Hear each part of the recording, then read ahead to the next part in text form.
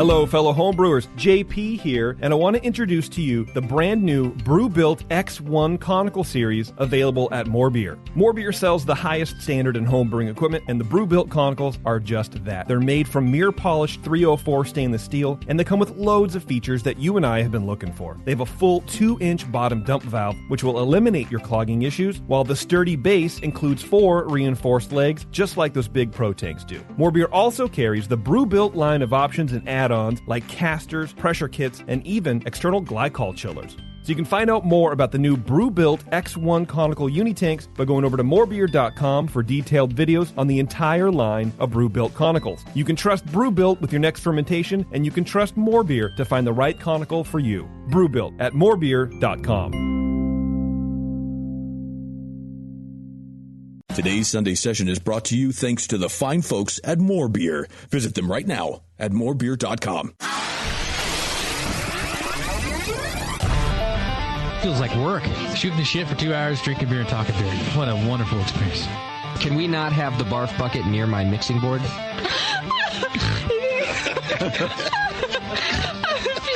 think everybody could read the book. I knew you were going to use this book as an excuse to quit doing this show. Mrs. Bub, if you want, I can mail you the Bub Timer. Yeah, Newcastle. Especially in the can. Have you ever had it in the can? No, I have not had it in the can. Notice I closed my eyes and I concentrated really hard.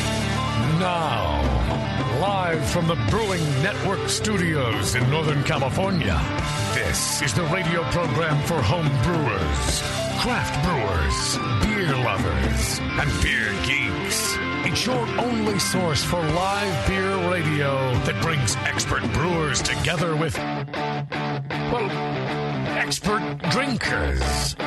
This is the radio program with a head on it. This is The Session.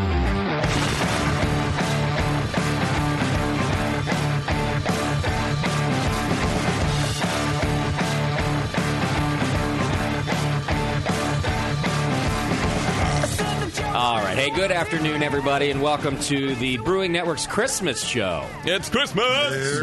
Merry Christmas, everybody. Not holiday, we dropped that pretense. Right. We did? We did? I'm asking. Oh. Yeah. Moscow's not in here, so we'll just go with Christmas. Yeah, until Moscow's in the room. Yeah. He's the only one with a Vitz in his name. Yeah. So, it's the Christmas show. Well, he can wish Happy Hanukkah to people. Right. And I'll wish Merry Christmas to him. He can wish me Happy Hanukkah, and it's fine. Here we go. You won't rumble in the street later? Well, I might do that anyway, but it's not because he wished me Happy Hanukkah. Just on principle. Right. All right. Beardy's wearing an ugly sweater shirt, but it's sort of pointless because any logo on Beardy's shirt is covered by his stupid beard. Yeah. Right. I told him to put some lights behind that on his shirt. There's so presents at the bottom, so it's like a Christmas beard. There's presents underneath the beard. Underneath the beard. Yeah. He does need his own line of shirts where all the graphics are situated lower. Right. Like at the bottom of the shirt. Like all his graphics Offset. should be on the crotch of his pants instead of on his shirt. Think how many stupid hipsters would buy those. Yeah. Everybody. For the beard branding. Speaking of stupid hipsters, how come you never do cool stuff with your beard? Like put it into pigtails and braid it? How come you never braid it? Like I'm not a stupid hipster. Well, that remains to be seen. I'm still living the dream. Yeah. Whatever guy who rides to work on a scooter. I don't ride to work. That's way too far to ride on my little scooter. I see. Yeah, it wouldn't last. Yeah, right. Yeah, you've seen the grade going up past Vacaville? Can't do that. It's like a 2% upgrade, man. Yeah. Can you imagine the picture of me crossing the bridge on that thing? Smiling like an idiot. I think that should be our Christmas card next year from the BN. Beardy crossing the bridge on his scooter. With his beard split behind him. Oh, yeah, definitely. Yeah. Well, we got a great show planned for you tonight. We've got Logston Farmhouse Ales on the program. Now, the last time we spoke to Dave Logston was when it was in 2006. I don't know if you guys remember, but that's when he was with Y-Yeast. He had founded a yeast company as well. But now, for the last several years, he's been doing beer, and very good beer, I might add. Yeah. So we've got Dave's going to be on the program. One of his brewers, Charlie, is in the studio with us. Well, right now he's at the bar. The rumor is he's been at the bar since we opened at 11:30 this morning. And in fact, even before that. So, oh boy, 20 minutes ago, he seemed like he was in pretty good shape. Yeah, but, I mean, he may be one of those. He might be good at the marathon drinking, or he just went into the park and take a nap with the rest of the hobos. He might have done that too. So I'm excited to have Charlie in the studio, and then we're going to have their head brewer Chuck on the line, as well as Dave Logston. Charlie and Chuck. Yeah. I'm pretty sure they were both Charlie before they got the job, and then they were like, all right, one of you's got to go. So you are now Chuck. Right. Yeah. But we're going to be speaking to them. And down here at the Hop Grenade, where of course we do all our broadcasts from, we've got a couple Logston beers on tap. We've got more in bottles. And then Charlie brought some beer to share with us on the show today. So great. Yeah, we've got a lot of farmhouse beer to talk today, which, as you know, is one of our favorites around here. It's even made in a barn. It's actually made at a farmhouse. Right. In fact, I think Scott's been trying to get Dave on the phone for the last hour, but he was on his tractor. He couldn't get him off the tractor. So no farm land, just a farm. It's a farm and a tractor. Yeah, sitting in neutral, revving his tractor. Yeah, he wasn't doing anything. He was going in a circle. Right. That's actually it doesn't work. That's what you do on a tractor. The mill is hooked up to the PTO on the tractor. Right. So they run the tractor to turn the mill so they can mill in. Smart idea, actually. Yeah. Right? Yeah. So we've got a great show planned for you today. Plus, it's our Christmas show, and we always like to do some silly things on the Christmas show. We got a little, we call it our Pink Unicorn Gift Exchange to do later today. We're going to play Name That Christmas Tune. You might remember how terrible at that JP was last year. Hey, I still say that I'm an expert. I'm a dead nuts expert. Well, we'll see how it goes. Kind of scary that way. I think it turned out that Bevo was our expert last year. She could hear just she feels the spirit more than I do. She has a lot of spirit. Yeah. Not as much spirit as, say, Ernie, but that's a different kind of spirit. She more like has I can't. Just like Chihuahua spirit. Right. You have you have like the golden spirit or whatever it is. Yeah. The Holy Spirit. So we're going to do that. And then we're bringing in a new segment this year on our Christmas show called Creepy Christmas Songs, where we play some of Christmas's favorites and give you our interpretation of their real meaning, plus some that need no interpretation at all because they're just plain creepy. I don't know if you've ever really dove deeply into Christmas songs, but they're probably it's probably the creepiest genre there is. Baby, It's Cold Outside is the worst. Yes, and we'll get into that one specifically a little bit later on, plus a few other ones like Daddy, Please Don't Get Drunk This Christmas. That's a song? That's a song, and we'll be bringing it to you here today on the program. It's always appropriate. I mean, every freaking year.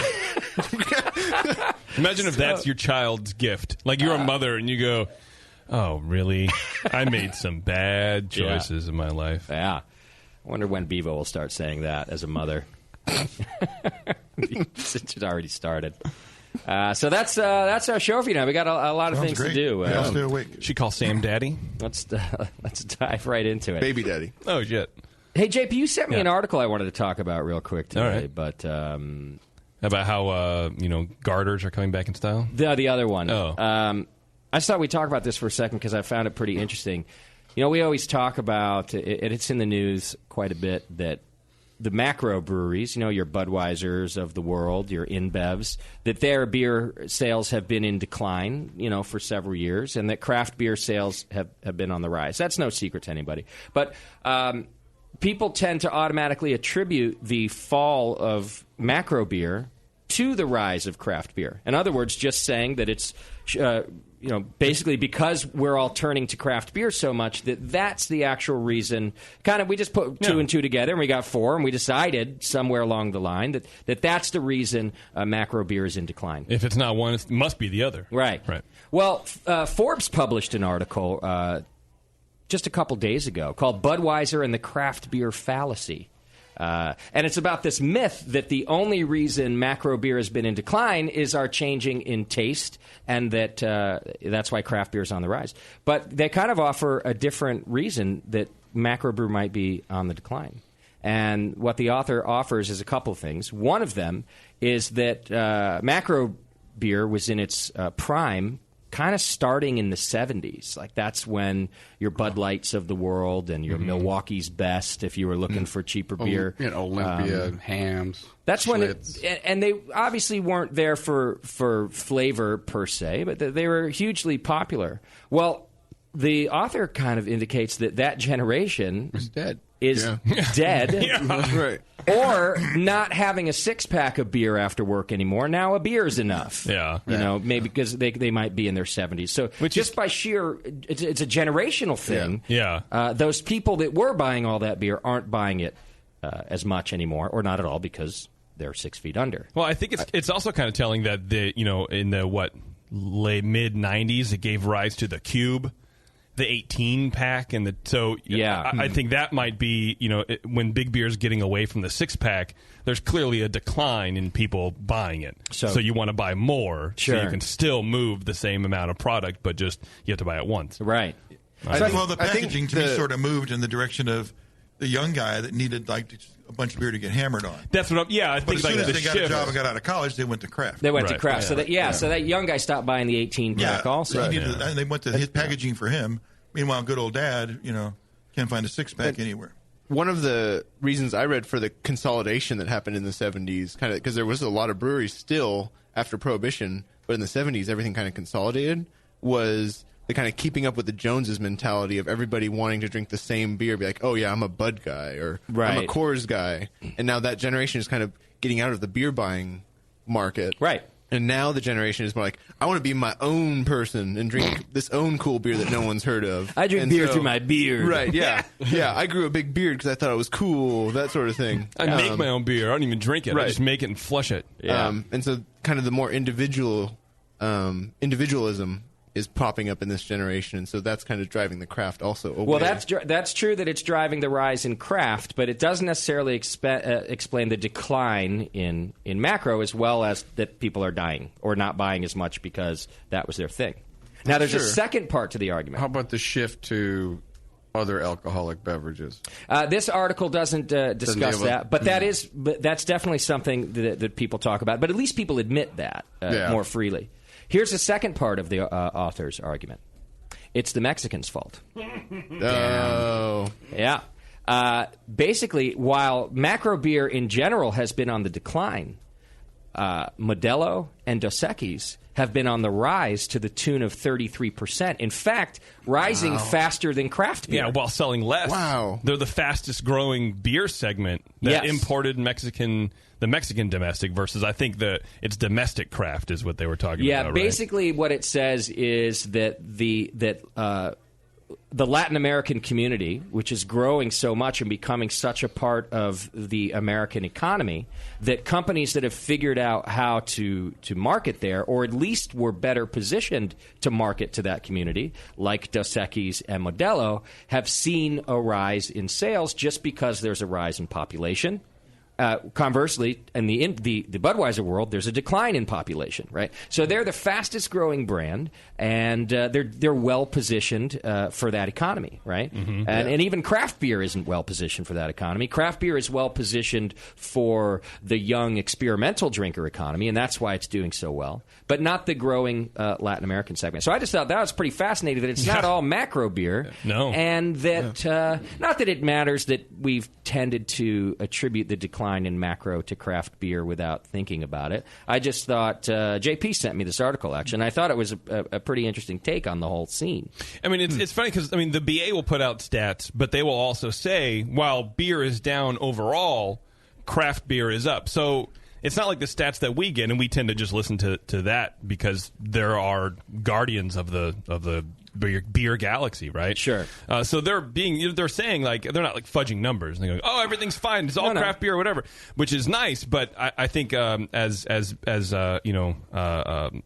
mouthpieces of the craft beer movement, I guess, if you will, we don't mention the sour parts of that. Like, oh, craft isn't really up all that much. It's, in fact, beer overall is kind of down. I don't know. I thought it was an interesting take. Yeah. For sure. Yeah. Thanks to the most interesting man in the world. Yeah. Right. Well, I think we should all do this in Spanish now. The show? Yeah. Next week, we're on our next show, we will convert to Spanish format. Feliz Navidad. So that we can stay with the time. Nosotros tenemos más cerveza. I'll start hiring the girls. Yeah, that's right. All right, let me get through a few announcements for you, and we'll get down to business here. Winter Brews Festival right here in Todos Santos Park in Concord, California. Tickets are on sale now over at bnbrewfest.com, and if you're looking for that last-minute gift for the beer fan in your life, tickets are on sale. We pick up all the fees until December 24th at midnight, I think. So you can literally buy. It can be the last gift you buy before, because on Christmas Day the fees go back over to you. So tickets are $40 right now, and we pick up all the fees. So it's $40 flat if you go to bnbrewfest.com. Our Winterfest is Saturday, January 24th. We've already got something like 40 breweries signed up, and more. They always have a good time, so they want to be in. It's going to be a good year. We're taking over the whole park this year. You're not using half. The playground is going to be in the Brewfest. No, I still had to leave the playground out. I don't think I can afford the insurance to include the playground. You know, if I had my way, we'd have a bounce house and a playground, but it'd be like BNA9 out there. Yeah, but you'd have to hose out that bounce house about every 15 minutes. I was in a meeting with the city the other day, and they were asking me about that. Like, hey, you excluded the playground, right? And it was the city and the police are always there just to talk about how it goes. And I started to talk about BNA9. I said, hey, did you hear about this fest I did in Grand Rapids? All their faces just went pale white. Things got very serious. Let me see what you're capable of. I said, don't worry, I'm not going to do that here in Concord. We blew people up. It was crazy. Yes. One guy got exploded. We exploded a guy. Yeah. He was happy about it. I think he was done here. Palmer broke his glasses. That's right. Oh, man. Wow. Yeah, they mentioned that. They were like, oh, no, people would be doing face plants. And I was like, Palmer did one. Oh, yeah, that happened. Yeah. You're right, oddly enough. Yeah. People think city people are just too paranoid. No, that happened. No, that actually happened. Yeah. Nobody died. He's fine.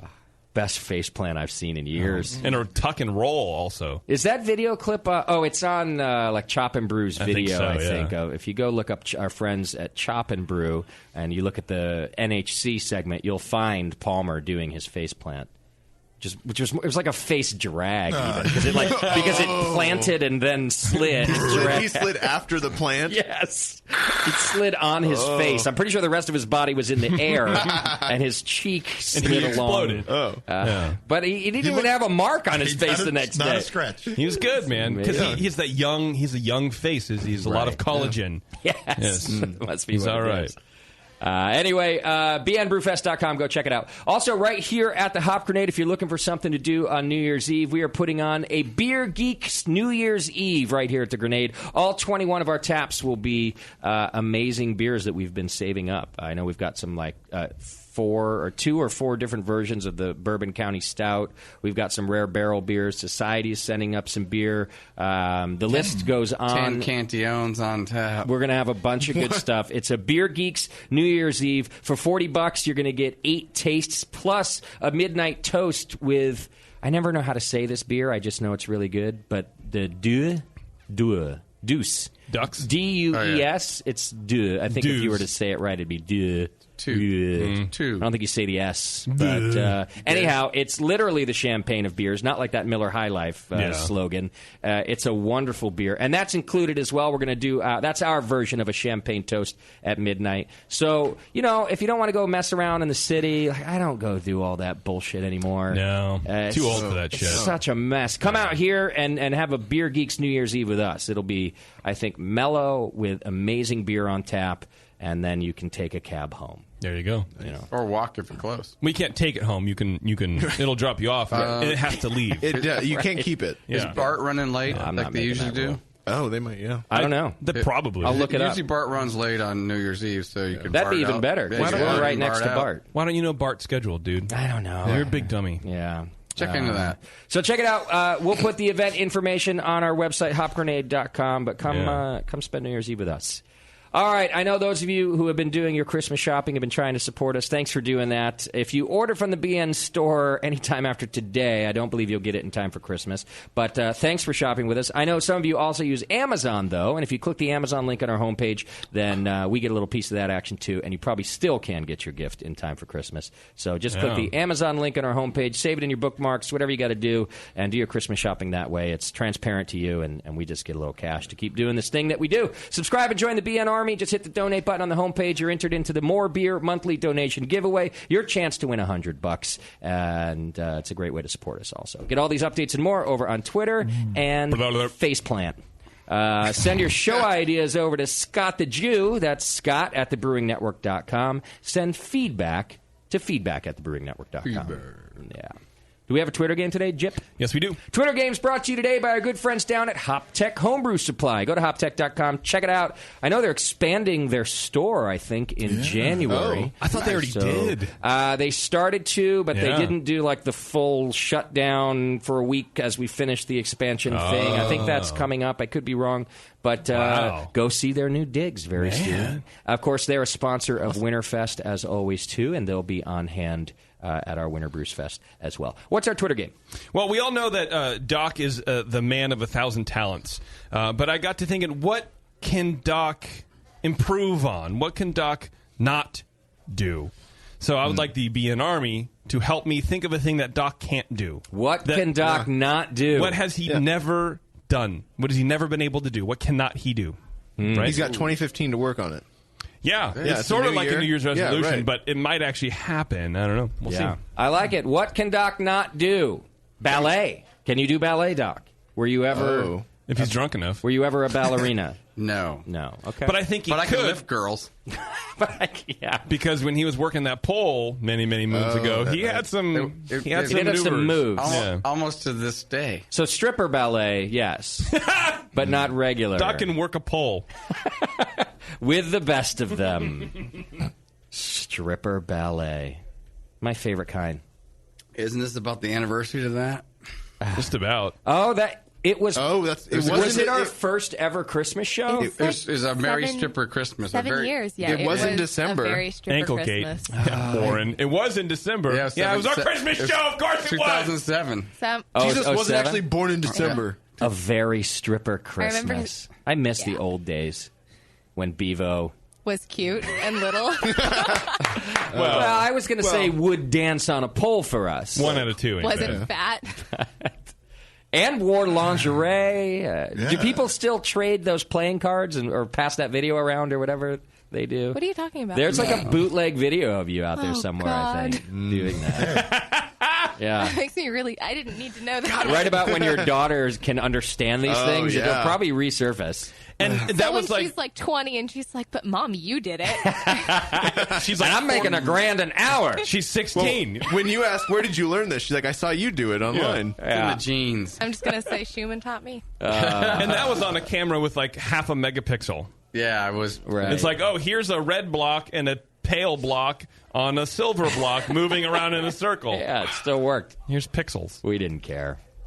All right, let's do a little feedback. It's a short one, but feedback's brought to you today by our good friend John over at Beer Law Center. You can go to beerlawcenter.com. And John protects the Hop Grenade trademark. He does a good job of it, and he can do that for you, too. If you have a logo that's worth a shit, trust me, it needs protection. If no one's taking it, like I always say, That's not good. I would consider a revision of your logo. Or your life. Either that, or maybe people are finally figuring out how to use Google. I don't know. I don't know. That's probably not the case. Go see John at beerlawcenter.com. He'll help you out. So the feedback's really short this week. Yeah, there was nothing, man. There yeah. was way more spam, and even the spam was terrible. I had some come to my personal email.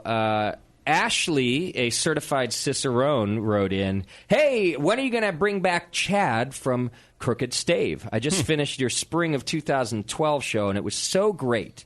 Can we have less vagina references on the next one?" What a pussy. Well, Ashley, I can pretty much guarantee that we'll have Chad back. He was a great guest, and we like talking about Brett beers with him. I cannot vouch for the amount of vagina jokes that happen in any given show. You can't vouch for it either. There's one less. Right.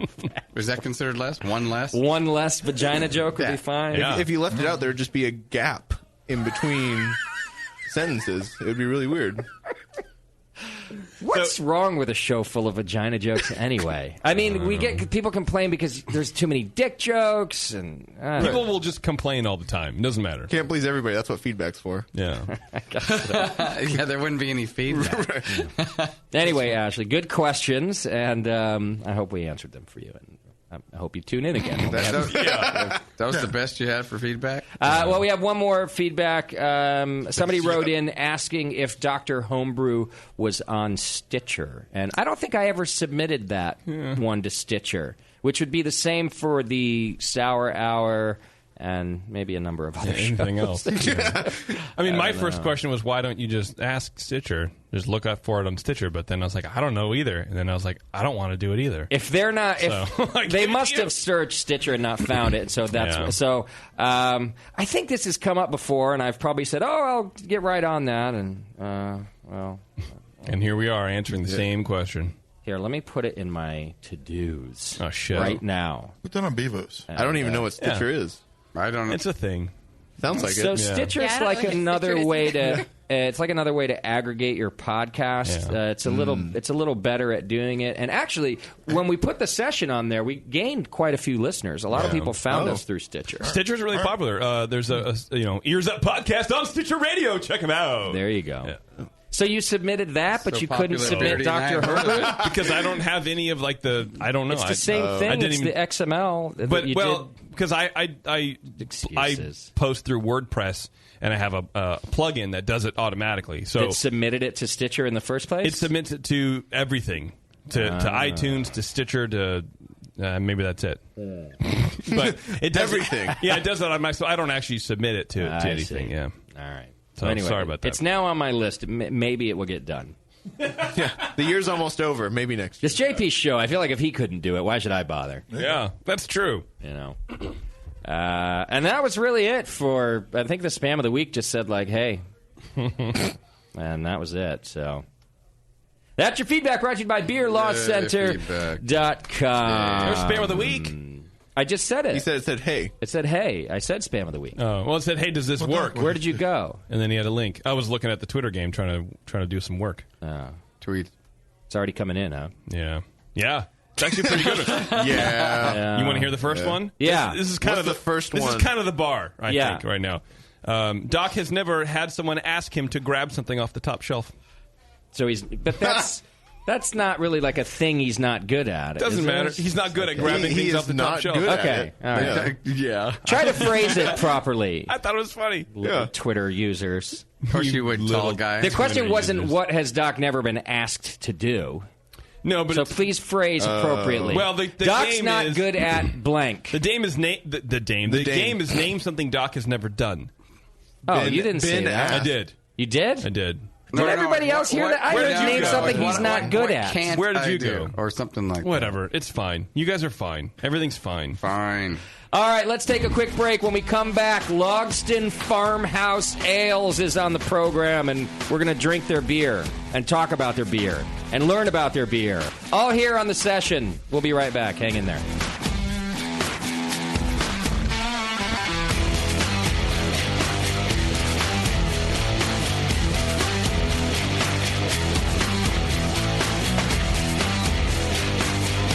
You're listening to the Brewcasters.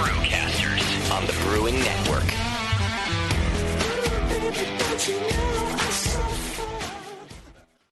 Since the first time the Brewing Network microphones turned on, More Beer was behind it. More Beer sponsors the programming on the BN because, like you, they love brewing. And like the Brewing Network, they love sharing their knowledge. Morebeer.com isn't just a website to place your next equipment or ingredient order. Morebeer.com also gives you access to free beer information that will make you a better brewer. Go to morebeer.com and click into the Learning Center. You'll find podcasts, technical facts, video tutorials, and more, including access to The Buzz, More Beer's social network of more than 5,000 members. And some of them might even be crazier about beer than you are. Get over to morebeer.com today and take advantage of The Buzz, the forum, the Learning Center, and make sure you're signed up to receive the newest More Beer catalog. More Beer, bringing you absolutely everything for beer making. The 21st Amendment. Watch out! Do you like beer? They make beer. Watch out! Do you like friends and fun? They make friends and fun. Watch out! Do you still like to have a good time? The 21st Amendment. Watch out! The 21st Amendment in San Francisco, located at 563 2nd Street, 2 blocks from the building where baseball is seen and played. Try their beers in the pub or try them in the can, featuring Monk's Blood. Made with real monk. Watch out! So why not have the best time of your life? go to the 21A and Sean O'Sullivan will personally greet you with a can of Monk's Blood. The 21st Amendment. Watch out! This advertisement is not in any way affiliated nor associated with the 21st Amendment Bar and Pub, nor its subsidiaries or affiliates. This telecast is not copywritten by the 21st Amendment for the private use of the Brewing Network. Any use of this telecast without Jamil Zainashev's consent is prohibited. Suck it, JP. Do you support the Brewing Network?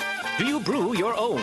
Are you looking for an economical, fun, and legal way to do both? Subscribe to Brew Your Own magazine and do just that. All year long, Brew Your Own will surprise you, entertain you, and educate you with articles on beer and brewing from authors like the Brewing Network's very own Jamel Zainashev and John Palmer. Each issue is a full pint of brewing techniques, homebrew stories, tips and photos, projects to make yourself, and recipes for the avid home brewer. Get your tough questions answered by Mr. Wizard and polish your style accuracy with Jamel.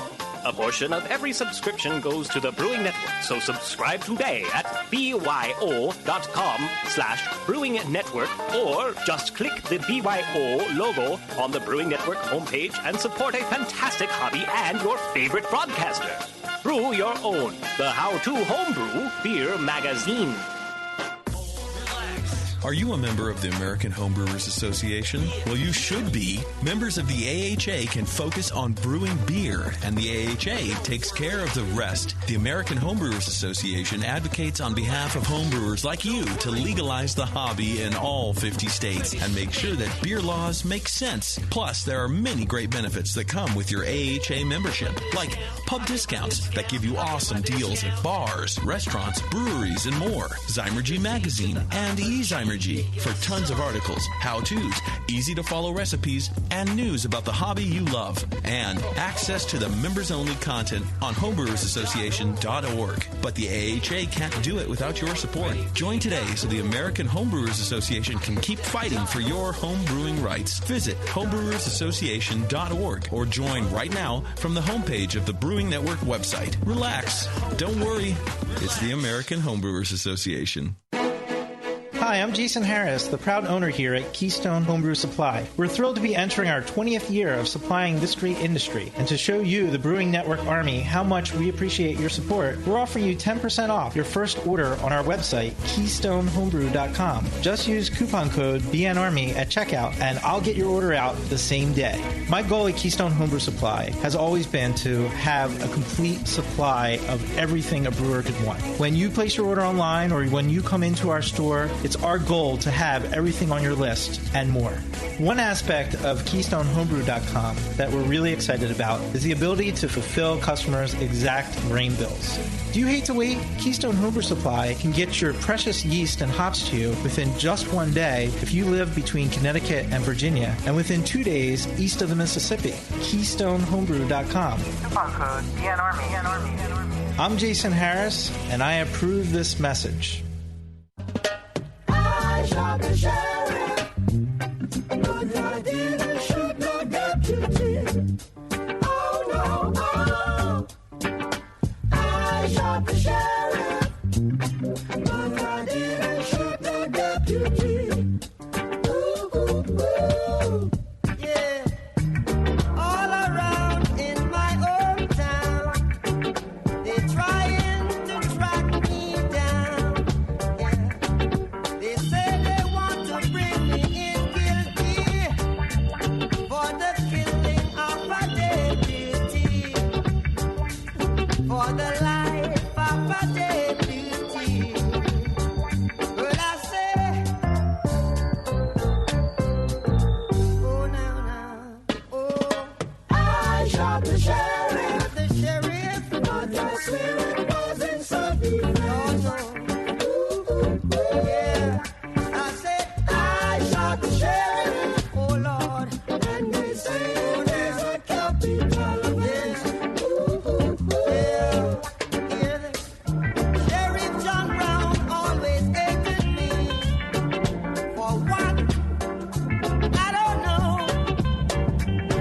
Every time I plant a seed,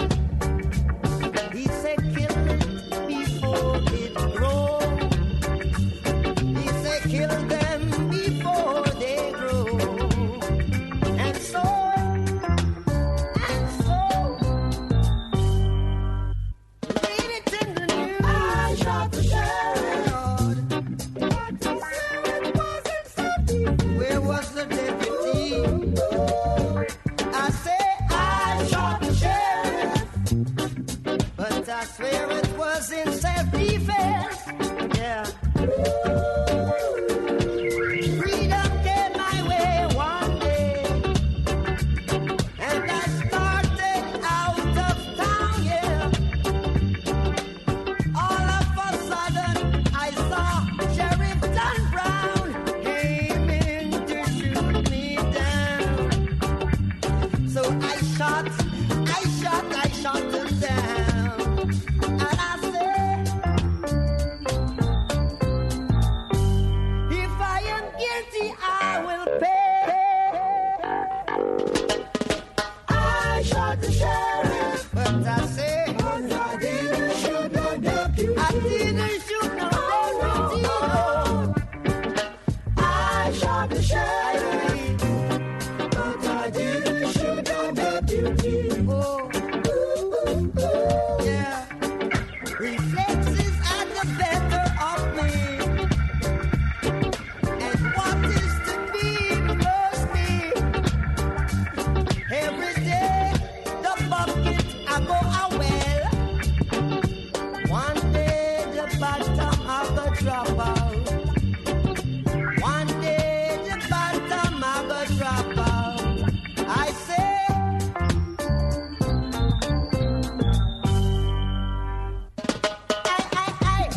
I shot the sheriff. Lord, I didn't shot a deputy. No. Yeah. I shot the sheriff, but I didn't shoot no deputy. Yeah. So, yeah.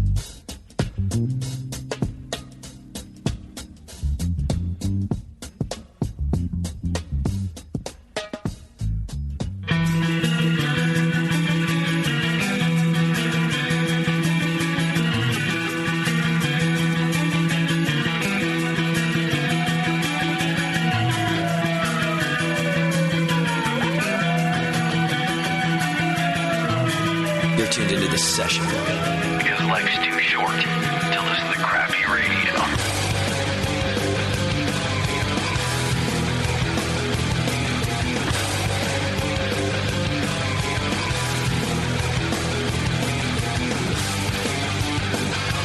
All right. Welcome back to the program. Thanks for hanging out with us today on our Christmas, Hanukkah, holiday extravaganza with Logston Farmhouse Ales. They should be on the program with us as well, and we're starting to drink that beer. At least I see it poured in front of me. And I liked the Logston beers. I've liked them for quite some time. Before I get to that, let me let you know about something very quickly. If you're looking to open your own professional brewery, which you might want to after listening to these Logston boys, get the Brewers Association Guide to Starting Your Own Brewery. It'll help you plan to open a thriving, quality-oriented brewery. Industry veteran Dick Cantwell of Elysian Brewing Company adeptly covers ingredients, financing, business plans, quality assurance, distribution, wastewater, sustainability practices, and more. It's for prospective brew pub and packaging brewery owners alike. So make sure you check it out. It's the Brewers Association Guide to Starting Your Own Brewery. Check it out over on the Brewers Association. All right, let's get to our Logston Farmhouse Ales interview. Yeah. All right, we're going to see. We have them in several locations. This is Say a prayer. This is a multifaceted interview. First of all, we've got one of the brewers, Charlie, sitting with us right here in the studio. Hey, Charlie, welcome to the show. Thank you. Happy to be here. I hear you've been here since like 11:30 this morning. Yeah, I just wasn't sure when anyone was going to show up, so I wanted to make sure I was here in time. I Charlie's didn't want to miss it.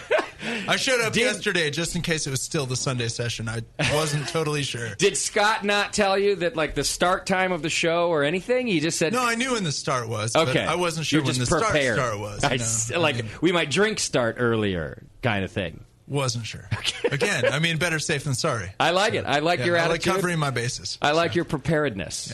Yeah. When I got here, I saw you there, and my general manager said, I think Charlie here's from Logston. And that was like 3 or 4 hours early, and I thought, well, wow, he's really early. And then I found out my bartender tells me, oh, no, he was here like when I opened. Well, but you look fine. Like, have you been drinking the whole time or sipping? Yeah, in moderate... Well, I mean, I wasn't sipping. I mean, I was drinking, but... You're a professional, my friend, because you're functioning just I hope so. I say that not only for your sake, but since your boss is on the line. I figured he should know. Is he on the line? Oh, shit. Well, let's try... I should have Charles Porter on the line, too. Let's see if I've got Charles. You here, Charles? Yeah, can you hear me? I got you loud and clear. All right, so Charlie's in studio, and then Charles Porter, their head brewer, who goes by Chuck... where are you calling from, Chuck?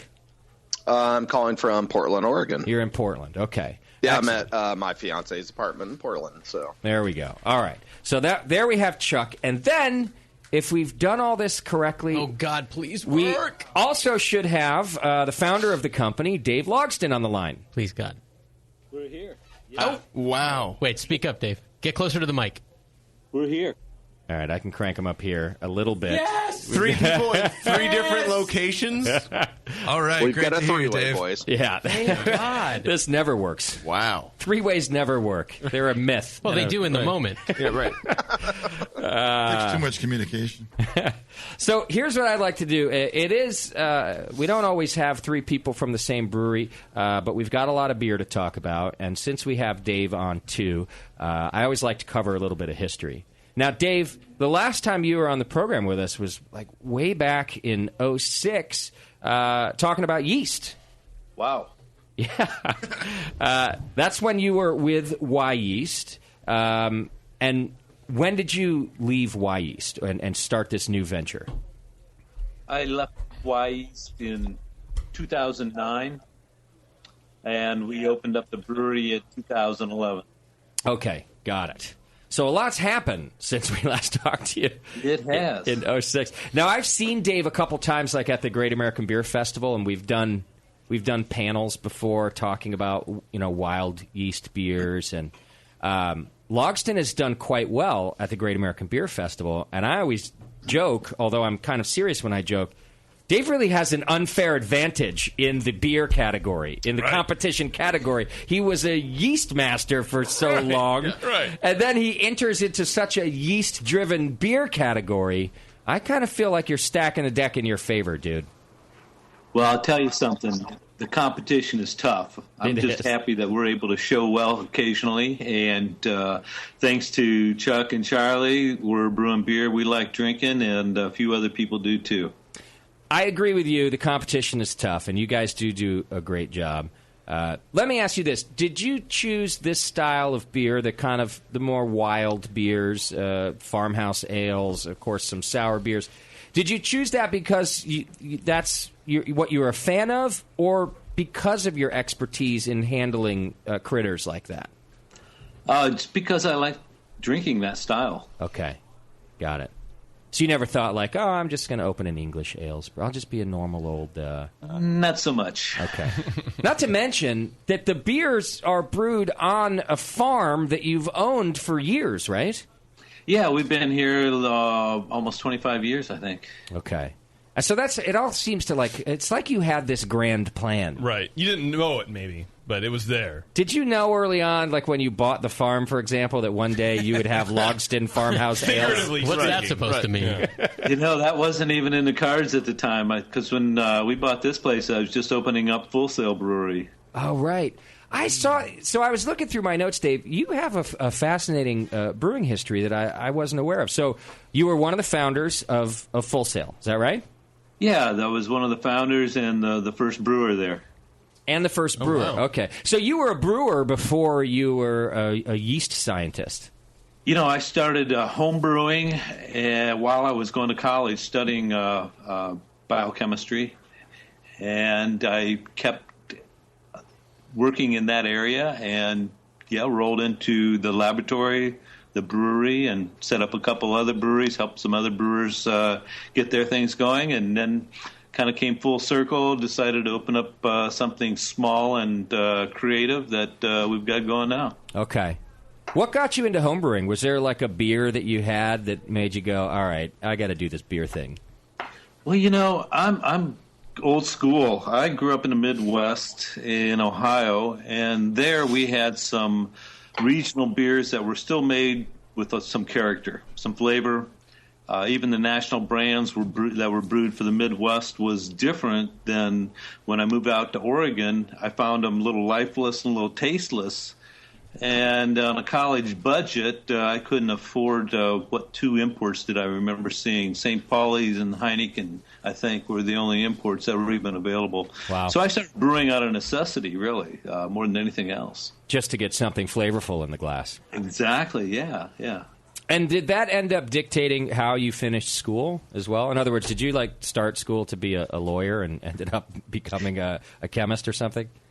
Well, I studied biochemistry, and I worked in the laboratory at the university where we managed yeast and bacteria cultures, and I learned that as I was trained on site, so to speak. Okay. And brewing at the same time, it kind of bent my interest in that direction. But I did work in the beverage industry for about 7 years before we opened up the laboratory, and then following up with Full Sail. So I did work in the food and beverage industry sometime, and all along that time period, I was home brewing as well. Okay, got it. Are you?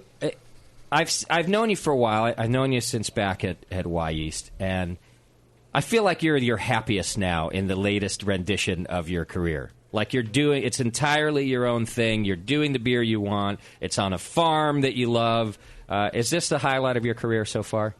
Well, that's nicely said, Scott. I appreciate that. Thank you. Scott's good. Well, pardon me for that. It's all right.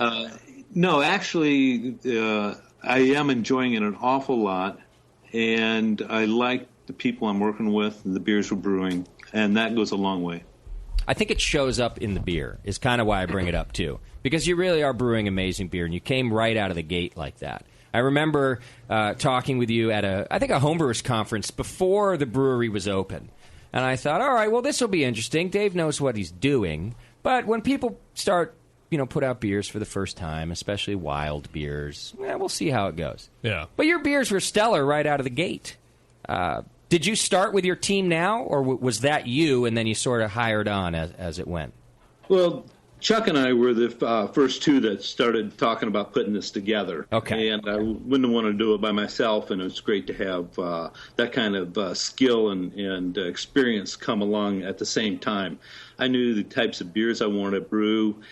We did a few pilot brews while we were putting things together and tweaked them a little bit, and then got them up, and we were able to produce the first beers that we were able to package. We loved right off the bat. So it was a nice combination of people working together with a good common interest. Excellent. And we'll talk a little more later as we dive into the beer about kind of the process and how long it takes to make beer like this, because I'm sure that was interesting in the startup phase. But let's learn a little bit about Chuck's history now, too. So, Chuck, tell us your background in beer leading up to this point. Well, I started brewing in '93 while I was still in college at Indiana University. And I ended up apprenticing at Bloomington Brewing Company, which is in Bloomington, Indiana. Okay. And I was there for almost 3 years running that. And then I ended up at Upland Brewing Company for a couple of years before moving to Oregon. Okay. I think we've had them on the show, Upland, before. I know I've had their beer, that's for sure. I don't mean to interrupt, but is Drew Beecham on the line? No. No? You think he sounds like Drew? It kind of sounds like Drew to me. Well, I didn't pick that up. Oh, the laugh sounds like Drew. I'll give it that. But I felt like he was too well-spoken to sound like Drew before True. Yeah. Chuck sounds fine. All right, there you go. Well, no, I was at Upland until 2000, and I decided to come out to come out to Oregon to pursue my passion and get more into beer, and ended up working at Deschutes and Full Sail, and then partnering up with David in 2009, 2011 to get this place going. So you got a nice brewery resume there. Upland, Full Sail, Deschutes is a great brewery. I bet you learned a ton brewing there. Absolutely. And all different kinds of styles of beer. When did you get into farmhouse-style beers? It was about the time I moved to the Hood River Valley, and I started at Full Sail. And, I just really still had a passion for home brewing, and I still homebrew to this day. And it was one of those things that I really wanted to keep pursuing, even though I was doing production brewing at the time, and we weren't necessarily making. Some of the beers they made at Full Sail were definitely creative, but a lot of the production brewing sort of gets to you after a while, and you really want to branch out to be able to do something different. And so at that point, I started doing I met a lot of the people at Y East, including David, but Jess Caudell and Greg Doss, and really began to pursue a lot of the Brett beers and lacto-fermented beers in 2003. Okay. Greg Doss is the tallest man in commercial brewing. Is that right? Yeah. He's like 11'9". Wow. Yeah. Yes, indeed. And he's an excellent home brewer, too. It's amazing to see what some of those guys can do. So it seems like the way craft beer is growing, and some of the craft breweries like Deschutes and such are moving forward, that you're kind of lucky to be able to get away from production brewing. You know what I mean? Like a lot of the brewing jobs are production brewing, and that's just the nature of this business. So to get out of that and be able to do more small batch and unique stuff seems to be kind of the exception now instead of the rule. Yeah, it seems like you see a lot of people in the brewing industry that get to that point, and then they revert and go back. Like, for example, John Harris has been at Full Sail for a long time. He was at Deschutes previous to that, and now he is doing his own thing. So you see a lot of bigger brewers do that, revert, get back to their roots, so to speak. And that was one of the things that I really wanted to do. And when David and I partnered up, it was a really good opportunity for both of us to create something unique and, make the beers that we really like to drink. How did you guys meet? Just at Full Sail at the bar. It was one of those unique opportunities where I was sitting at the bar one day and I was like, hey, aren't you David Logston? And he's like, yeah. And so we struck up a conversation, and I mentioned that I had, been homebrewing and making some unique beers, and, onwards from there, we ended up drinking some beers together and talking about business a little bit and about different beers. And of course, David's extensive knowledge of yeast, but he's traveled extensively in Belgium, and not to mention the world, but, collecting yeast strains and tasting different beers. So it's been a real unique opportunity. Not much makes me happier than successful businesses that start at a bar. Yeah, the bar's the new golf course, isn't it? $1 million deals over beers. Just hanging out, drinking. I don't know, why don't we start a company? All right. Why not? Sounds good. Did the idea of going from a brewery with a facility like Deschutes to brewing at Logston in a very remote, basically a barn. You can say it, in a barn. In a barn. Phase you at all? Or were you just excited about it, like, yeah, let's go do it? Well, I was excited about it because I got to go back to, like, at Bloomington Brewing Company when I was there. I was brewing on the same size system that I am now. And so I went from a 15-barrel system to a 30-barrel system at Upland to a 50-barrel system at Deschutes to a 200-barrel system at Full Sail, and then back to a 15-barrel system with Logston. Wow. So it was really unique to see that whole process and see how all those different beers are processed. And really, I think, one of the major things that, I've taken away from that is the use of whole leaf hops in that brewing process. And that's what we do. We do organic grains at Logston Farmhouse, and we do all whole leaf hops. And, of course, David is culturing all the yeast strains from scratch. Right. So that is, extremely unique part of our process, and blending the different yeasts. David has brought to us his expertise in the yeast realm as well as microbiology. So you about whole leaf hops, what did you take away? I mean, obviously you use them. It just tends to be like a softer kind of flavor to the beer. Whereas, if you're making IPAs and really strong hoppy beers, you might not notice that quite as much. But if you're making the styles that we make, it tends to be the resin profile shows through a lot cleaner. You just don't get as much chlorophyll and those factors involved in the beer as much. With whole leaf hops. Yeah, right. Okay. Yeah, because they're not all chopped up, so you get just the essence of the resin and the extraction of the resin versus any of the, cell structure of the plant material that would be involved with pellet hops. It's interesting that we might think that you sound like a new brewer using newer techniques by we only use whole hops and we propagate our own yeast and we only use organic materials. But really what you've done is gone back to the way beer was made, which is fantastic. I'm not saying that's shitty. I'm just saying it sounds new because it's unique in the marketplace. But what you've done is gone back to the way beer used to be made. Yeah. Yeah, a lot of the beers that are on the market now and a lot of the beers that I processed in the past have been in like industry beer. Right. And so it's all like everything that's on the market right now is cultured towards pelletizing hops and processing and making everything really efficient. Sure. Whereas we just want to make the best beer that we can at Loxton Farmhouse. So it's all about the flavor profile. How much beer do you make a year now?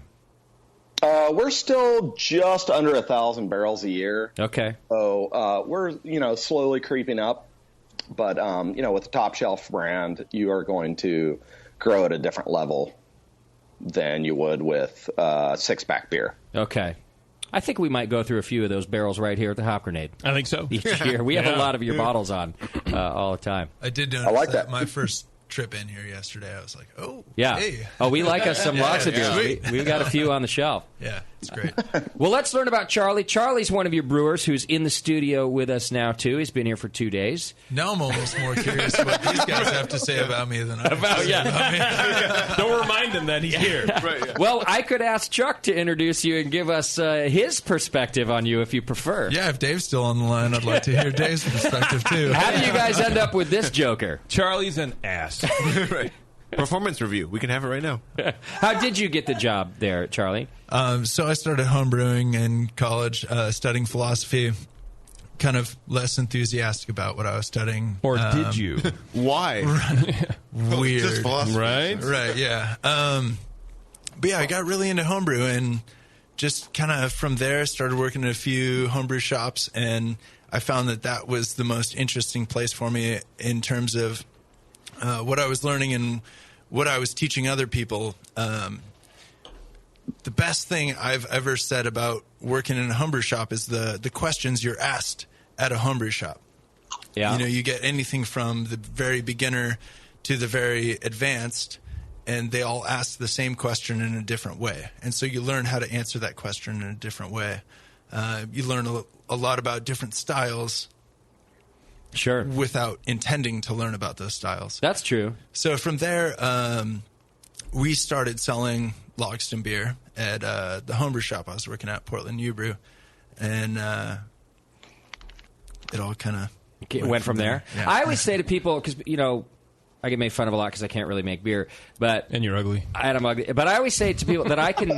Hey, you're better looking than I thought you were. So. Thank you. Wow. Yeah, Charlie has been drinking. Yeah. I actually paid him to be here since 10:30 so that he would make compliments. Sounds like it. You see the power of low expectations, by the way? Yeah. He's got the beer goggles on. Yeah. By the way, the Brewing Speaking Network, of low expectations, the Hop Grenade looks great. See, the grenade, that's another. The Hop Grenade is like the home of the backhanded compliment. I know. Because all of our listeners come in and they go, or the compliment I can't sandwich. believe that you guys did this. Yeah. Well, it's funny what you'll accomplish with money. This place looks great, Yeah. but I'm really surprised that you did this. Yeah. But you look better than I thought you would. Yeah. I mean, you don't look good or anything, but you don't look like you're dying yet. Yeah, Mr. Hanky? That's what I thought. But I always say to people that I can tell people how to brew beer because of all the interviews we've done and all the information I've heard and taken in over the years. Kind of like you're talking about at a homebrew shop. Mm-hmm. But then putting it into practice is a whole other thing. For me, anyway, because it's very different. But I could tell almost anybody how to brew beer, and probably even some fairly advanced techniques, too. But doing it myself is something else. You need practice for that. Sure. So is this your first professional brew gig where you're putting this into practice? So I worked at a few homebrew shops, a few startup homebrew shops. And then from there, I started at Sasquatch Brewing Company, which is a little brew pub. Okay. There I kind of quickly grew into a head brewer position. Nice. And spent 2 years there. Did you kill the head brewer? No, but I may have almost killed the owner. No, I'm just kidding. No, Tom Sims is the owner there, and a really great owner. I think the big kind of epiphany moment for me there was I walked in, started learning about the beers we were brewing, had my own ideas, spent plenty of time learning, and then we had a phenomenal chef there, and it was a weird opportunity where you walk in and the food is better than the beer. Okay. Which I don't feel like happens as often as it should. That's true. And so I was really striving to make the best beer possible, and it was a fun opportunity to grow and learn about beer on less than optimal equipment, started by a home brewer.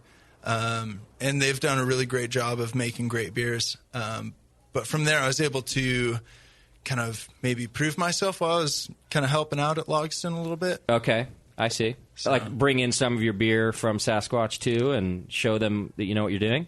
Yeah. Well, let me interject. Yeah, here we go. Charlie, thank you. Charlie showed up at our grand opening. Uh-oh. And it was like a private party. Uh-oh. And then I'm like, who's this guy? And him and his gaggle of friends hanging out, drinking beer, and they were just fantastic and very enthusiastic and just, right at that level because... Wait, but it was a private party. Right, yeah. How did you get in? Because we were selling the beer. Did you show up early? Like really early? Hey, I hear next year you're gonna be doing a festival. Can I? There's just wait till you see how long I stay tonight. Are you sure you're Charlie not gave Drew me his Beecham? card, and it had his name scribbled on it in like a marker that was running out of ink with his phone number. Like, on a hey, Post-it note. I'd love to come, hang out and visit and check it out. For longer. So there you go. Got it. So what happened? So he came back, and that was sort of the start of a job interview, or what? Well, him and his fiance would come out and actually help. They helped pick hops when we did our fresh hop beer, and they helped pit peaches when we did the Pesh and Brett. Okay. So they were there. They were very enthusiastic and knowledgeable and very interested. His fiance Jenna is. She's a badass. Is she better looking than I would expect? Cicerone program. This is what I'm curious about. Yeah. What's that? Yeah. I'm wondering if she's better looking than I would expect, Chuck. I mean, now that I've seen Charlie. Oh, just say, Charlie, she's awesome looking for you. Charlie's a handsome guy. Jenna's a beautiful lady. So, Okay, what else are you going to do? So they show up and they're kind of volunteering and helping out. And at what point do you say, hey, you should just come work here? Well, that's what happened is Charlie wouldn't leave. Yeah? Thanks, Dave. Got it. I had to do something. Yeah. I mean, at least this way you can fire him. But before you couldn't even do that. Exactly. You couldn't get rid of him, no. He just keeps showing up. Right. How long have you been with the company now, Charlie? This is just about 6 months. Oh, okay. Yeah. Got it. This is all recent. This is all fresh wounds for them. How long were you Super there fresh. and not with the company? Since just about the beginning. Oh, right. I don't know. You put in your time helping out. Chuck, Yeah, I'd be about careful. 3 years. Chuck, he got his last head brewer gig. I don't even know what. Sounded unscrupulous, though, so I'd be careful if I were you. Yeah, I know. I watch my back closely. So. Word on the street is Chuck could work at NASA, though. That's what the Prospero guys say. Is that right? Yeah. Smart guy. Hey, he could work at NASA if he was smart. That's, I think, the implication. Yeah. Right. That's what I reminded him of. Anybody could work at NASA. Even Drew Beecham. Dave, what was the barn before you bought it? Years ago. The barn has quite a history. Okay.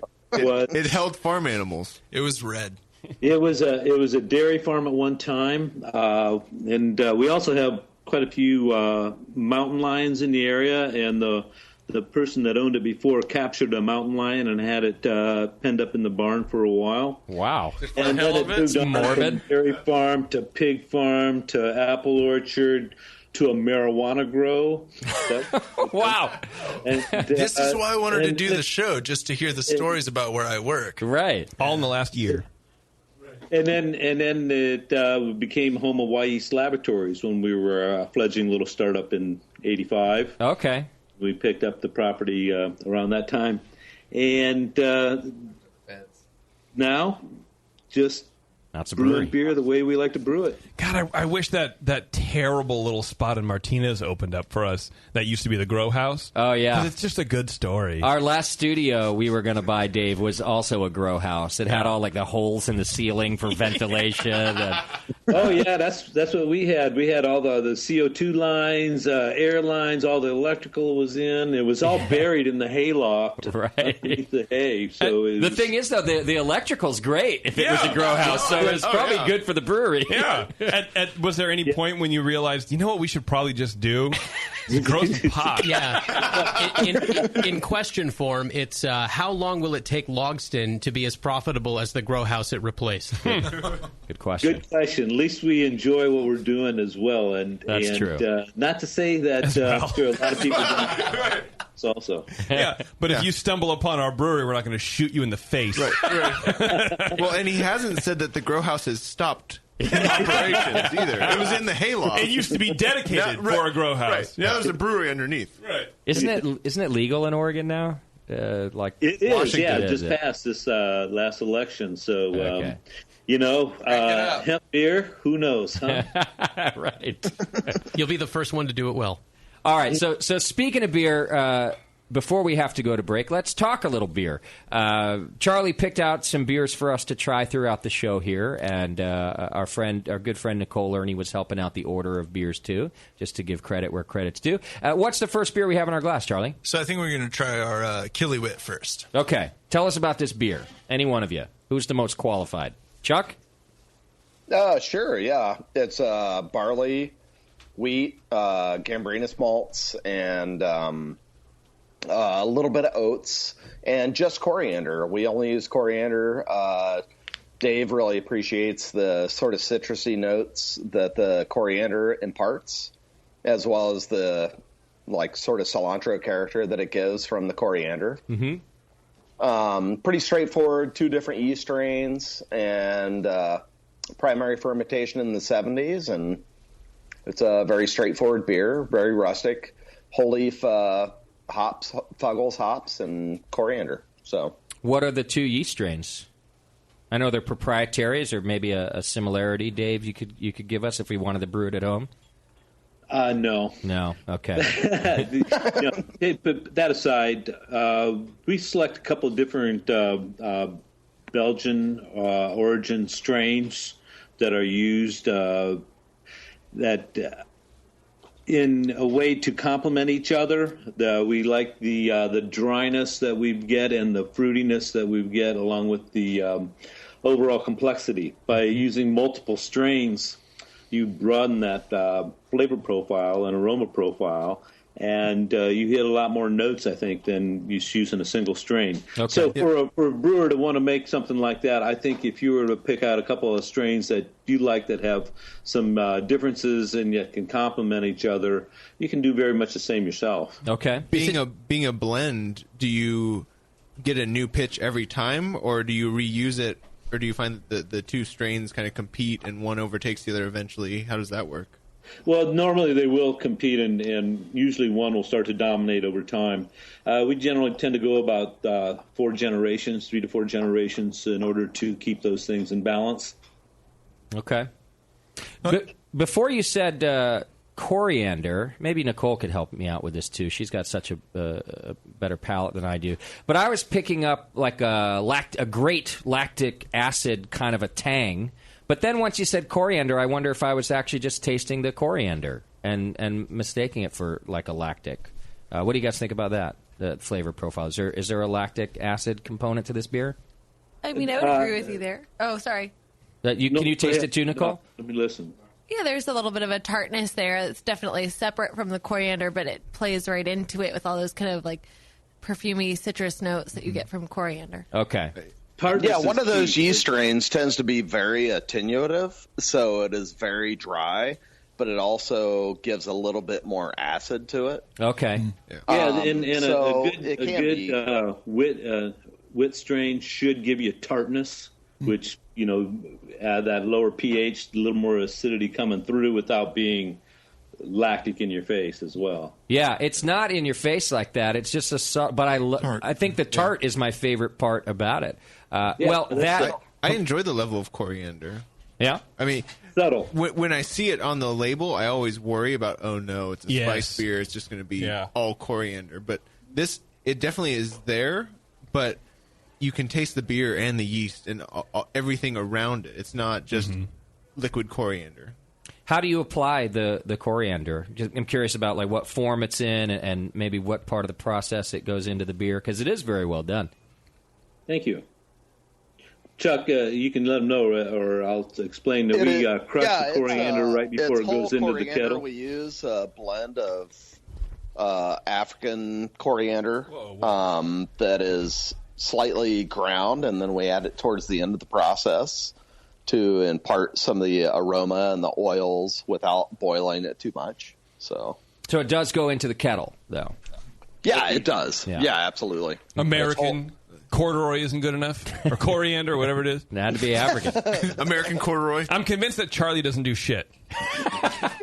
Charlie grinds the coriander, I feel like. You want to talk about grinding coriander? Sometimes when I don't, Chuck do Charlie kicks ass and takes names. That's what he does. Because he's just sitting back, checking it out on his smashed iPhone screen phone. And just, I got to talk about my smashed iPhone. He has the Spider-Man edition? Spider-Man edition. Absolutely. You know what that comes from? Not working in a brewery, but looking for wedding venues. Oh, you're getting married, huh? Bullshit. Already blaming his fiancée. No, I wasn't blaming Jenna. She's going to listen and know what's up. Amen! Yeah. Actually, I'm sure she's listening. Nicole likes smashed phones. All right, what beer is coming around now so we can start learning about this? Oh, that's the same one. Next up is Straffa Dreeling. It's our. There's a different one? This is our new year-round offering that we have. It's a beautiful triple. Where do the names come from? So, I don't know. I guess Dave maybe wants to take this one. Judith comes up with the names. I'm pretty sure. Our names are mostly Flemish. Okay. For the most part. Straffa Dreeling is extraordinary triplets. And I have 3 daughters that are triplets, and I named this beer and designed it after them with the label of the Three Sister Mountains in Oregon. Oh, that's awesome. It all kind of comes together, the little sweet story. I like a little story to it. How old are the girls? They're 26 now. You settle down over there, Moscow. Well, the mountains have been around for a long time. I don't know what you mean by mountains. Do you have a Flemish background, Dave? No, but my wife does. My wife is from Flanders. Okay. And she brings a lot of influence to the brewery. She is very involved in the brewery, from the bottling line to designing the beers to managing the office, and great inspiration, the love of my life. Judith is amazing. Okay. So be honest with me, guys. Is that the best part or the worst part that she's involved in every step of the way? Best part. She's awesome. Judith is awesome. She's awesome. You. All right. Good for you guys. Yeah, so little side Judith story. I mean, so it takes quite a few of us to operate our bottling line, and Judith is on it with placing the neckers on the bottles as they go by. And one day she's like, Charlie, my back is kind of hurting. You mind stepping in for me? And the first moment I stepped up onto that little station, I would just, get a couple stickers on, and I go, oh shit, these are going really fast. You can't keep up. Yeah, and once you miss one, then it's throw them into the bucket and hope you catch back up. Okay. So like deer in the headlights. Yeah, she's sitting there doing the river dance, listening to her music, and just going along. It's smoking incredible. a J in one hand and labeling with the other. She does sound like a badass. She's a badass, yeah. That's great. It sounds like you guys have a good team. Tell me more about this beer in our glass. Give us the lowdown, Chuck. Well, let's see. It's about 8.5% alcohol, so it starts out about 1070 or so, and it finishes out really dry. We try not to. We like to let it dry out a little bit so that it's not too sweet. A lot of triples, American triples, tend to be really sweet and malty. It does have coriander in it, so you'll notice that. And there's a nuance of a lot of the different yeast strain that we use in there. Every beer that we make tends to have different yeast strains, so you'll notice different flavor profiles amongst each one. Okay. So that is definitely a very important part of our beers, is having different profiles for each beer. You've probably noticed a lot of brew pubs, they tend to have a lot of the same profiles for a lot of the beers, even if it's an amber, a pale, a porter even. They tend to be very similar. So one of the unique parts of having David as part of the process is that we're culturing all these different yeast strains, and we're fermenting with different yeast strains. So it makes each beer unique in its own way. So I think that's what I really like about the Logsdon bottles that we carry here at the Grenade too. Is I can, any one that I grab and bring home, it's not like the beer I had last night. They are all different. And I think, not to mention, it's not just, Dave, that you are qualified to do this, but for other breweries, it's cost prohibitive to use different yeast in every beer, too. You got to buy all those pitches of yeast. So that's kind of another advantage, that you have the know-how to culture and then propagate all these pitches, too, right? Yeah, it's a lot of work, but it's I think it's worth the effort to do that. Creating flavors, yeast, 500 different flavor compounds come out of any single strain. You start combining those and broaden the complexity and dialing in the strains that are suitable for the style of beer that we're making. Sure. Have you had any luck trying to catch local strains that you found in the area on the farm? Well, you know what? Yeah, we have had a little bit. We've made one sour beer called the Conversion, and we sourced some lactic bacteria locally that seemed to work really well for that beer. It was basically the Conversion was the changeover from cultured yeast into something a little more wild. And we're going to find out a lot more about that because I think tomorrow we're hoisting the cool ship up into the loft. Oh, wow. I'm flying back tonight. Nice. Sorry, Charlie. Oh, I knew I shouldn't have left. Charlie's lying. He will be asleep on our bar tonight, I guarantee. Oh, no nonsense. Dave got me a nice early flight tomorrow. Nice. Sleeping in the airport. So a cool ship, just for any listeners that are maybe new to this process, tell us what a cool ship is and why it's so cool that you're going to have one in your brewery. Well, the cool ship traditionally is used in wild fermentations that allow the wort, after it's boiled, to be pumped up into a very shallow, broad vessel and set overnight to cool, allowing any wild yeast, bacteria that is present to inoculate that wort and to do a complete wild fermentation from what occurs naturally there on the farm. And we know already that being in a big orchard area, there is a lot of good wild yeast out there. We're hoping to lure some in and see what comes of it. Love it. Awesome. All right, I got to get us to a break. Before I do, just to wrap up I was asking about the yeast and you guys growing it there. Do you have just as many yeast propagation containers as you do fermenters at the Logsdon Farmhouse Brewery, or are you able to do it with just one or two? Close to it. No, we juggle it a little bit. I've got 4 stir plates that I use and some smaller vessels to get the cultures up and going. And then we got some smaller fermenters that we use propagation tanks. So we're constantly... seems like anyway, constantly growing up new cultures for the different beers as we rotate through a couple of different generations. I think it's really cool that you guys have control over that part of the process, too. I mean, it's so important, as you guys have been mentioning, in all the different flavors. It's just uncommon. Not that no breweries propagate their own yeast, But I don't know of many that are doing it to the level, or any that are doing it to the level you are, where it's every different strain and different for every beer, and you're culturing them. I just think it's really impressive, and it shows up in the beer.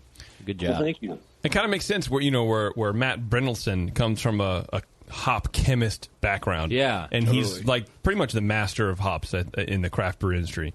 And then you have a brewer coming from the yeast background, so immersed in yeast and knows how to work with it and knows how to keep it separate and get all the flavors they need out of it, producing these great beers. I wonder if that's where craft beer has to go now. You can't just be, I'm just a brewer. I know a little bit about a lot of stuff. Yeah. What if you have to specialize to really kind of stand out a little bit? That was one thing that was really fun for me coming on board is I was very familiar with the beers, but I wasn't familiar enough to realize how simple a lot of the beers were and what the impact of the yeast had. Right.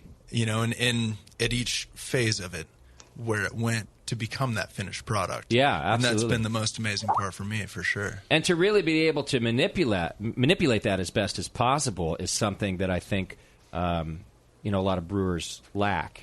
Maybe in the sense that there's that magic that happens with yeast. And I'm not saying you guys are 100% in control of that magic either. But at least maybe are better positioned than anybody else in terms of blending the yeast and figuring out really what you want to get out of it. You're in a little more control over than most. So. Well, the beauty is we get to taste all those different byproducts of that yeast strain and see what we want to do with it. Yeah. We never sample beer. Of course not. Yeah, right, Charlie. This is your first time tasting this beer? All right, I got to get us to a break. Can you guys hang out for a couple minutes? We'll come back and try more beer. Great. All right, beautiful. That's what we're going to do. Let me take care of some sponsors here at the break. When we come back, we'll do more from Logston. If you want to call in and ask questions of the guys, like yeast questions, for example, 888-401-BEER or hit the chat button on the homepage. We'll be right back. It's The Session. You're listening to the Brewcasters. The Brewcasters on the Brewing Network.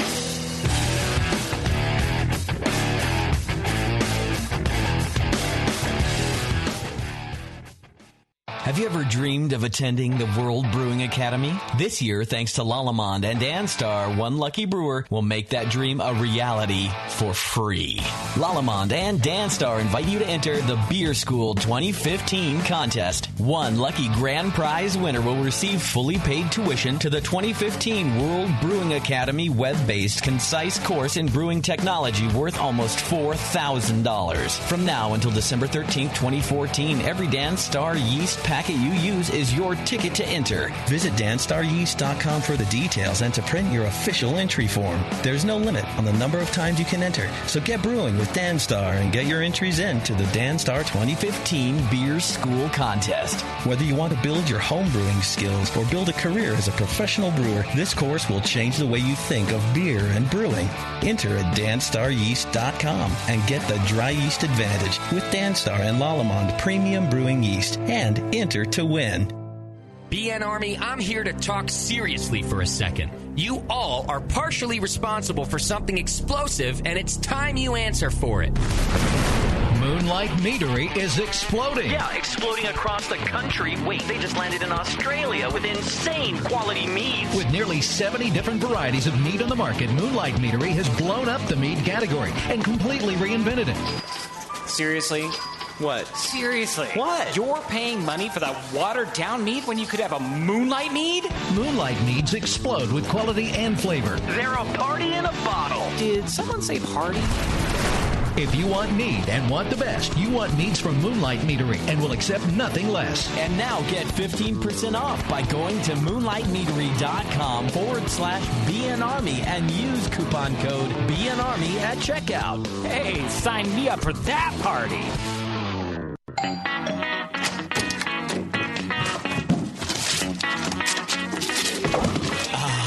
What'd you get? More brewing ingredients? Yep. You know what I love about Brewmaster's Warehouse? The $6.99 shipping. Well, yeah, but... Oh, the in-store classes for beginning brewers. Yeah, that's cool, but... Oh, the Brew Builder. Creating and saving your recipes online is awesome! No, yes, but... The cheese-making supplies. No. Oh, the wine-making supplies. Oh, the distilling equipment and liquor flavorings. All that stuff is awesome, yes, but what I really love is that the guy who runs it is totally hot. And that Brew Builder software is awesome. Oh, yeah. Brewmaster's Warehouse brings you flat rate shipping on great equipment and ingredients to make beer, wine, cheese, and spirits at brewmasterswarehouse.com. And if you're in Georgia, stop by Brewmaster's Warehouse Monday through Saturday from 10 to 6. Visit brewmasterswarehouse.com today because it's totally hot. Oh, yeah. A few things happened 30 years ago. ARPANET migrated to TCP/IP, and the Internet was born. Revenge of the Jedi was renamed Return of the Jedi and opened in theaters. Mila Kunis and Emily Blunt were born, beginning a rad fantasy in my mind. But all of that pales next to the fact that HopTech opened its doors and began blowing homebrewers right out of their mash tuns. HopTech doesn't fuck around.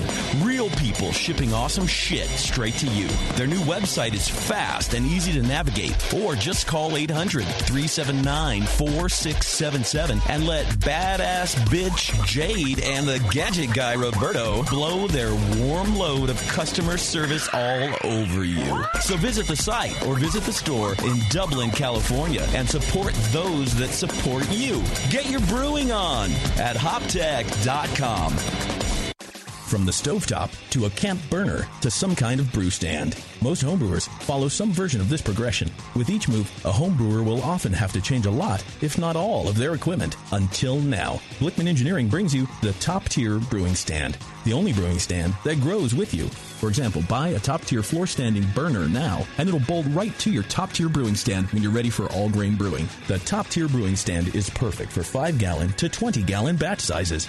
Its modular design is adjustable and accommodates everything from small footprint coolers up to 30-gallon pots. How does the top-tier brewing stand do it? At its core is a strong, heat-treated, and anodized aluminum main post. On all 4 sides are built-in T-slots for the adjustable heavy-gauge stainless steel shelves and beefy burner tiers. The tiers accommodate any manufacturer's pots or coolers up to 21 inches in diameter. Best of all, not only does the top-tier brewing stand grow with your skills and equipment, but it easily knocks down for long-term storage or transport, too. The top-tier brewing stand from Blickman Engineering. Learn more at blickmanengineering.com and to find a local Blickman retailer. And start brewing from the top tier. 888-401-BEER. It's time to talk beer and chew bubblegum. And we're all out of gum. The Session. Yes, welcome back to the program, and thanks so much for hanging out with us on our Christmas show with Logston Farmhouse Ales. We've got the boys on the line, plus we've got Charlie, one of their brewers in the studio, drinking with us here. And plenty left to do with these guys, because we've got a lot of beer to taste, is what's going on. Let me let you know real quick, if you're looking to become a professional brewer like these boys, you might consider going to the Siebel Institute of Technology. It's America's oldest brewing school. More courses than any other brewing school. And courses include, look, even if you don't want to go pro, advanced home brewing, craft distilling, and beer styles courses for those looking to ace beer knowledge exams. But you can also go for professional level brewing courses that are available both campus-based or web-based. If you've got a real job and you got to do that whole thing where you study from home, you can do that with Siebel as well. Faculty include some of the best known and most respected instructors in international brewing. Go to SiebelInstitute.com for more information and consider getting a little knowledge before you open that pro brewery. Not just the kind you learn here on the BN, but you might actually have to go to school. All right. You go to school. I don't want to. Love it so much. You do it. Your mom goes to school. Yeah, your mom. What? Jesus. So it begins. All right. So you begin. I don't begin shit. Charlie, what's the first beer in our glass for this segment here? All right. So I believe we have Saison Bretta, which I would say is our flagship beer. Okay. Saison Bretta, where did this beer come from, Dave? Is this something that you and Chuck put together or something you brought to the table if it's your flagship? Well, we started out with a Saison, and we thought that complementing that beer style with Brettanomyces yeast would add another layer of flavor and complexity to it and change it to a beer that, like Charlie mentioned, is our most sought-after beer that we have that we're currently making. All right, I already have one of these in my glass. Why are we Is this the second one? Why do we have two beers going on? Because we're doing Saison Bretta. Sorry, guys. And then oak aged. I need which that one one. made it around first? The oak Maybe age is what I gave you. Okay, so I need this one too. Yes. You need that one. And then I need that one as well. The Saison Bretta is the clearest Saison/Brett beer I've had in a long time. In terms of appearance. Thank you. It is. It's a very amazing. clear beer. And by the way, Dave, I just want to add that you guys putting Brett in a Saison That is clear. saved Saisons for me. I didn't like Saisons before is that people right? started putting Brettanomyces in them, and now I'm like, I'll have a Saison Brett anytime. Like Crooked Stave does it too, Yeah. and Logston here does it. And so now I'll actually drink Saisons. But I just wasn't a big fan of the style until you started putting Brett in there, Dave. Was it not traditionally to style to use Brett? No, but it might have ended up in there, wouldn't it, Dave, just by nature of being a farmhouse ale? The classic is the Saison DuPont, and that is a straightforward Saison, a lovely beer as well. Okay. And that's kind of what we were looking for making as a thirst-quenching, full-flavored beer that was still dry and had a lot of yeast-driven character to it. That base beer gets 4 different Saccharomyces strains going into it. And then we had the Brettanomyces in the secondary for fermentation to continue on the tartness or the little bit of acidity that the Brettanomyces produces. The hops tend to drop back out of profile. The malt dries out, and the fruity flavors come out very nice in that particular style. I love this beer that you guys make. Yeah. It's, I especially like how far down it attenuates. It is nice and dry.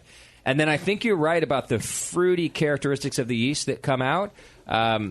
They're subtle enough that it's not overpowering, but they're present enough that you'd almost think you could have even added some fruit in there, but you didn't. A little light essence of apricot or something like that. Yeah, things like it's all. Yeah, exactly. Essence is probably the right word because it's all just little tinges of a couple things like apricot. Yeast esters. And the yeast, But then again, there's not like overpowering flavors of clove or banana or any of those other ones that I tend to not like. Bubble gum sometimes ends up in a style like this for me, and none of that's in this beer. I wonder if the Brett. I've only learned this fairly recently, talking more about these types of yeast. Does a lot of cleanup for you too, not just adding other flavors to it, but cleaning up some of the other these flavors I don't like. What do you think about that, Dave? Well, yeah, it does change the profile. If you set that beer next to our Saison, which is very similar on the malt base and the hop profile, and the base yeast strains are all the same, but it transforms the beer into something else. Okay. Is it how many? I'm curious. So you say you added in secondary.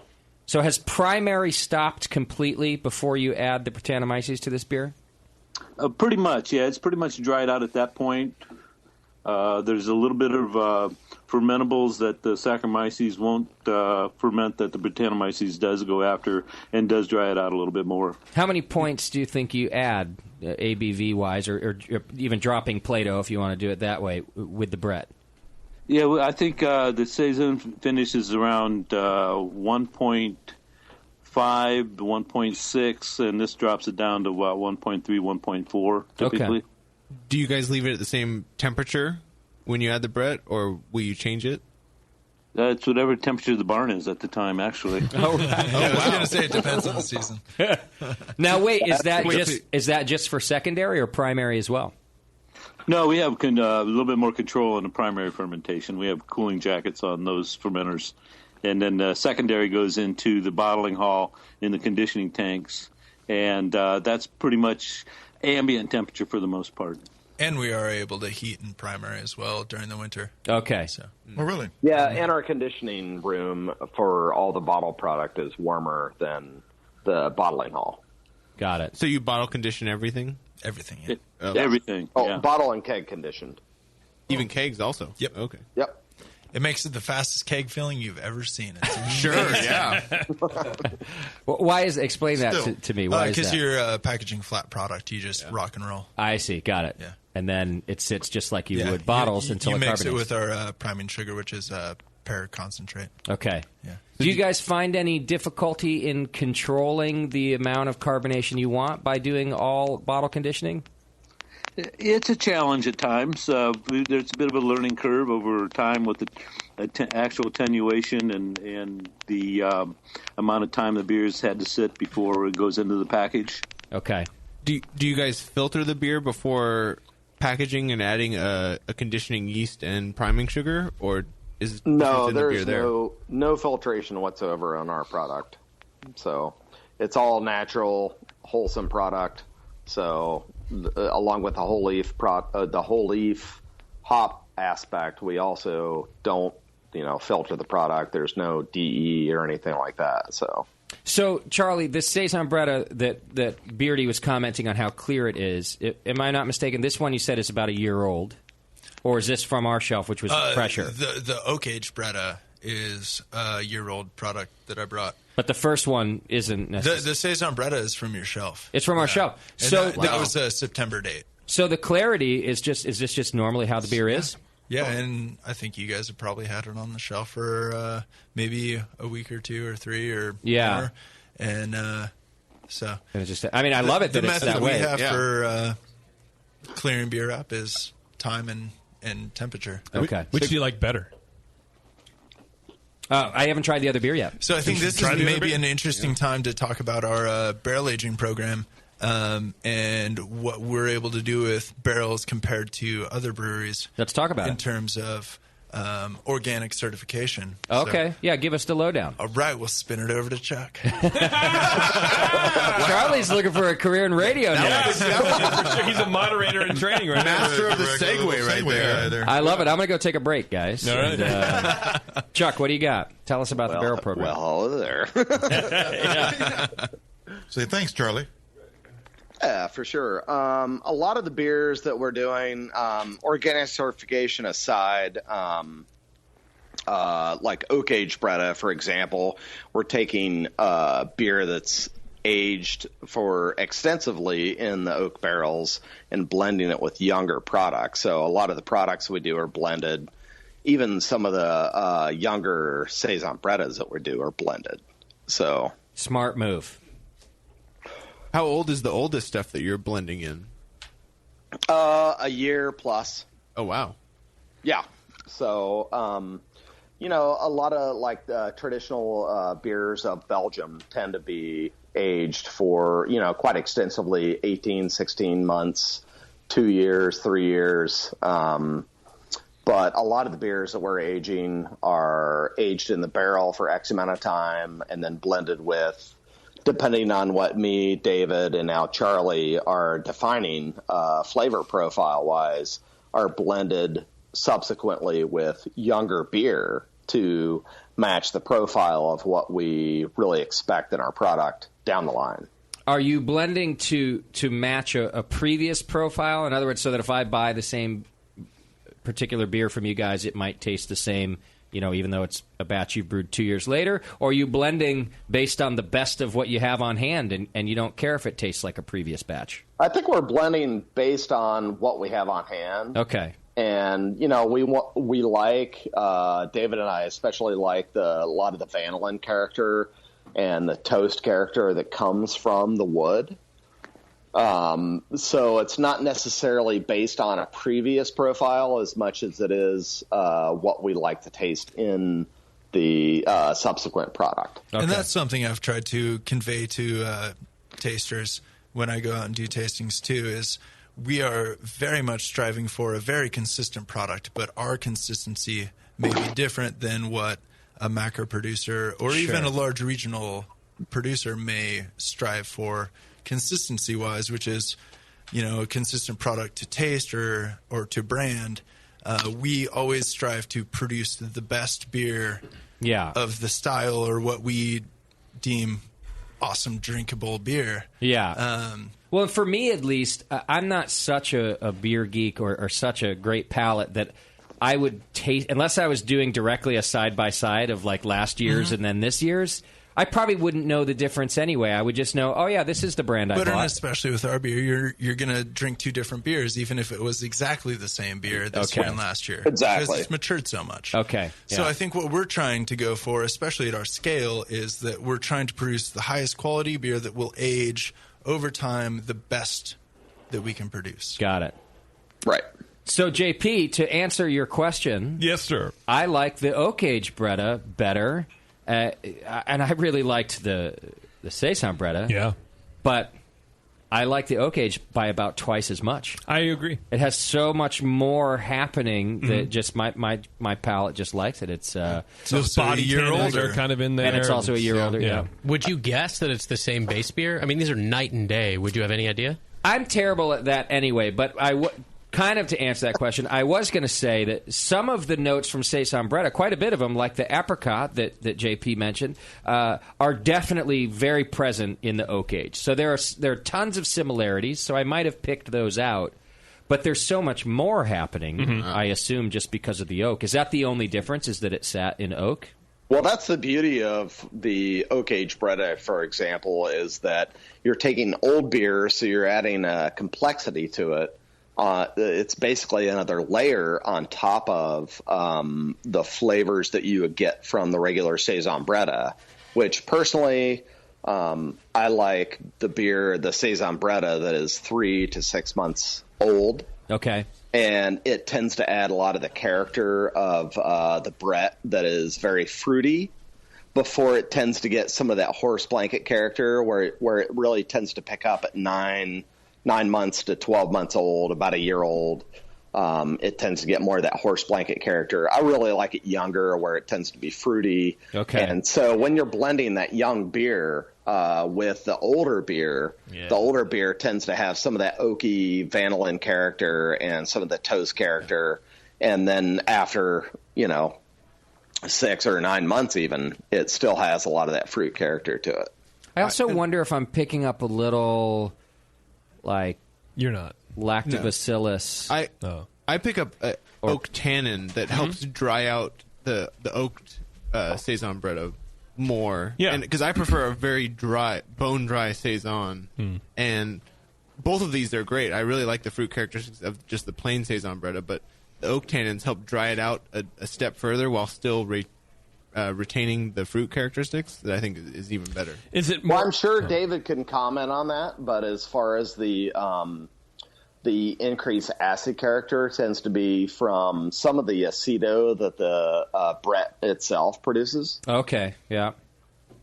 By the way, I very easily could always mistake Acetobacter for lactobacillus. I hardly know what I'm talking about. Nicole had some comments about the flavor, too. No, I just, maybe I'm just full of the Christmas spirit. Yeah. But the combination of vanillin from the oak barrel and some of the more subtle phenols almost comes across as nutmeg. Okay. It's really a pleasant kind of melange of flavors. Yeah, it makes it very complex, I think, every bit of the barrel process. Dave from Flattail, I hope you heard the word nutmeg. I was more focused on melange. Yeah, I don't even know what that means. It sounds French, but it could just be made up. Master Cicerones?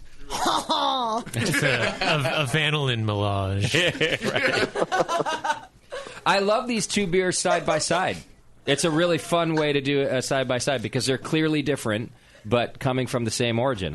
Especially last year and this year, too. Yeah. And the difference definitely makes a... Oh, shit, I just said a difference makes a difference. God damn it. It does. It really does. You're right. You're going to do great in radio. Well, and in your next career in radio. Now, the color's obviously very different, too. It looks like the oak not only imparted... mine looks different than yours, JP. So I got the bottom of the bottle, it looks like. Because yours is still clear? This is my oak. Oh, that's your oak. Okay. Yeah, so and it could be the asshole who drugged these down the coast. And shook them the whole way. Also, in the studio, we have a bad habit of pouring a beer, then turning it right upright. Yeah, we're really shitty at that. So and then we comment about the brewery like they screwed it up. I just look the other way. I just can't watch. I just can't. It is painful for Nicole sure. I literally just can't. But not just the clarity of the beer, but it actually has a bit of a different color.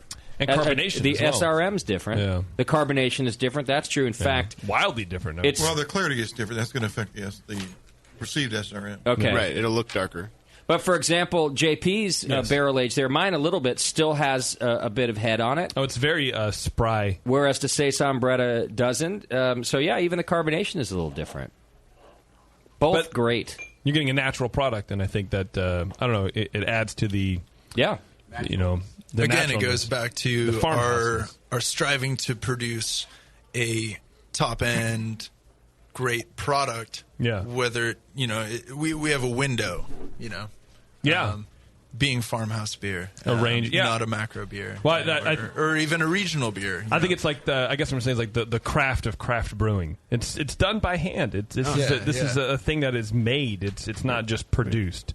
There's a difference for sure. Right. The difference is the difference, JP, as Right. Well, Charlie will tell you. right, yeah. Man, For sure. never quoted on the difference. makes a difference. The difference makes a difference. Once Sorry. you start thinking about all your things, then you're thinking about it, and that's bad.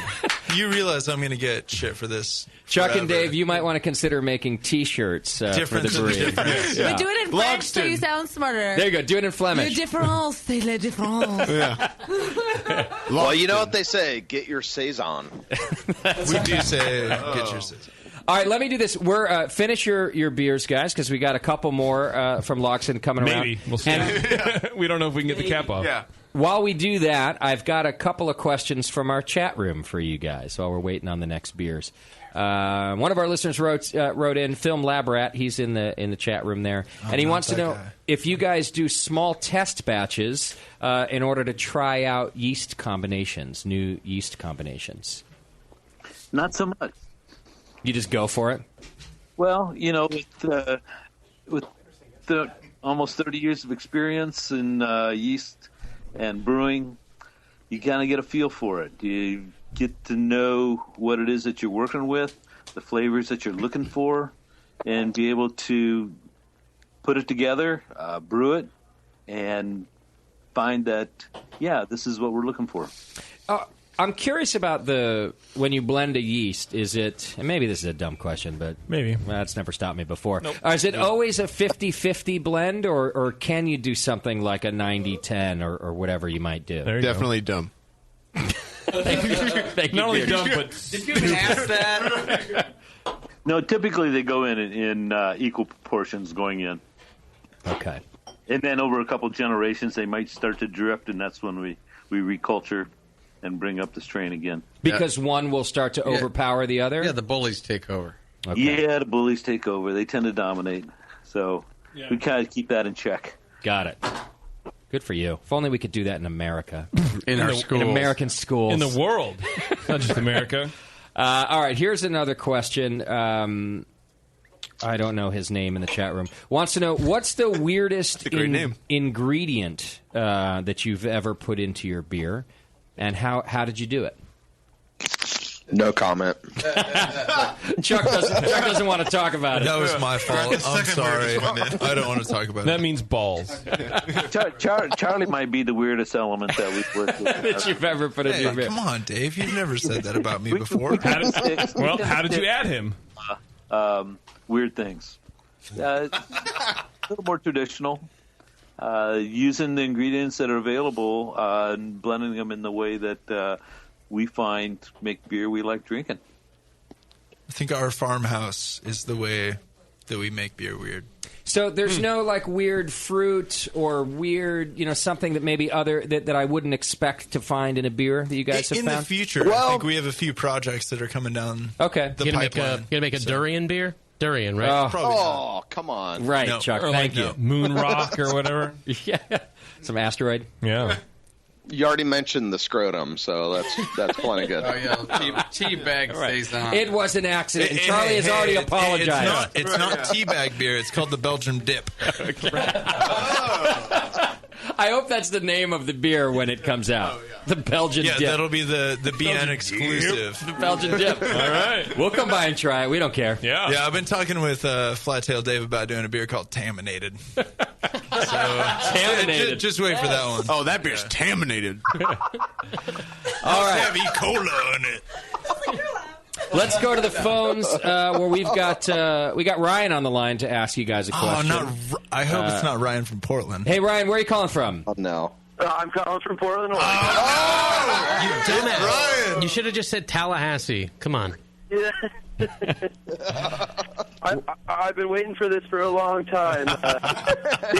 These guys make great beers, and they're personal friends of mine. I've been waiting for a long time to hear them on the Brewing Network because I learned how to homebrew from Chuck and the Brewing Network and Charlie. So this is the culmination of a lot of great things for me. Awesome. Love you, Ryan. Glad you called in, man. Speaking of contaminated. He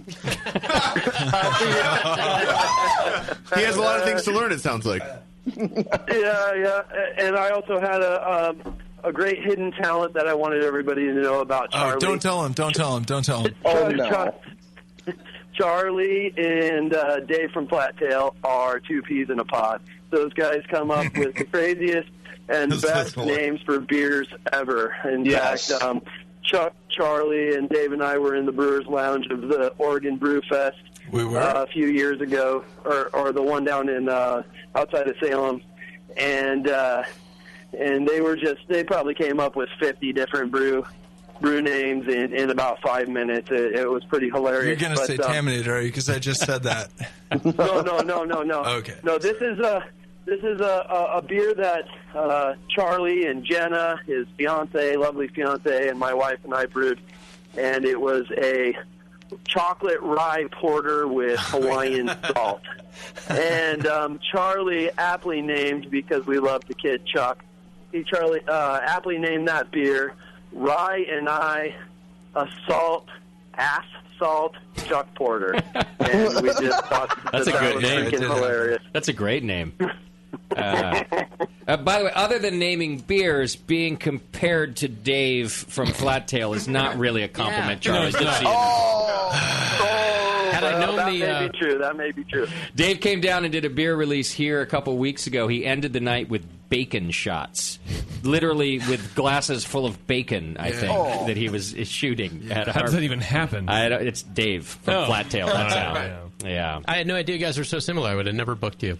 Ryan, thank you for the call. I'm pretty sure you mentioned that in email. I already said that? Oh. Yeah. Thank you for the phone call. Before I let you Thanks, go, Dave. I know you're listening. Quickly, what's the best strip club in Portland? Go. Oh, well, Sassy's. Thank you. Good job. Ryan is a superstar in my book. Thanks, brother. Love you, Ryan. All right, well, I'm going to continue slaying Logston beer over here. I'm killing batch. I don't think you're going to beat Songful Chris. He said he was going to shotgun Passion Brett. So, all right. I just drank a batch one Syracuse and a batch one Passion Brett, and I think I'm going to move on to a batch one Saison Bretta. Goddamn, how was it? Hey, I Ryan, bet it was great. are you going to be my best man or what? Hey, why are you asking me to be your best man? Oh, Jesus. Ooh.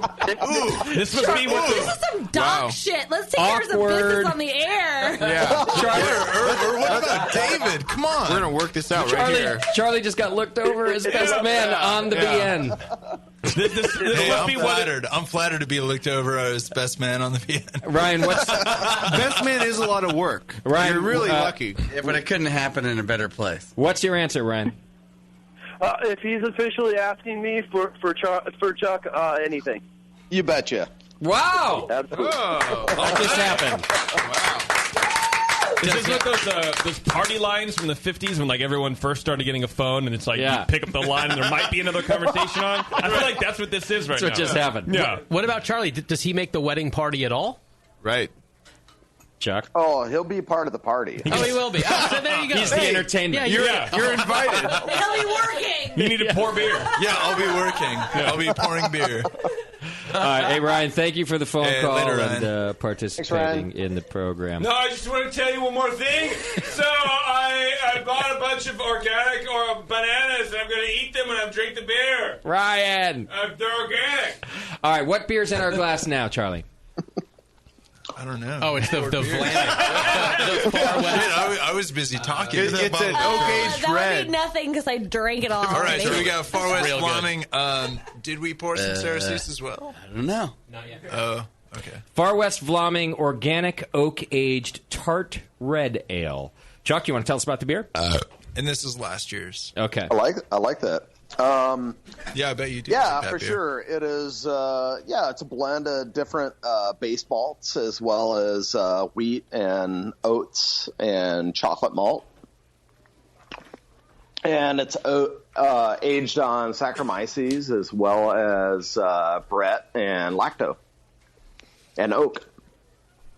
I love this beer. It's so good. I just fell in love with this beer. It's amazing. Why don't you marry it? I've had it before. I think I just forgot that Ryan will be your best man. I think Well, it's really funny you say that because for a long time, Charlie drank our beer, and then after he started working with us, he was finally like, he started drinking Far West Vlaming and was just like, oh my God, I can't believe this is my new favorite Logsdon Farmhouse beer. Yeah, I don't know if it's gotten better. It's not that it wasn't good. I think I just sort of forgot about it. You always drank it young. That's what I came down to. So Okay. I think at the point of being a broke-ass homebrew shop employee working for free. High five! Yeah. Pain on that All one. right.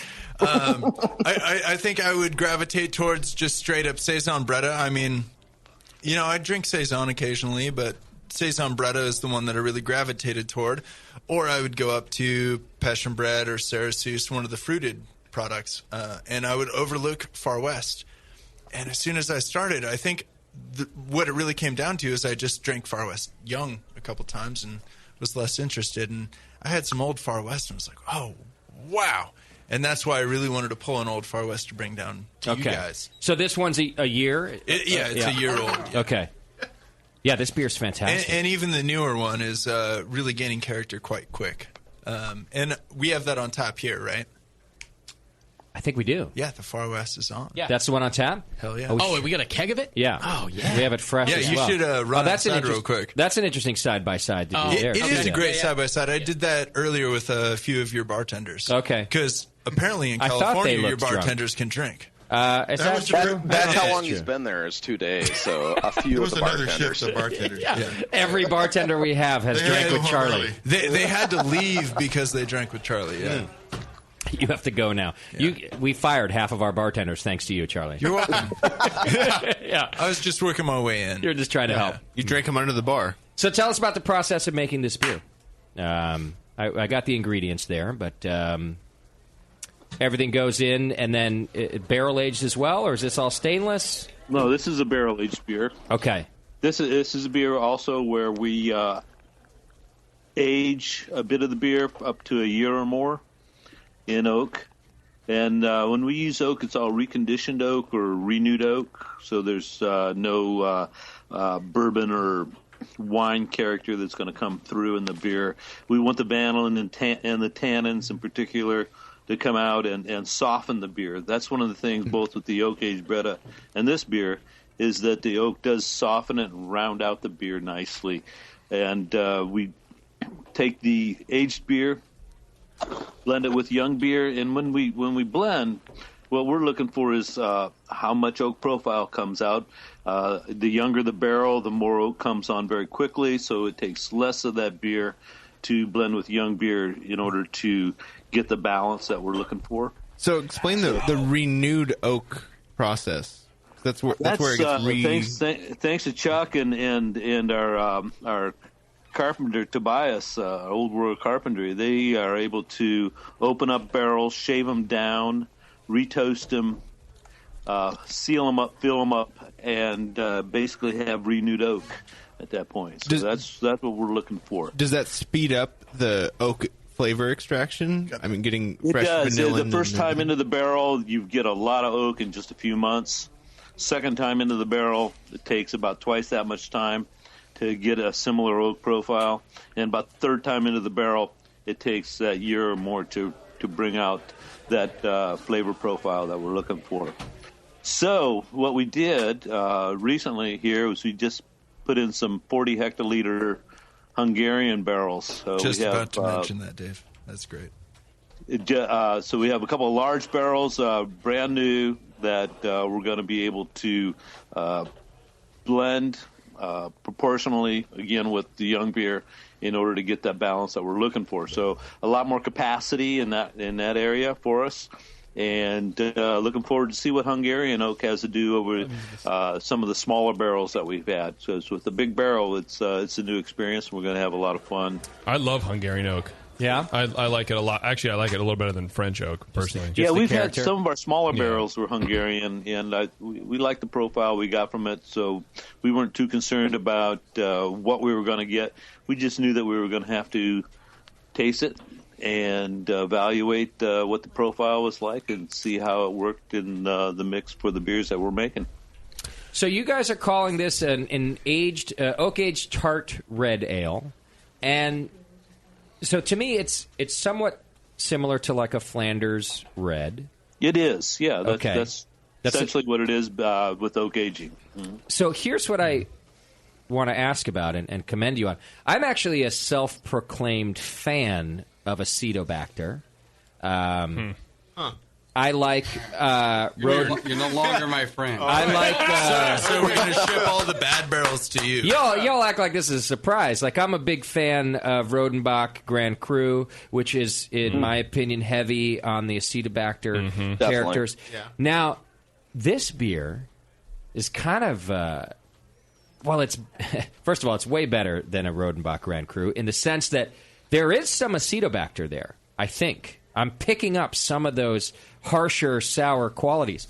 But it's such a small amount that I wish, like, that's what I like about Acetobacter. If it were just like a little bit, that's actually what I really like. It just turns out that no one can do just a little bit. It either tends to be nothing or a whole shit ton. So I take a shit ton because that's what's there. Well, but I would prefer them to be like this, where there's just like a smaller amount of it. I think a baby's touch. Yeah. I think it was before, and then it gets shipped over, and then it's hot, and then it stays on the shelf. For, like Duchess, but this is a year old. Like Duchess de Bourgogne or whatever, the other popular Flanders red.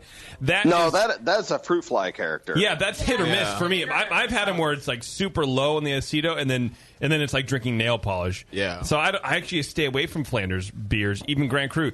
To me, Rodenbach is way too sweet. Sweetness. This is much more dry and much more enjoyable than Grand Cru. It's very dry, but it.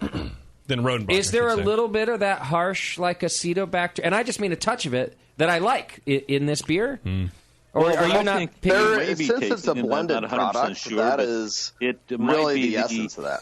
Acetic acid that comes from the Brettanomyces yeast. Okay. Combination with the lactic acid bacteria that's there as well. So they're balanced with acetic acid and lactic acid. So maybe I'm just picking up some acidity, but not Acetobacter, so that it's not, because it's certainly not vinegary. I would not say that about this beer. No, the bread, especially when you have something a year old like that, it produces a fair amount of acetic acid. Okay. But it's much more pleasant, I think, than what you're going to get from Acetobacter. Definitely. Nicole, you want to chime in on this at all? Well, I think the more interesting thing I get is like a ethyl butyrate, like a pineapple character in the background that gives it a little bit of like a fruit punchy note. Yeah. Which for me, I differ from you in that I actually like a little bit more body in a Flanders Red. Okay. So that's where you and I don't see eye to eye, but I feel like that fruitiness rounds out the beer in the way that I want it to be a little bit rounded out when I look for this style. Yeah, so. Yeah, and if you want the truth of it, a lot of those beers that have more of that aceto character that you talk about is sort of a balsamic quality would be a higher proportion of the barrel-aged product. Yeah. So is this beer that our wonderful bartender Laura brought in the same beer but on tap? Yes, the fresh keg. And it's a year. It's the new batch, Syracuse? right? It's not a year newer. And there's Syracuse or Far West? I thought we asked the Far West. The Far West, yeah. Okay, great. So Far West Vlaming, the same one we've been drinking out of the bottle, but this one is off of our tap. Exactly. And I have two. It's probably about a year younger Is that than on what purpose? you have in the bottle. One's a year old, one's new. Shit. Is that right, Charlie? I lost track of what they were pouring. Do it by taste, man. You don't. We have a year old and a new one. It's pretty apparent. Yeah. What do you get? What's the difference? To me, You're pretty apparent. They just I poured hopefully a not. lot of them. So It's much less dimensional for one. The pineapple character from the Brett that Nicole mentioned is a lot more apparent, and the lacto has a lot more time to make it more acidic in the year-old version. And so the pineapple acidity that Justin was talking about, or that I taste, and that I think you're talking about, is way more apparent in the year-old version than in the new version. I'll give you that. And I mean, even Charlie mentioned that drinking it fresh was way different than drinking it a year old. And once you drink it a year old, it's like, oh wow, this is an amazing beer. Right. I think drinking it fresh, you definitely get that fresh acidity kind of parted from the chocolate and toasted malt character, as opposed to drinking it a year old where it's all melded together into one beer. Right. Definitely. And the newer version actually tastes slightly sweeter, and that makes sense because the Lacto and the Brett have had a longer time to eat what little residual there is, dry it out even further, and add the acidity. Alter those compounds. Right, exactly. So how come you put this beer out in its fresh state then? I mean, is it... Because it's still great. It's still really good. Yeah, right. So you just have a wide range of like acceptable profiles? So different. Yeah, absolutely. It's a great question. I'm just joking, but it is that it's still great. It's a great question, but I think it'd be almost a crime not to put it out early too, because when you buy the bottle, so the other one came out of a bottle, by the way. It's a consumer's choice. I can do the aging myself. I see. So I love that I can try it like this and then have the bottle too. And it would be a shame, I think, if you just held on to it and not let me try it. I think that's a really good point, because a lot of the beers that you get in the bottle tend to be barrel aged for quite a while, and they tend to be very aceto when you get them, versus the beers that you can age yourself, and they tend to be maybe a bit young, but if you age them a little bit longer, they tend to be a lot better. Yeah. So and a lot of sometimes the they can be Belgian beers- mistreated on the way there too. Oh yeah. Whereas opposed if Absolutely. we release them when they're, I don't know. Yeah. Chuck, you should continue. Well, I'll say this. Charlie really petered out there. Now that I interrupted you. Right. So some of the Belgian beers that you tend to get are pasteurized, and so they tend to be homogeneous throughout. And so as you age them, they tend to be very equal across the board. Versus, some of the American beers like ours are unpasteurized. They will age and continue to progress. So if you look at some of the Rodenbachs, I believe they are actually pasteurized. Okay. Let me ask you this, because you have me thinking now as a retailer. Mostly we carry your bottles here, and then every now and then we buy a keg of your beer and we put that on tap too. We got a couple now. But tasting these makes me want to also cellar a keg of your beer for some special events that we do. Does the beer age the same in a stainless keg that I put in my cold box as it would a bottle I keep in my fridge at home? To some extent, cold box, it's going to age different. Go ahead, Dave.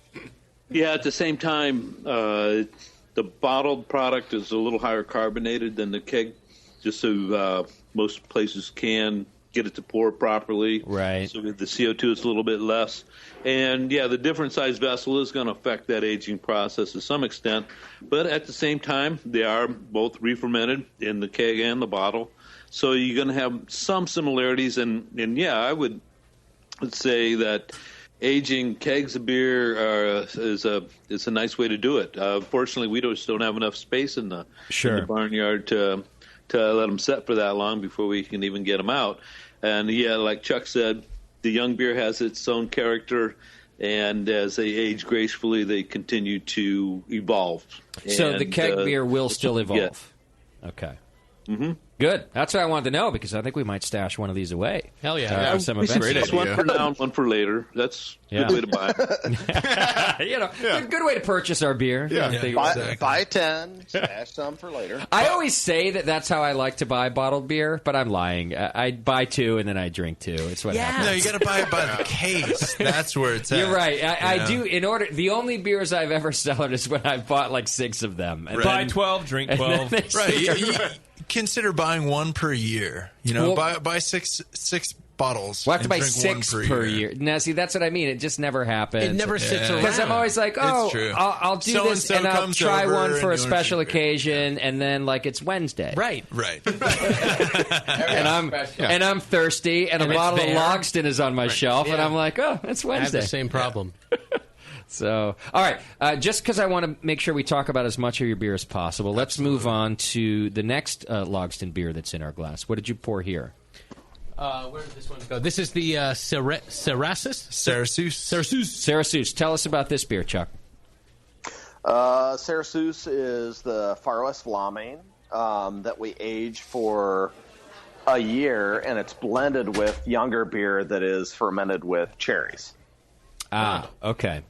So we take a blend of different varietals of cherries, some of which we're putting a handful right now of the on-site Charbique cherries that David is growing on site, as well as some other sour cherries and sweet cherries. So this beer has the most body of the beers that we've tasted, I think, yet it's not a sweet beer. It has that fresh fruit sweet flavor, but not like that sort of cloying malty sweet flavor. This beer's great. So it's well attenuated, like all your other beers, I guess is what I'm getting at. It still has the dryness. It's still crisp. It disappears from my palate. But the cherries are just awesome and bright. Yeah. And some real, fruit flavor in there. You get a little bit of the skin, a little bit of the cherry. And it is like you're eating a cherry. Oftentimes you get cherry essence, like sweet cherry, and something's missing. This one's like a whole cherry. It's cherry. Yeah. What form of do you add the fruit into the beer? It goes in. We harvest the fresh fruit here locally. Some, like Chuck mentioned, we're expanding our Charbique cherries on the farm here, but we got some other very nice orchardists that are producing some wonderful fruit. So we only do it once a year, seasonally, when the fruit comes in. We clean the fruit, destem it, and rinse it, and into the secondary it goes. Ironically, that was my first day coming onto the farmhouse. Oh, helping out with I've helped out for a couple years doing, similar tasks, but yeah, first day on, we had 1,200 pounds of cherries to destem. And you destemmed. Pretty phenomenal. Have the kid destem. Nothing like it. Yeah. Get him out of my sight and give him a bunch of cherries. Right, yeah. But really, we all actually sit around a bin together and do all of it. Okay. As a company. And you don't macerate the cherries at all? You just destem. Just pull the stems off, yeah. And then whole cherries go into barrels or into a giant fermenter? Into beer. But, I mean, what vessel do they Okay, sorry. We put them into a little Grundy. Into a Grundy, okay. Yeah, and then we put beer on top of it, yeah. Okay. Solomon Grundy? I'm curious, and then how long does it sit on cherries, the beer? Couple months. What do the cherries look like when you take the beer off? Like balls. Like not cherries. It's great because you pull one of those cherries out after fermentation, and it's kind of brown and discolored and mushy and tastes like cardboard. We extract out of that fruit. I made the mistake of trying one once. The beer. Yeah. That's So does the pit get exposed, or is it protected the whole time? I'm sorry. Say that again. Does the pit get exposed to the beer, or is it protected by the the beer fruit? goes into the fruit essentially, and fermentation from the sugars in the cherry occur within the fruit itself, and then basically it expels it all out into the beer. So the fruit, when you look at it, it's not all disintegrated. It just sort of osmosis, like the beer's gone in and the fruit's come out. The flavor of the fruit has come out into the beer. Essentially, yeah, it's pretty mushy and pretty soft, and just even right where the cherry stem comes out, that's an opening right away. Okay. But the beer will go into the fruit, and the fruit will come out just by natural osmosis and the different pressures on each side of the fruit skin. Sure. That seems like it's happening rather quickly to me. If it's just a couple months on the cherries, maybe that's not quick. Doesn't take too long, no. Yeah. Okay. Well, it really comes if you through. imagine the cherry as a whole cell, all that yeast gets inside of it, and all the flavor and juice squirts out the where we pull the stem off of it. Yeah.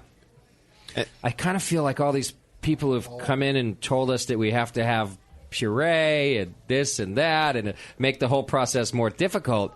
You guys are sort of proving that wrong. This tastes wonderful, and it's all about timing, though, too. Okay, I mean, it depends on what your time frame is. You don't have to destem puree. That's true. You just add that. Well, not to the everybody barrel. has Charlie, you know. Oh, well, so- right, exactly. Yeah. I know we're talking about squirting, and you're getting excited. Hey, the UK doesn't allow squirting anymore. That's true. It's illegal. All right. It is? This is Meltdown. All right. By the way, this is the first time that our guest has gotten raunchy before we do. Hey! Good job. Guest of the year already. He's the arsonist of the meltdown. He's trying to make it happen. Will this also be the first time a guest gets fired because his boss is listening to him from the Not session? what is going to I don't think it would be the Wait. first time. I think don't we've know. I think I'm we've good, gotten right? people fired before. Yes. We have? I think so. Who have we gotten fired? I don't remember who it was, but I remember getting an email like, "Hey, I got fired." Yeah, I got an email. I think it was back in 2012 of somebody asking me to cut out a segment of the show where they had called in as Drunk of the Week. That's what it was. And they got fired because of that. Yes. Yeah. I had to cut it out was in it? post. I'm not. We can't say. Can't say. They'll get fired again. It got cut out. Can We it be don't know. Warren? Well, if they're fired, they're already done. Yeah, they don't That's give a true. shit. That's why they look at me weird when I show up every day. It's you. They were already talking about busting cherries. All right. Here we go. Well, listen, only because we're short on time and it's our Christmas show, I got to wrap it up, guys. But this beer has been, it's amazing. Yes. It's always on the shelf here at the Hop Grenade, listeners and people here in the bar. But if you want to come in. But you can find it all over. Where else are you guys distributed? How many states?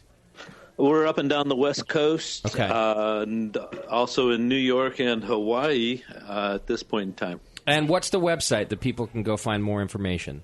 Farmhousebeer.com. And do you guys do do you live on the farm, Dave, too, or is it just a brewery on the farm? My residence is here as well. So do you do brewery tours or anything? Like, can people? Is there a tasting room, or is that not really? Is that not really part of the deal? You got any extra space for us to do a pot grow up there? We're running out of room here. There you go. Yeah, we take people on tours to the brewery and like to show them around. When people show up from all over the world, just and find us, and Awesome. we like to accommodate them the best we can. Beautiful, great. Dave comes out in his underwear, reading the newspaper with a shotgun. Shotgun in hand. Yeah. You're here for the tour. Oh, yeah. Come on in. Yeah, he rolls down to the brewery. Oh, it's just you, Charlie. Okay. I'm going back Motion in. sensor. Yeah, all the high electronics are already there from the grow. Right. Motion sensors Yeah. and shit like that.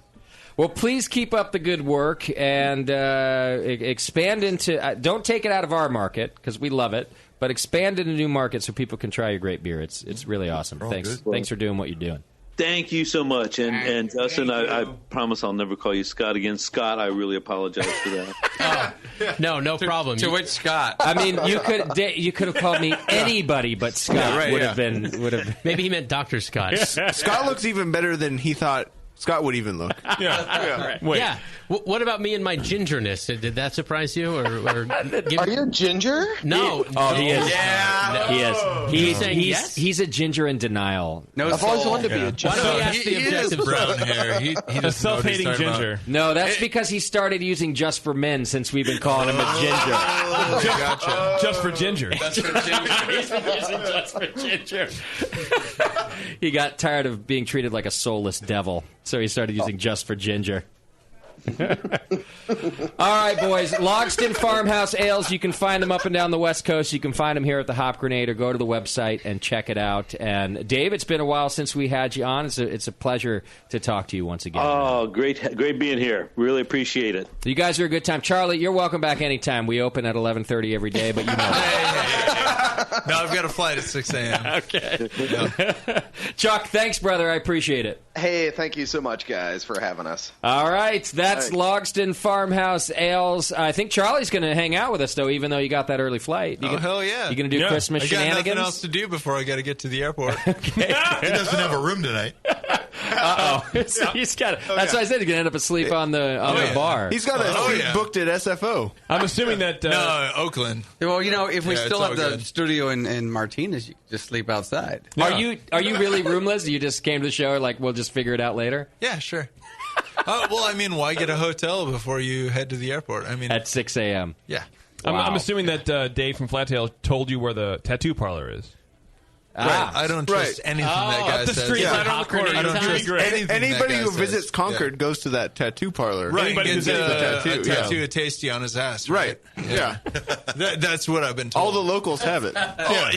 All of them. It's a thing, right? I mean, if you're a real fan of the show, And no, of beer it's not in a real general. fan of the show. It's a real fan of Tasty. If you want to be invited back. Bevo, why don't you show Charlie a tramp stamp so he knows that if you're a real fan of the show, you're not going to show it? Hers So is. why is that? She pretends it's not a Sorry, tramp yeah. stamp because it's a little higher on her back. I've been but- staring It's at Christmas. this picture you have in your studio. And why is it a twist top bottle? Are you? Oh. The artist was just finding his way then. Scott, would you like to answer that it's art, Charlie. question? It's art. It's called artistic license. I get to do what I want. Yeah. All right, that's all I needed. So shove that up your ass, Charlie. Yeah. What happened to Bevo's thing? That's way better than my pencil. I don't know. Maybe. Oh, she's on the phone. How convenient. Oh, yeah. All right. Before we go it's to my break, fiance. Before we go to break, we got a lot of Christmas stuff to do. Tour from I forget where the hell he's from. Is on the line. Norway. Tour, what's happening? Hey, hello, can you hear me? I can hear you. How are you? Oh, your brother? accent's still I'm very good. Why do I picture Very Tour- tired, semi-drunk, and enjoying the show. We've never talked to you in a different state, so this is awesome. Yeah, that's what I mean. I just picture him calling just on Skype just over and over, and then finally here on this date we've logged on. It's been months. Here they are. He's been calling since we moved into the Hop Grenade. Yeah. What's up, Tour? Not much. Just want to call in and wish everyone a happy holiday, happy Christmas, and a good New Year. You left out Scott. He's a Jew. He said Oh, yeah, and happy Hanukkah. There you go. Thank you. What holiday did you have in mind, Tour? Kwanzaa. Well, whatever. Well, thanks, brother. Solstice. Merry Christmas to you. How's the brewery doing? Very good. Yeah? Very good. I just ordered a new gadget, so I'm very excited about that. Okay. What's the new gadget? A brew nanny. A brew nanny? What? Yeah, brew same thing nanny. as a Sounds brew. awesome. I want one of those. Buck. He got married.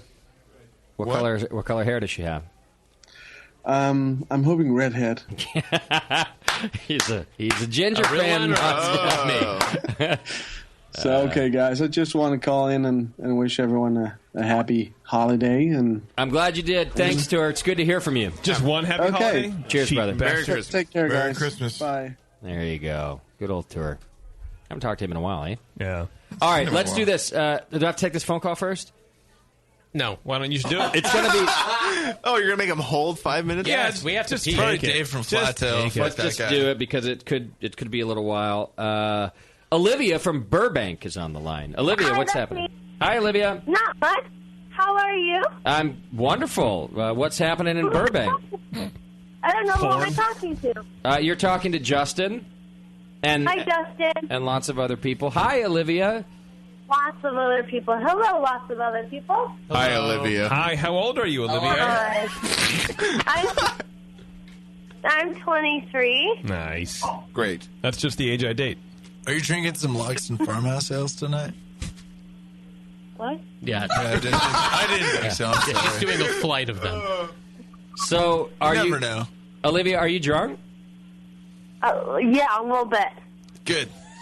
A little bit. Can we bring back Drunk of the Week tonight? I'm just finding out that Olivia is the girlfriend of Two in the Stew. I don't know if you guys I remember. am. Call her gotcha. Two in the Stew. She called He before. misses you. That's why we're calling. He's Why like, isn't hey, it? She, you why know isn't what? it I two wanna in the call them, Olivia? but I missed them. Olivia, you sound cuter than I expected. She sounds kind of like Sarah 36C. She does. Ah. Sarah has a little more bass in that shit, though. Oh. And she's I'm got all about the all about the bass. Yeah. All about that bass. Olivia, what have you been drinking tonight? Stew. Lots of beer. Do you want me to tell you what kind of beer? What kind of beer? It's all right. Okay. So we drank first Richard's beer. Tell them what you made. No, we're talking to you. Wait, no.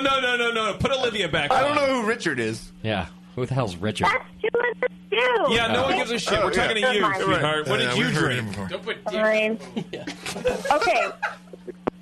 Well, Two in the Stew made a beer, and it tastes like coffee and chocolate and deliciousness stout, and it's incredible. It's called and then we Halo. also had Obsidian stout.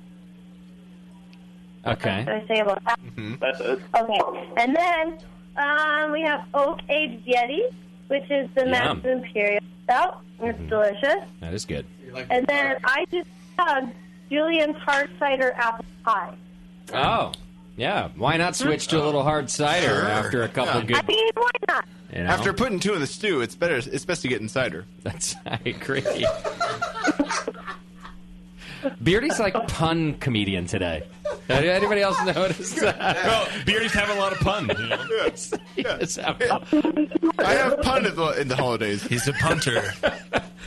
Well, Olivia, it's lovely to speak with you. I have to get us to a break because everybody has to pee. You do sound drunk, so though. bad. You sound good and drunk. But you're definitely on the... You could be our last drunk of the week. Of Drunk the year. of the year? Yeah. Wait, that's impossible. I have so many people. Yeah.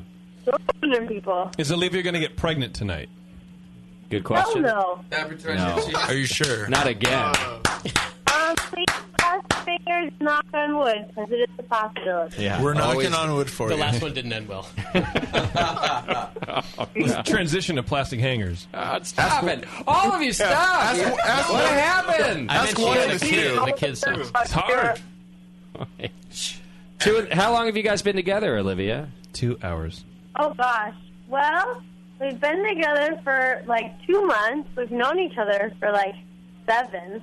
Months? Wow. So that's like a fucking long time, you know what I mean? Yeah. Remember when you were like young that. and 2 months seemed like an eternity? Yeah. It is. I don't. Yeah. I mean, it is a long time. It feels like it's time to move on already, don't you think, Olivia? I'm a little bored. No. These shriveled balls. 2 in the stew, still keeping it interesting? You know it, brah. He brings the lumber? Must be some great stew. He brings... Does he invite his friends over? I mean, how does he keep it interesting? Do you invite your friends over? How do you keep it interesting? Yes, that's exactly it. He actually loves my roommate, and we just, play around a little bit. Oh, well, now, wait a second. Wow. Wait a minute. Tell us about your roommate. His name's John. Yeah. Is your roommate male or female?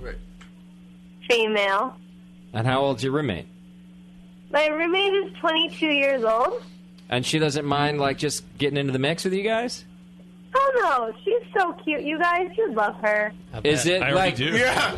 Is it ever weird the next day though? You wake up, Pass me the milk. No, we all make breakfast together, and we drink a shit ton of orange juice to make sure nobody gets sick.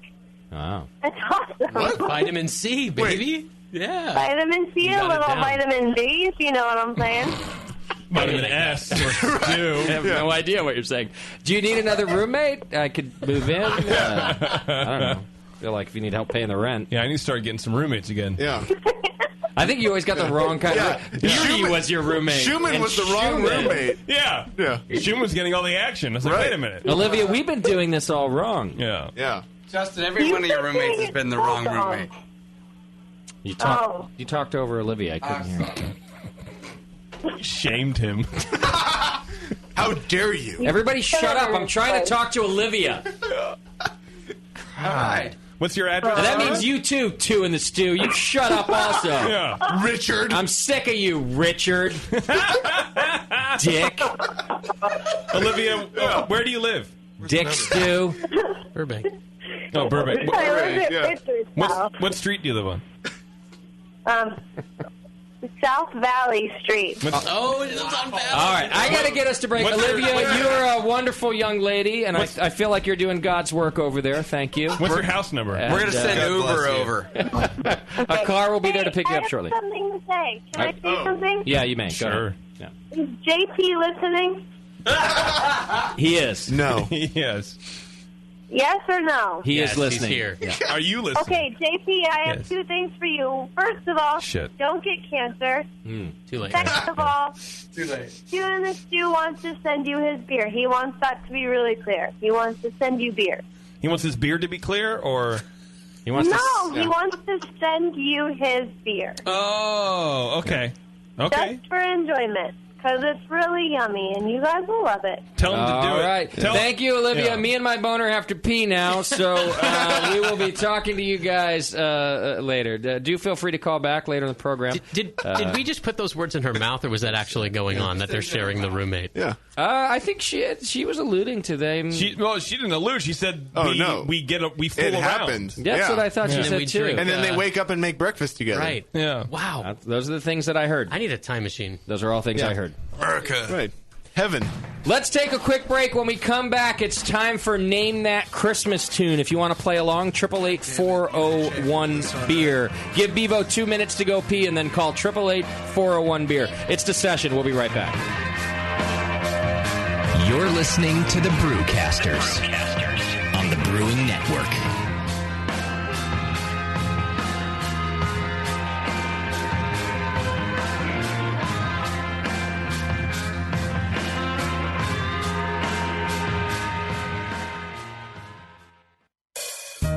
Williams Brewing is your online resource for prompt delivery of quality home brewing supplies. Since 1979, Williams Brewing has offered the finest equipment and the freshest ingredients, backed by the best customer service in the business. Do you like to mash using efficient fly sparging, but would like an easy way to heat your strike and sparge water? Enter the new Brewer's Edge electric mash water heater, a plug-in, anywhere, precisely controlled heater for strike and sparge water. Ditch the fumes and second burner and make mashing easy. Go to williamsbrewing.com today and browse their vast selection. That's williamsbrewing.com. Orders placed by 4 p.m. Pacific Time weekdays ship the same day. Brewing is easy the Williams way.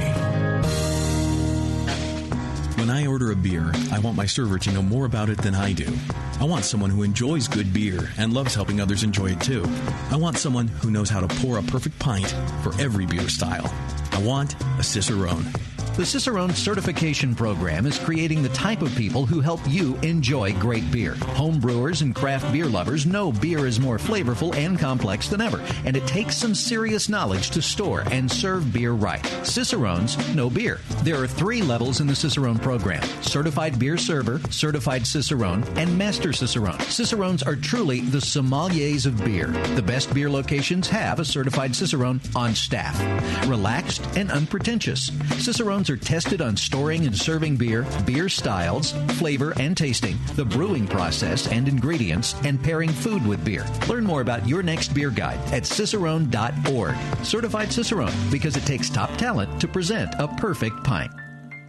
Do you know the 3 most important rules in brewing? Sanitation, sanitation, and sanitation. And no one does it better than 5-Star Chemicals. 5-Star knows sanitation. You can only sanitize clean equipment. And 5-Star knows how to clean, too. For craft brewers and home brewers, 5-Star has what you need to keep your fermenters, serving tanks, kegs, and draft lines sparkling and free of any beer-spoiling bacteria. PBW, caustic, acid cleaners, Star San, SaniClean, lubricants and defoamers, pH stabilizers, and more. 5-Star Chemicals has cleaning supplies, safety supplies, heat exchangers, pumps, hoses, and valves. And 5-Star is proud to offer eco-friendly products that exceed customer expectations. If you have a cleaning problem, you need the 5-Star solution. Visit 5starchemicals.com or call 800-782-7019. 800-782-7019 and get the 5-Star treatment today. Starting a brewery is not for the faint of heart. It's definitely a labor of love. If you're not going to give it 100%, don't bother. Brewers Publications is proud to present the Brewers Association Guide to Starting Your Own Brewery by Elysian Brewing's Dick Cantwell. Business plans, financing, sustainability, and more. This book takes you through the planning and execution needed to turn the dream of craft brewing into a reality. Whether you want to open a brew pub or a packaging brewery, learn the professional side of ingredients, wastewater, quality, and how to build the craft brewery of the future. The Brewers Association Guide to Starting Your Own Brewery, available now from Brewers Publications and brewerspublications.com. Adventures in Homebrewing have the knowledge and expertise to craft their own gear and original recipes. Some of the things homebrewing.org creates and manufactures in-house are the Brutus brew stands and propane burners, the Serial Killer adjustable 2-roller grain mill with 7-pound hopper, custom stainless steel false bottoms designed to fit kegels, coolers, and mini-sized brew pots. And the BN Army receives 10% off their homebrewing.org orders when they use coupon code AIH10 at checkout. The brewers at Adventures in Homebrewing have designed a huge selection of original recipes for extract and all-grain brewing. Adventures in Homebrewing original recipes are tried and tested, proven to be of the best quality. And right now, Adventures in Homebrewing is shipping 24 of their best recipes for free. Visit homebrewing.org for the most current selection. Once you try one of Adventures in Homebrewing recipes, you'll keep coming back for more. And now, it's even easier with free shipping on these kits. And don't forget to use the current coupon code AIH10. Adventures in Homebrewing at homebrewing.org. You're listening to the Brewing Network. Because like beer, radio shouldn't suck.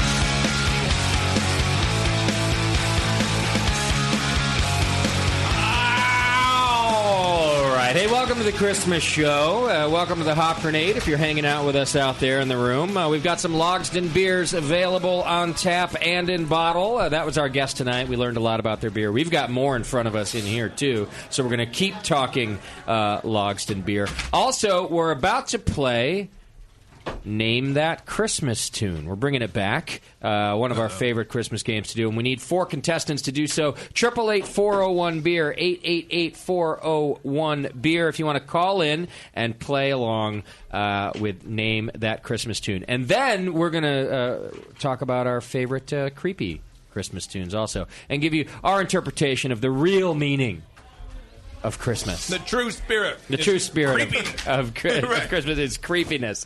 We're having a great night here and a good time drinking Logsdon beer, so I'm enjoying that. I've also, you know what, I've had one of my favorite filler beers in my glass all night, too. And by filler beer, I mean that's a positive thing. I don't want to sound bad. But Faction Pale Ale, right, Tasty? Absolutely. It's just an awesome beer to have. Charlie had 3 or 4 today, I think. Anytime. Yeah. Way to out me, Tasty. Come on. All right, before we move on and while we wait for our contestants to call, it's 888-401-BEER. Let me remind you that you should be a member of the American Homebrewers Association if you are a homebrewer. And you know what, shit, for some of you, even if you're not a homebrewer, why not? American Homebrewers Association represents us in the political world, making sure that legislation does not turn against us and homebrewing. But on top of that, you automatically get Zymergy Magazine, which is just a fantastic resource for interviews and recipes and everything homebrew. And I'll tell you right now, their website is also stellar. I'm looking at it, and you can find out about 4 ways to sour a homebrew Berliner Weiss. On right purpose, on accident. 5 tasty ingredients to use in a Randall. 4 beer cocktails to spice up the holidays. All sorts of great information over at homebrewersassociation.org. And if you hit the link on the bottom right of our homepage, it's an AHA logo, and you sign up to become a member that way, not only do you get a great membership, but we get a little piece of the action, too. And it's just a great way to support both of us. And we've really grown up with the American Homebrewers Association, and I love those guys over there. We're all members here in this room, and you should be too. Homebrewersassociation.org. But that sounds like a great beer name. 4 ways to sour. 4 ways to sour. Yeah. That is a great beer name. You can have that if you guys want.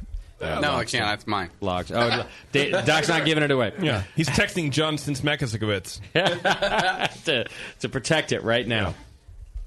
All right, so you might remember, was it last year that we did this game, Moscow, or the year before? Both. We've done it 3 years in a row now. So the idea is what? To compete against JP in the Name That Beer Tune, or are we just letting them name that beer tune on their own this time? It's a heads-up competition. In the past, it was JP, and then a caller teamed with him, and it was versus, he did versus Nicole, he did versus you, and it's a heads-up competition, and if you recall, you guess, you would say, I can name that tune in 3 seconds, and JP would say I could name that tune in 2, and you go back and forth until one of you says, "Hey, name that tune." You can't do it in half a second. Got it. When do the balls touch? That's what I want to know. Before the game. I asked Charlie. Charlie, when do the balls touch?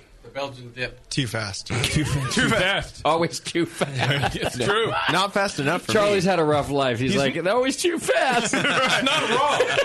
Always too fast. Now, I want to get this clear. We've had contention in the past. Should I start at the beginning of the song or pick a random spot in the middle of the song? Oh. Random spot in the middle. Yeah. I would say middle makes it more interesting. That adds another layer of difficulty. Because sometimes, though, it does. Actually, It's I think too long of an intro. I think it actually helps because sometimes the intros are like jingle bells, like they're literally like a tambourine, and then all of a sudden it breaks into a completely different song. Yeah, that's true. So random segments of the song. Okay. All right. So I do believe we have our contestants. I need someone to. Is there a score? I don't even think we keep score in this one, do we? But someone should keep score. Yeah. Someone write it down. I got to do audio. JP, can you help me out and keep score? Sure. But he's doing it. Oh no! All over the tele. Are you serious? Are you serious? No, it's a joke. Yeah, it's not happening at all. Isn't there something in the intro that mentions about keeping beer close to the? Well, it's always me that spills beer on the desk. This particular time, I didn't spill it on the mixer. I only spilled it on the phone system, which appears to be working fine. It's still blinking. So, however, if the phone system decides to fail, it's probably the most expensive piece of equipment. I did design this desk with drain holes. However, so normally I would pull the power from the phone system right now. But I'm kind of dedicated to this game, and I'm feeling like I'm just going to go for it. I'm just so glad Would it it wasn't me. kill the power if they're... As long as you... If I answer the phone? If they're still connected on my... You'll be able to take the calls. Oh, you can probably put them online for me. Oh. Could... How on earth would I do that? By working the top row instead of the bottom. Oh, that means that all this is going to be fine. Sweet. Oh, so I already dumped somebody. Yeah, one light went out. Damn it. I dumped line 2. It's pretty obvious if Warren can tell. Okay, whoever was on line 2 and just got hung up on callback. Anything else I can grab for you guys? Bevo. Oh, I think I was on line 2, but I don't know. Yeah. I know their name already. Whatever. You don't know shit. Yeah. All right, Beef. So here's Milwaukee from Steve. Here's what you do. You pay attention. The guy from Sweden. Of all the guys you could have hung up on. Oh, I hung up on Swede? Oh, well. All right. Swede. So here's what we do. That thing's going to be fine. Wait, so I need we're to good. answer the phone. Beva's going to answer the phone. And then I'm going to instruct her on how to put calls on air remotely. I'm going to sit here. This is going to be great. Okay, I'm going to sit here and hold back a fart. This is my best spill yet because really nothing's broken. Well, because you don't have to do anything. Right. Okay. Yeah. Scott's cleaning it up great. Yeah. You're doing great, Scott. Thank you. Keep it up. Finally. I don't know how I even did that one. Usually it happens when I'm Which I'm beer did drunk. you spill? The Faction Pale by Filler Beer. So the Logston beer is still intact. It was Roger getting back at you. Yeah. Spill any calling it filler beer. He punished you. Merry Christmas, asshole. He's like, your filler beer is not full anymore. I was like, because if you could hold the beer, it wouldn't have that problem. Yeah. Triple Rock. I don't know how you hold the beer, but fuck that. Oh, God. All right. Want to see my ass? Good catch, Moscow. Well done. All right, so we've got 4 contestants, and is anybody else going to play along, or are we just going to they can do a lifeline? Yeah, you know who's here for a lifeline? Who? Shoo. I knew you'd come crawling back and have me on the show. God damn it. How's this feel? Who invited Schumann to do this with us? That's right. Doc and Moscow both raised their hand. You know why? Because I was going back through listening to old audio for some other games to see how they worked in the past, and I was hearing Shu's voice on other shows. I was like, I missed that guy. Now, Schumann, since we've last seen him, has gotten married and knocked up his wife with twins, no less. Somebody knocked my wife up. Well, we're not sure who yet. It was either you or Terrence the Black, and we'll find out soon enough. He knocked up the first one. Who came along with the second to make it twins? Does it all have to happen in the same night for it to work that way? It doesn't. Like we know. Like Schumann's like, no, actually, no. Yeah. I've read They up don't on need it. to be white like me. They can be different. Some planetary alignment. I don't know. Fucking shit. I ain't a scientist. Huh? My Doc would know. He's a doctor, right? So what's going to happen here? We'll get our 4 contestants on, and then Schumann is their lifeline. Yeah. If they want to buzz in and say, for example, I can do it in 3 seconds, everybody says, okay, name that tune, and then they can't, Schumann's their help. Yes. Oh, God bless you all. All right, Bevo, here's how it works. In the top row of buttons, every time I ask you to answer a line, hit it twice. Not just once, but twice. The yellow light should stop flashing once you do it. You got me? I got you. All right, give me line 1. Hit it twice, which should be Cedar Valley Brewer from Utah. Cedar Valley, what's happening, brother? Hey, what's up? Hey, thanks for joining the show and playing along. Yeah, I'm just here drinking and listening. Are you good at Christmas songs in general? No, I hate Christmas music. So this is going to go well. Oh, yeah. I'm glad you called. Yeah. Who hates Did you not read the memo? Yeah. I'll help you out. Yeah.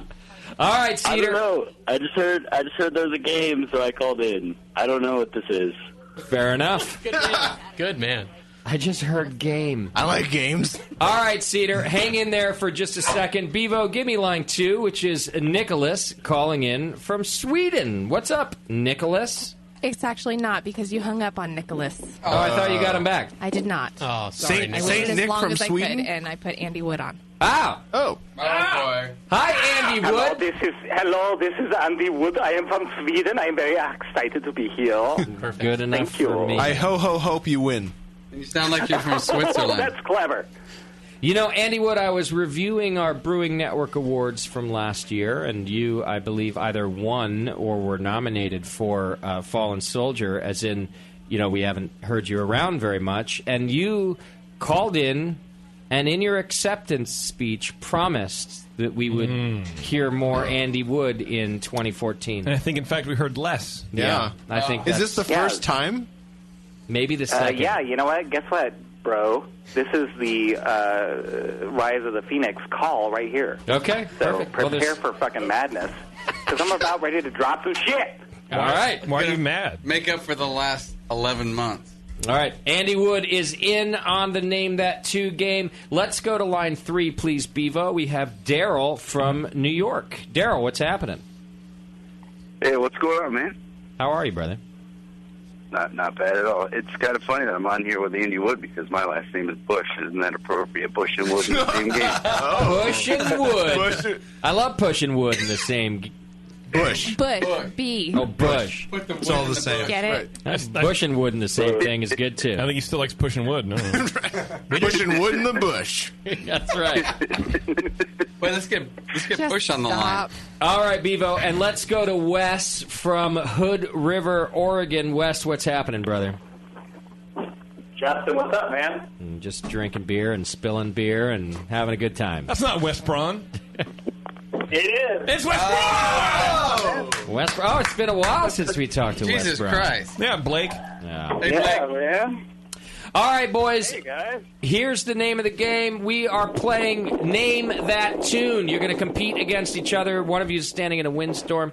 You guys are going to compete against each other. We're going to go down the line right now before listening to anything, and we're going to start with Cedar Valley Brewer. You got to tell me in how many seconds can you name that holiday tune, and you're going to bid against each other. Yes, you are. All right. So if Cedar Valley says I can do it in 1 second, Andy Wood, for example, would say, "Fuck it, name that tune." There's no way you can do it. Or Andy Wood would say, "I can do it in half a second," and so on and so forth. So if you can't beat the previous person's bet, you say, "Name that tune, douchebag." We got it? Got it. All right, Cedar Valley Brewer, you're up first. In how many seconds can you name that tune? Shit. 10 seconds. 10 seconds. Bringing it weak. I'm going to tell you right now, Cedar Valley. Because I hope so. Because if you can't. Wait, by the way, Moscow, what happens if they don't, how do the points work if they don't name it or do name it? Right? Like, are they eliminated instantly if they don't name that tune? I think at 10 seconds it should be eliminated Well, right it doesn't. now. Yeah, whatever the seconds are, if someone calls them on Name That Tune and they don't name it, what happens? Yeah, let's eliminate him. The caller Like, that's wins. it? You're just out? Yeah. Or the other guys get points. Right, the caller wins who says you can't do it. He gets the points. challenge. He gets Right. the points. The challenger gets the points. So 1 point for the challenger, and what if you get it? One point for you. Or for you. Well, Okay, there's got it. two challengers There's only one challenger. It's the person that called you on it. all right. Yeah, because it's always the person after you. Okay. Bet you can't. I love when we make up the rules on the spot. Yeah. Me too. Yeah, And then what if much you better game. if you fail 3 times or something, like you're out? Perfect. Like if you said I can do it, like what you're That's just out, bullshit. You're not right? playing the game. Because this game could go on I forever. already That's did generous. it. I already did it. That's how good I am. And then we're playing to like 5 points. In the past, we've just kind of like stopped when we felt like stopping. really. There was no end to it. I'm shocked that that's how we've done it. Okay. Doesn't sound like us. All right. We're at 3 points. Doesn't matter. So Cedar Valley Brewer said he can do it in 10 seconds. Andy Wood, would you like to choose less seconds or say, name that tune? Geez, I'm going to go out on a limb here. I'm going to say 3 seconds. Whoa! All right. That's right. This is a comeback. What? All right. That means it goes to Daryl in New York. You can either choose less seconds or say, Andy, name that tune. I'll go 2. Wow. Oh. All right. Daryl says he can do it in 2 seconds. Wes, call him on it or choose less seconds. I say name it. All right, Daryl, it's time for you to name that tune. Here is your first tune of the night. We're going to give you 2 seconds. Nobody chime in. Oh, I know it. Oh, my favorite one. It's my favorite Christmas. Me too. Give him the 2 seconds. So wait for me on the next one, Moscow. There's no other. But No, that's the best one. Give him the 2 seconds again. There you go, Daryl. Is that Silent Night? Get out of here. Oh, because nobody knows the name of it. I want you to keep in mind that you do have a lifeline in Schumann. I'll give you each 1 lifeline. Well, don't say it away. So if you want to use Schumann, you can use them now, or stick with your answer. I'll save you. Yeah, hook me up, brother. Lean on me. All right. He's going for Schumann. Yes. That's Wrecking Ball by Miley Cyrus. Hey, you got it, everybody. I got you, bro. Schumann takes it. That's Carol of the Bells. Daryl, would you like to make your own answer or stick with Schumann's answer? Which was? Carol of the Bells. Or Silent Night. Yeah, I'll take Schumann. I think it's Megan of the Bells. All right. Or make up a name. Schumann says Carol of the Bells. Who's Carol? Moscow, what is it? Yes, it's Carol of the Bells. Carol of the Hey. Bells! Wow. It is the only. Schumann named it in 2 seconds. Daryl did not, by the way. But he got the point, and that's all that matters. Daryl of the Bells. Is that his one photo friend?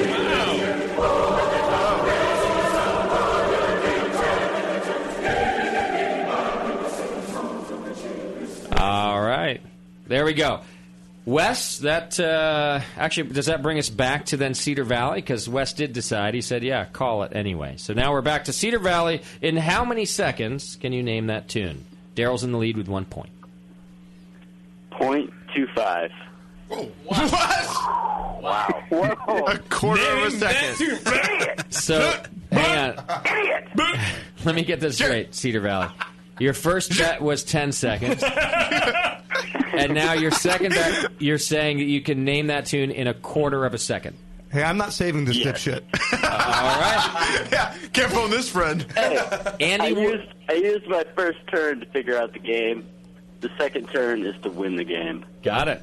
All right. Andy Wood, would you like to bet fewer seconds than 0.25 or have Cedar Valley name that tune? I sat down and wrote out my plan for this game, and obviously I didn't plan it out as well as that guy. So I'm going to say, you know what? Name that tune. All right. All right, Cedar Valley, you are going to have 0.25 seconds to name that tune. Keep in mind you also have 1 lifeline. You can use Schumann 1 time throughout the game. Moscow, go ahead.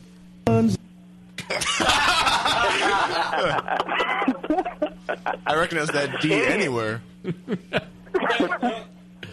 What do you think, Cedar Valley?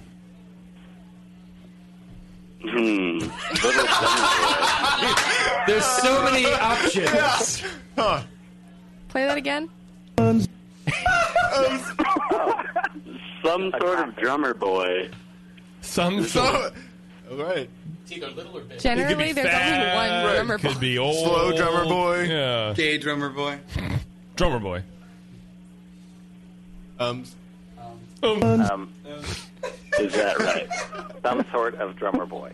You What do got you it, bro. What do you think, Cedar Valley? You want to make a guess? Do you want to use your lifeline? The Let's go with Schumann.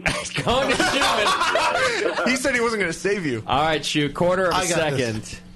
All right, play it 2 or 3 more times for me. Sounds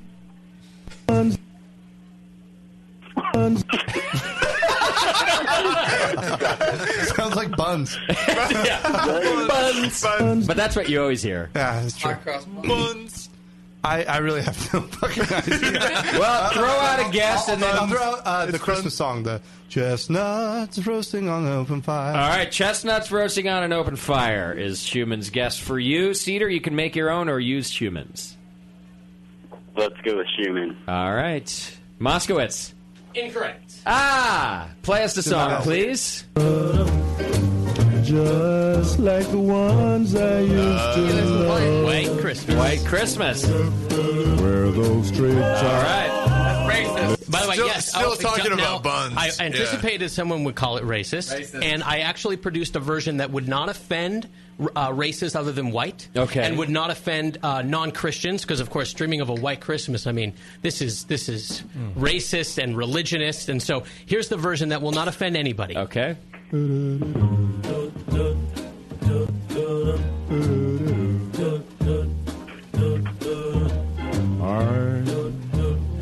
dreaming of a Yep. Oh, much better, isn't it? like the ones I used to I think that's love. just it appeals like to I'm dreaming of a everybody. fucked It would have been Christmas or nice if something. you had overdubbed it with Happy Holidays instead of White Christmas. Well, no, but what if someone's an atheist? They don't celebrate holidays. See, Warren, you got to think about everybody. Of a December 25th. What do you Of a no specific color, non-denominational thing. Another day. Yeah, why don't Dear people just shake God. hands and say, hope you don't get AIDS? That wouldn't offend anybody. I like getting Except for the people with off AIDS. work. The abstinent people. All right, so that gives Andy Wood 1 point because he challenged and Cedar Valley failed. All right, we're on to Daryl from New York. Daryl, in how many seconds? Who's underwater? Does that mean Wes has a point then? Yeah, Wes had a... yeah, okay. Wait, no, Daryl got it right. Daryl and Andy have points. Daryl got it right. So Andy has a point and Daryl has a point. And but Wes now is it's stuck. Daryl's turn once again to say how many seconds he can do the song in. Daryl, how many seconds? I will go 3 seconds. 3 seconds from Daryl. Wes, less seconds or call him on it? 2 seconds. Wes says 2 seconds. Cedar Valley, less seconds or call him on it? Call him on it. All right, Wes, you're going to have to Oh. name that tune in 2 seconds. Go ahead, Moscow. A beautiful sight. I know this Walking one. in a Winter Wonderland. I know it. Was that Wes? Give me your answer once more, please. Walking in a Winter Wonderland. Is that your final I answer? think that's the title of it. That's my final answer. Moskowitz? Well, what did the judges say? He's got the title mostly right, Winter Wonderland? Nope. I'm good with it. Too many words. Sleigh bells ring. Are you listening? This is the Ray Charles version. You should have done the Joe Cocker version. Actually, I was thinking you should have done the German version. A beautiful I thought we were dreaming of a White Christmas. Have you actually seen the video for this? Beardy. Neither has Ray Charles. Gone away. Here's the bluebird. Here to stay. All right, there we go. That's a point for Wes.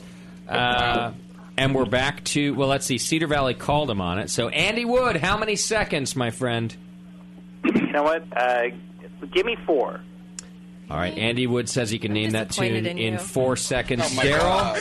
Come on. Daryl, less I'll go. or call him on it? I'll go 2. 2 seconds for Daryl. Wes, what do you think? 1.5. 1.5 seconds for Wes. Cedar Valley? 1 and just shy of a half. I don't fucking know. No. You got to go. Quarter second increments. Okay. Well, least. how about Half. that was a mistake. Half second increments. Yeah, yeah. So you can go 1 1.25. second or call him on it, Cedar. 1 second. You know that if you call him on it and he doesn't get it, you get the point, right? I'm just making sure. I'll call him on it in that case. Okay, I'm just making sure you know the rules of the game. On a second and a half? So 1.5 seconds for Wes. If he gets it, he gets the point. If he doesn't, Cedar Valley gets the point. Here we go. Oh, shit. Ooh, wow. I got it. Idiot. This peach beer, by the way, is unbelievable. It is fantastic. Beer? Oh my god! It's the beer we can't talk about. Sorry. Yeah, the unmentionable is fantastic. Sorry. Yeah. Play it again. All right, Wes. I have no fucking idea. Did Wes use his Weird. lifeline the last time? No, Daryl used it. I did not use a lifeline. So you Schumann, called him on. Help me out. All right, he's calling for Schumann.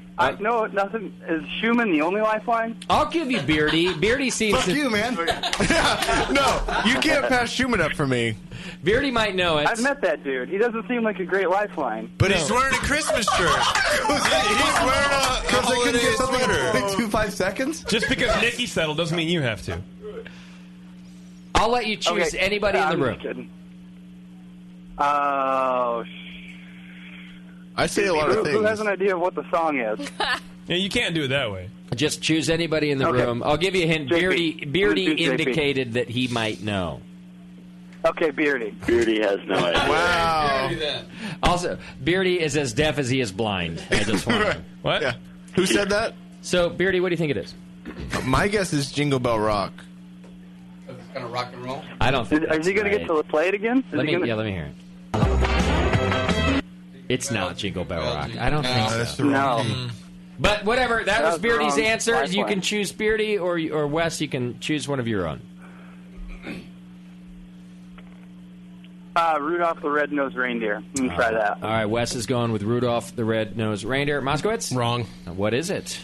It is rocking around the Christmas. Of course it is. Dummies. I thought. I can't believe you didn't know that, Schumann.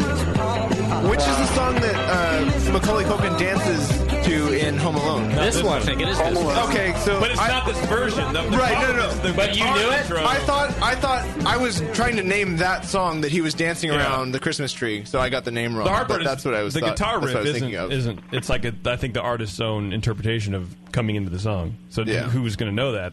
Right. I'm giving Beardy an out. An out. I Yeah. see. My goal was the Macaulay Culkin Home Alone song. Right. But I'll tell you what I knew what it was, but you're just dumb.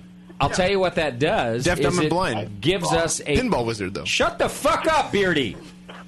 The jokes have to be short in the radio. They can't go 10 comments long. Well, they can if you don't. And you and JP are the worst at it when you're together because you keep going back and forth. Did we go back and forth? Beardy? Yes. Well, they only do it because you don't get it. I don't give a shit. I don't feel like we go back and forth. I feel like you just don't. All right. And that score? We're now at a tie score. Oh. Everybody's got 1 point. Oh. What I forgot to tally, though, was the wrong answers because I said if they got it wrong like 3 times, they're Screw it, out, we're making right? up the rules as we go. So Wes just got it wrong. I know that. Who else got it wrong? Anybody? I think Warren got it wrong. Best up. Warren got it wrong. Which caller But got it? Warren's already been booted, so that doesn't count. Brewers Code. He got it wrong. All right, so Cedar Valley got that point. Andy Wood, how many seconds? Give me 4. 4 seconds. 4 seconds. All right. Daryl from New York. Less or call him on it? 2. 2 seconds. Wes, less or call him on it? Call him on it. All right, 2 seconds for Daryl. Let's go for it. Frightful, but the Mr. Carter! One more time. One more time. frightful, but the All right. Oh, shit. 2 seconds for Daryl. Now, Oh, shit. Really? I believe Daryl used his lifeline already. Yeah. Do you get more How than about one? Rudolph?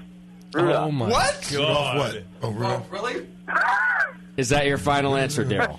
Rudolph wasn't frightened. Are you a Jew, Daryl? Rudolph wasn't frightened. Right, yeah. All right. Happy solstice, Daryl. Frosty, that's it. Frosty. All right, Daryl, are you going with Frosty? This is painful. Daryl's going Yeah, with... that's it. I'm done with Frosty. All right, Daryl's going with Frosty the Snowman, He was frightful. called by Wes. What is the answer, Can I Moscow? jump a guess for a point? No. No. The snow part is right, but Frosty is not. It's Let It Snow. Yeah. oh, the weather outside is frightful, but the fire is so Delightful. No, don't let it snow, man. Since we've no place to go, Let it snow, let it snow, let it snow, let it snow. All right, that's a point for Wes, who is now in the lead. Back to Cedar Valley. How many seconds? 2. 2 seconds. Andy Wood? Name that tune, motherfucker! Cedar Valley, in 2 seconds, name that tune. Oh, shit. Oh, bullshit. Please! I know the song! Everybody knows the song. You may not play really it again. That was it. That was your 2 What was seconds. Exactly. Jingle bells. Cedar Valley says Jingle Bells. No, it's Jingle Bell Rock. I knew it! That means Andy Wood got the point. Yeah.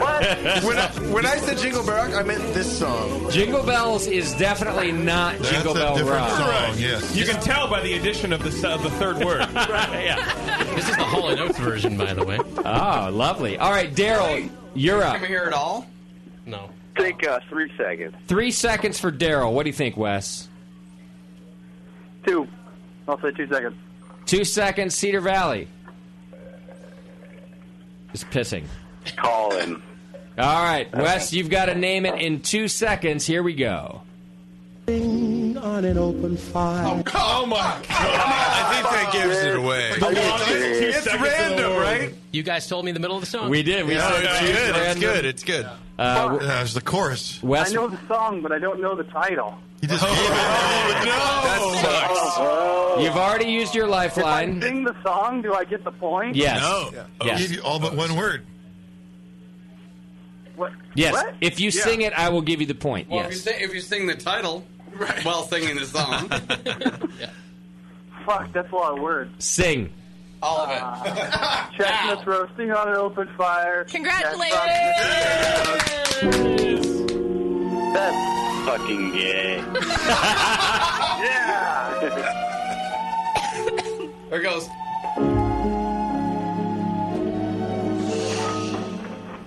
All right, we get it. Chestnuts What is that even called? That's just called. Yeah, chestnuts and shit. I can It's the fucking Christmas sing that song, so too. he got the name wrong. All right, that was 3 points for Wes. Cedar Valley called him on it. Andy Wood, it's to you. Well, hello. How are you? Hi, buddy. How many seconds? I can name this song if you do it the same way as you did the last one in 3 seconds. Andy Wood says 3 seconds. Daryl, what do you think? Give it to me, Wood. All right, he's calling him on it. Andy Wood, in 3 seconds, name That's a lot of wood. this tune.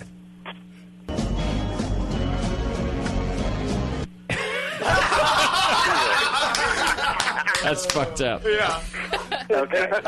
So this is my big comeback to the show, and this is what you're doing to me. There was a saxophone.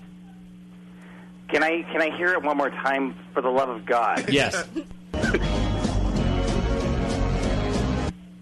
Oh, Schumann knows. Yeah. That's a nice bridge. That's No it's words. great. I love how you pick the middle of the song. Can I hear it? Can I hear it 18 more times? Can I hear I don't the next think. sentence? No, because I don't think it's going to help. I'll give you one more listen, and Andy, I don't believe you've used your lifeline yet. Just to let you know, but one more listen. Okay, that sounds like Kenny Rogers to me. Lady. Sounds like sounds like at the hop to me. Okay, I'm gonna call on my lifeline, my brother from another mother, my brother. Schumann. Oh yeah, Schumann. No, my I forgot stepbrother Tom. Still talking about Schumann. What's up, Wood? Do you What's know up, it, friend? I Schumann? love you. I don't know it. Would you like to? Hey, great lifeline, Could guys. you give me another 3 seconds for a lifeline? Like that tells nobody. Can Different part of the song. Yeah, different part of the song. Let's give Schumann the lifeline, a different part of the song for 3 seconds. Because that sucked. Oh my God! But now, Andy, now that we've done that for you, Well, I can even tell you what whatever album this is Schumann on. answers is what you have to do. Yeah. Yeah, I can tell you. Okay. I can tell you the name of the album this is even Oh, on. gee, whatever, overachiever. wow. Just name the fucking song. What year was it recorded? It's actually Phil Spector. Okay. It's a sleigh ride. Sleigh Ride. Well, yeah, it's a whole wall of sound. He had a Christmas album called very Moscow, is this correct? Yes, it's the Ronettes sleigh ride. There we go.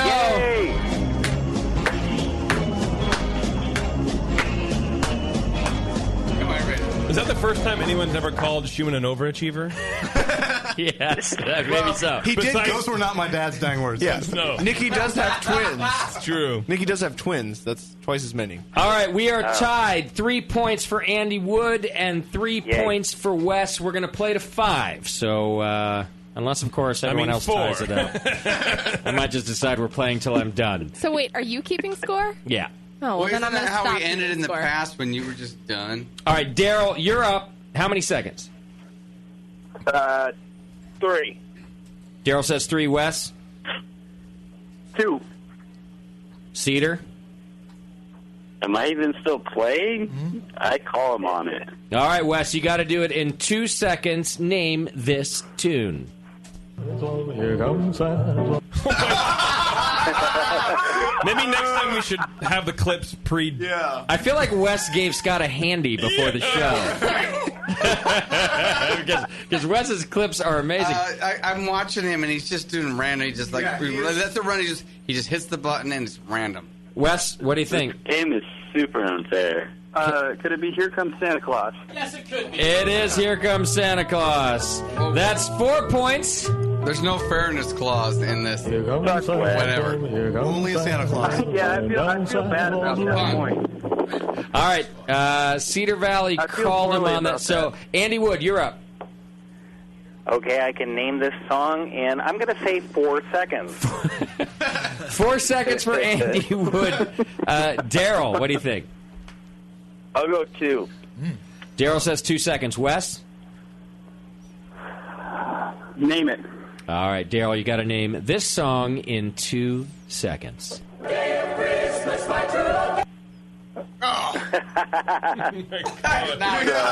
it's not 12 fair. Days of Christmas? That's right. This is a pretty easy one. First day of Christmas, my true love gave to me. And it's the Alan Sherman a Japanese version. transistor radio. Wait.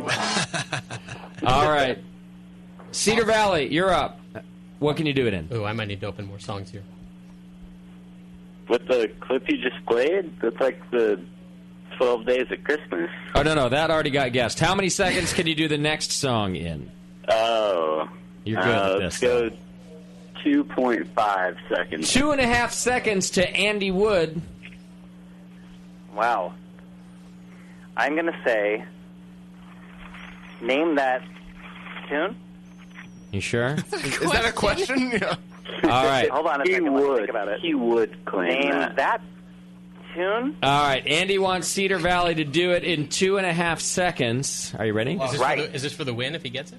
No. No? I hope not. No, I'm clearly losing. Wes is in the lead with 4. If Cedar gets it wrong, Andy ties for 4. Here we go. Yeah. Just slip a sable under. Oh. Oh, shit. I believe Cedar has used up his lifeline, so he's on his own here. The Nutcracker. Get out of here. You're dumb. No. Yeah. Well, first of all, Yes, I Bevo? would never talk to somebody the way you guys just did. That was very rude. Fuck you, Bevo. Is that your final answer?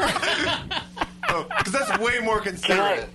Can I get a replay? Quit mocking him. Yes. You should ask for a refund.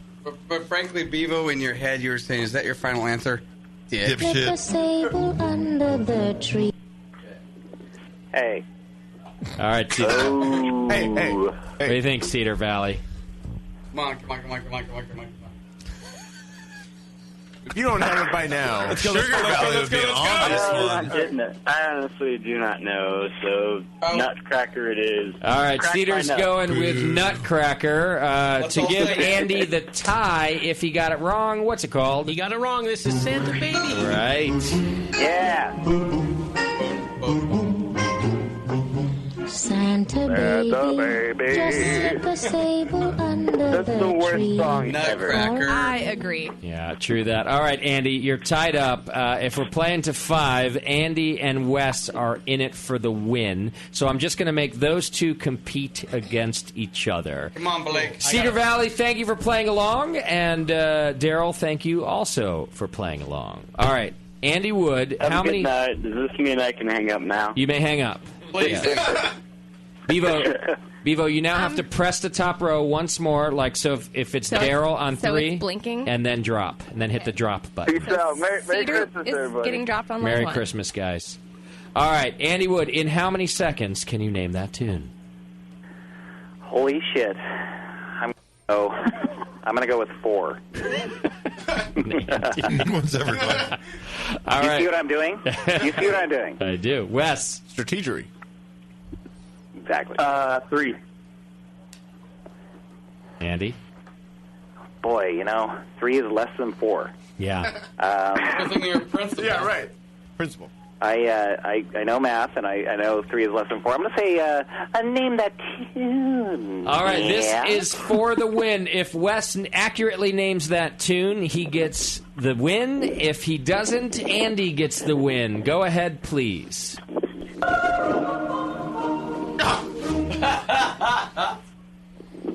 Yeah.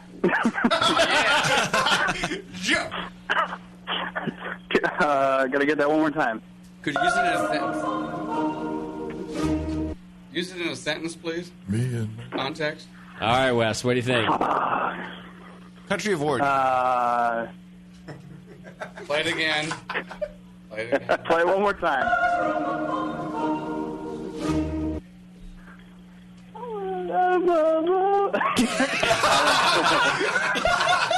We'll accept that. Yeah, that's right. For the win. Pretty much how it goes. Can you give me the spelling of that song? Hold on. A country of origin.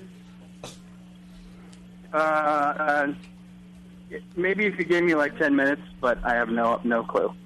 No guesses? Nothing? You're gonna feel dumb. You're just gonna you're gonna concede the win? You're dumb. No. Little dummy boy. Go ahead.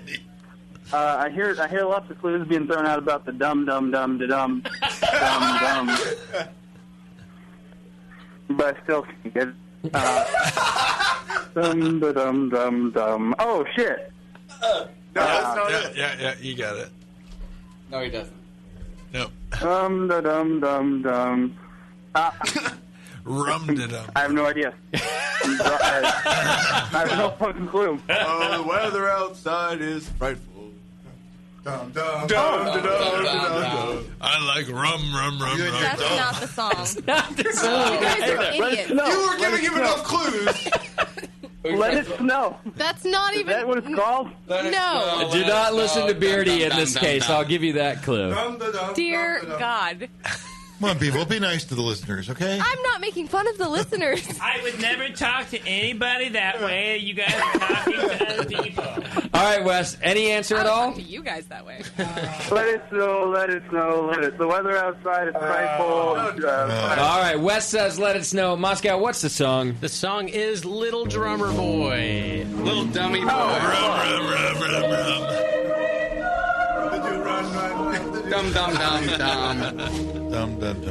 Dumb. Ladies and gentlemen, that makes Andy Wood our winner.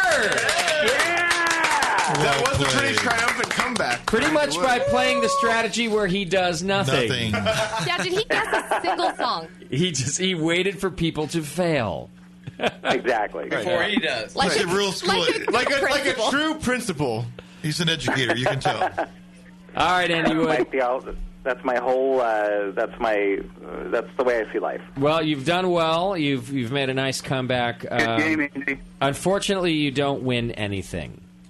No, I figured that would be the case. And I just the victory itself is such sweet success, and I'd like to say thank you to the Brewing Network for this opportunity to see others fail.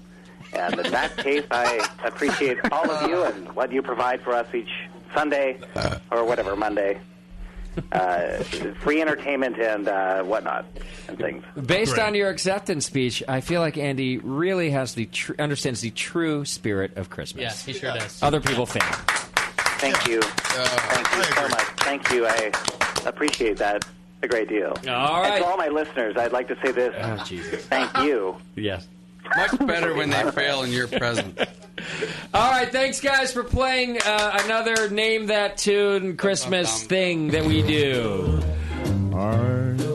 That's right. We're going to take a quick break. When we come back, we're going to play you effed up Christmas songs that we interpret for you. Plus, we've got more beer to drink. And we still got Twitter shit. We'll be back. Listen, and children, listen to hear sleigh bells in the snow. Then I am dreaming of a white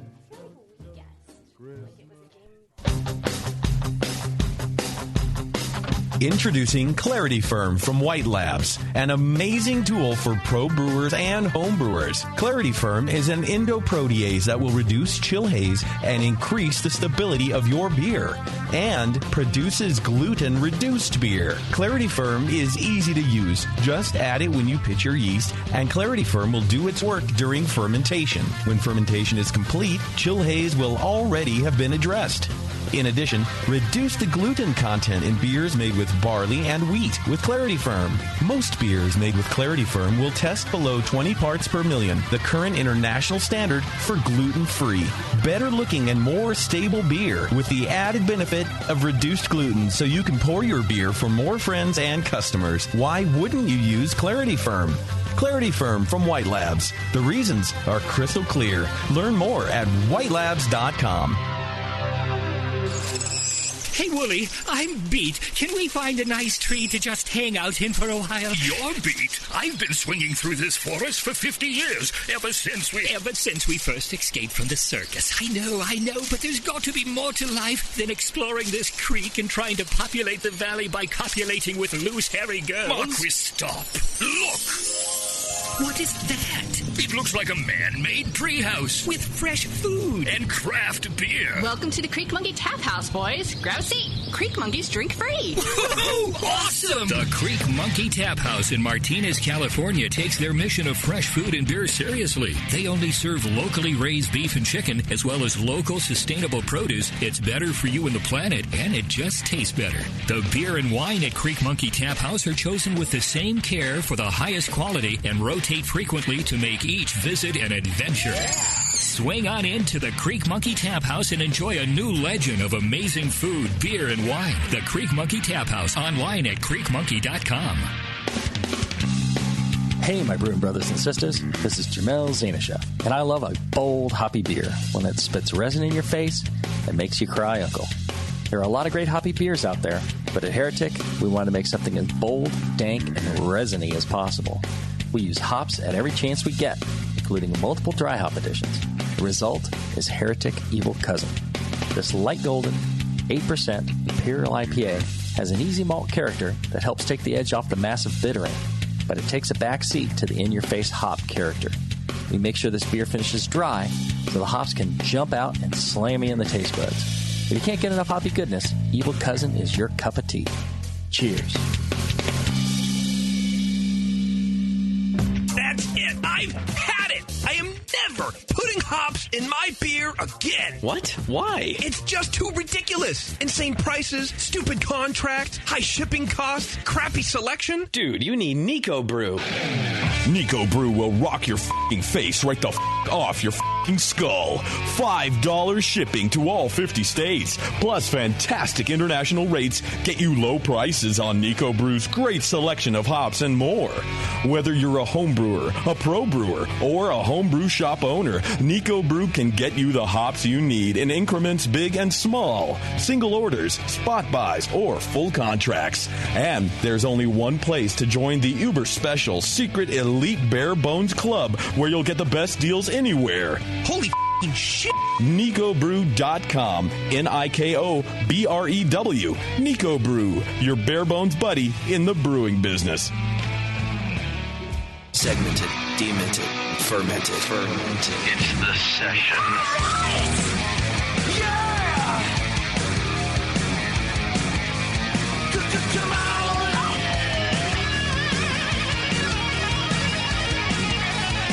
Yeah! Welcome back to the program. Wrapping up our holiday show with just a few more things to do here, including our creepy Christmas song interpretation game. It's not really a game. It's more of Commentary. It's more of a creepy Christmas song interpretation. Yeah. Without the game. Right. Plus, we've got our Pink Unicorn, which we haven't done since, I want to say, the Pacheco House. Yep, 2011. Was the last time we did this this game, right? Yep. So we got our, which just like a white elephant, but for one, some of the gifts are imaginary or made up, and two, we just like pink unicorns better than white elephants. Right. You guys want to hear what Nicole got people back in 2011, or should we wait for the game? Oh, we should know. Did Nicole and Nate leave, by the way? No. They're still out there drinking? They didn't leave without saying goodbye, did they? Here's what Nicole did in 2011. That was their gift. Nicole's there. Where's my thing here? My gift is the magical lunch meat unicorn, a rainbow-colored unicorn with a tap handle and faucet for a horn. Oh. This magical tap handle is shaped like a penis and will pour any beer in the world that the owner of the unicorn desires. Yep. So let's see if she can top herself this year. Our audio was so much better in my bedroom back then. We sounded great. Yeah. Let's go back to Pacheco. Let's do it. Get out of here. Hey, Doc, where's my beer, by the way? Penis. Turn up the outside speakers. There you go. They're standing out there at the bar, drinking. It's all right. We're just doing a show in here. Where's my beer, Doc? Get your ass in here. I'm here for you. All right. So what we want to do is play these Christmas songs that we found to be quite disturbing. Yeah. In some cases. In other cases, they're like just very traditional Christmas songs that have lost their meaning, I think. Or that we just still found to be disturbing, even though maybe there's nothing wrong with them, but in our eyes, there's still something wrong with them. Bevo, mute your goddamn microphone. Turn your mic. It's like she's telling us, no, hang on a second, I'm on the phone. She gave him the one finger point. That was amazing. I'll get back to you as soon as I'm done doing my job. I'm sorry, somebody is requesting please put your balls on my big double D's or something. Like, that's a song? Apparently. I didn't know that was a song. Get that, Moscow. Yeah, can you find Balls, it? double D's. Google that shit. Thank you, Doc. I need a beer. There. I need a beer to spill on the desk. No, we know. There's 2 more boards to get covered in beer. No. All right, real quick, before we get to my favorite new game, which is creepy Christmas songs, don't forget about Beersmith homebrewing software. You can go to beersmith.com right now and download their homebrewing software. It's a free 21-day trial, so I know that we all use it and we love it, but you don't have to take our word for it because you get a free trial. But also, as I've been telling you about, our good friend John Palmer teamed up with Beersmith to make the How to Brew All Grain DVD series. So right now, you can get How to Brew All Grain and check it out. There's even a little clip right there on the beersmith.com website so you can know what you're getting into. But going all grain can be a little bit daunting, I feel like, on your first shot. So if you go check it out, I'm pretty sure it's going to make you feel comfortable and know how easy it is to dive into all grain. Go to beersmith.com right now. The brewing software is fantastic. The DVDs might be even better. Check them out, beersmith.com. All right, so we came up with this game because it's not even a game; it's just this commentary segment because we were sitting around listening to holiday songs. Yeah, and Bevo started to mention that one song in particular is like the original date rape song, like that. Well, there have since been other date rape songs, like from Stone Temple Pilots, among other people. But this was like back in the 50s or something, I think. Scott will give us the lowdown. But the original date rape song. So why don't we start with that? It's holiday songs that you hear on the radio that are actually much creepier than you thought they were. Moscow, what's the first one? Well, we'll start with Baby It's Cold Outside. It's originally from a film with Ricardo Montalban and Esther Williams and Red Skelton, and it's from the early 50s. Okay. And did you happen to watch the actual video of the original performance of the song was in this film? No. No one watched it? No. So it's basically Ricardo and Esther Williams in an apartment, and they're doing a sort of dance number along with this song. So you'll hear them just sort of start talking to each other, and then they'll bust into actual music. You know, for an evening that started out so badly, it has definite possibilities. Possibilities? Before you drink, you must always say, salute. You must say roofie. Roofie. You know, Salute. Salute. Jesus, wasn't there like a song version? We have to watch the movie first? Yes? Interesting. Really can't stay. Baby, it's cold outside. I've got to go away. Baby, it's cold outside. This evening has been Hoping that you drop so in. very nice. I'll hold your hands. They're just like My ice. mother will start He's to a really good worry. singer. Oh, what's your My hurry? father will be pacing the floor. Listen to the fireplace So roar. really I'd better scurry. Beautiful, please don't Well, hurry. maybe just a half a drink more. Put some records on while I The pour. neighbors might But say. baby, it's bad out there. By the way, little known fact, this was the original theme to The Cosby Show before they... Inappropriate. I'll take your hat. Your hair looks I swell. ought to say no, no, no. Mind if sir. I move in closer? At least I'm going to say that I tried. What's the sense of... Pause it right there. Should we be tipped off right now by the line, no, no, no? Like it's written into the song, no, no, no. It's never stopped me. And the guy keeps going and go. Well, because this is the 50s. It didn't mean no back then. Go. No didn't mean no in the It only 50s. means Not at no. It was actually 1949. Okay, What is this 49. sense of hurting my pride? Well, if you put it that way, Yeah. Moscow. Why are you going to tell me no? Go on, please. It's cold outside. And we have no cable. There's the interlude. So now we've heard just the stay inside, but soon they start drinking too, and he's like forcing drinks on her. Baby, Yeah. it's Like cold roofies. outside. The answer is But no. baby, it's cold outside. The welcome has How been lucky that you dropped so in. nice and warm. Look out the window at that My storm. sister will be. Gosh, your lips look My delicious. brother will Creeper. be there. The door. Waves upon a tropical My shore. maiden aunt's mind is vicious. Gosh, your lips are delicious. Or maybe just a cigarette more. Never such a pleaser before. Ah, the good old days. Clearly, it's working. She's like, oh, wow. God, I feel like I'm dirty in Vegas. Well, it's hard to leave after the roofie. How can you do this thing to me? Bound to be hard. Yeah, then you make her feel bad. My lifelong At least sorrow. there will be plenty Does of this napkin smell like chloroform? But it's cold outside. I really can't stay.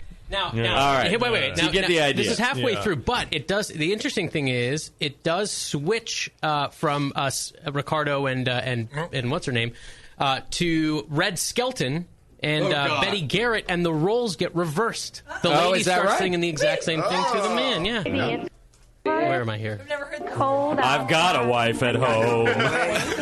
outside. This evening has Been hoping that you'd drop so me. very She's also a nice. really good I'll singer. hold your hands. They're just like My ice. mother will start to worry. Beautiful white Father Where was he from? Listen to the fireplace So roll. really I'd better scurry. Beautiful, please don't hurry. Maybe just a little drink Put more. some records on while I pose. The neighbors might But baby, think. it's bad out there. Say This what song won an you Academy need. Award, by the way. It did? This was best song that year. For rapiest song. Wow, yeah. It was a new category in 49. Yeah. And this Once year, and only. the rapiest song.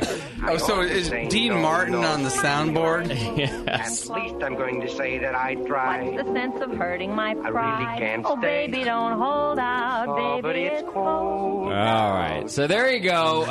That, I think, when we started this thing behind the scenes, we thought was going to be our creepiest song. Yeah. But then JP went to work and found us some really, like, check this network of creeps. Huh? I mean, that one's pretty good because basically the guy should just be in sales. Because the chick is dressed. He is a She's pusher. out the door. The Right. snow is to her knees, and she's willing to walk home Yeah. and not stay with him. And eventually, he closes. He should get a cup of coffee. he's the song should be called The Closer. Coffee is for closers definitely the only. closer. Yeah. He gets for sure. Roofied coffee. Yeah. Rape culture.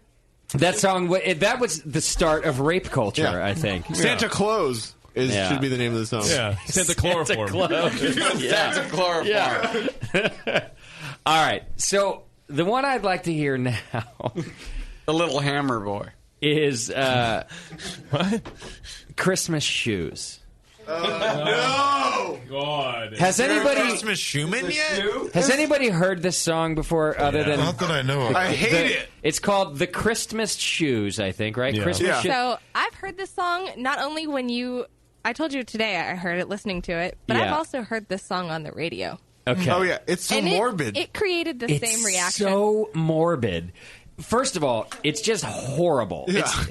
Just quality-wise, it's a fucking terrible song. Yeah. And it's cheesy. But then, by the time you get to the end, it's really morbid. From the kid's point of view. Yes! Yeah. So, play a little bit of it. We'll get the idea of how awful it is, and then we'll probably skip to the end. Okay, now let's skip to the end. Yeah, right. Now that you have an idea. The 90s keyboard is enough. Oh, yeah. It's from 2000. How dare you?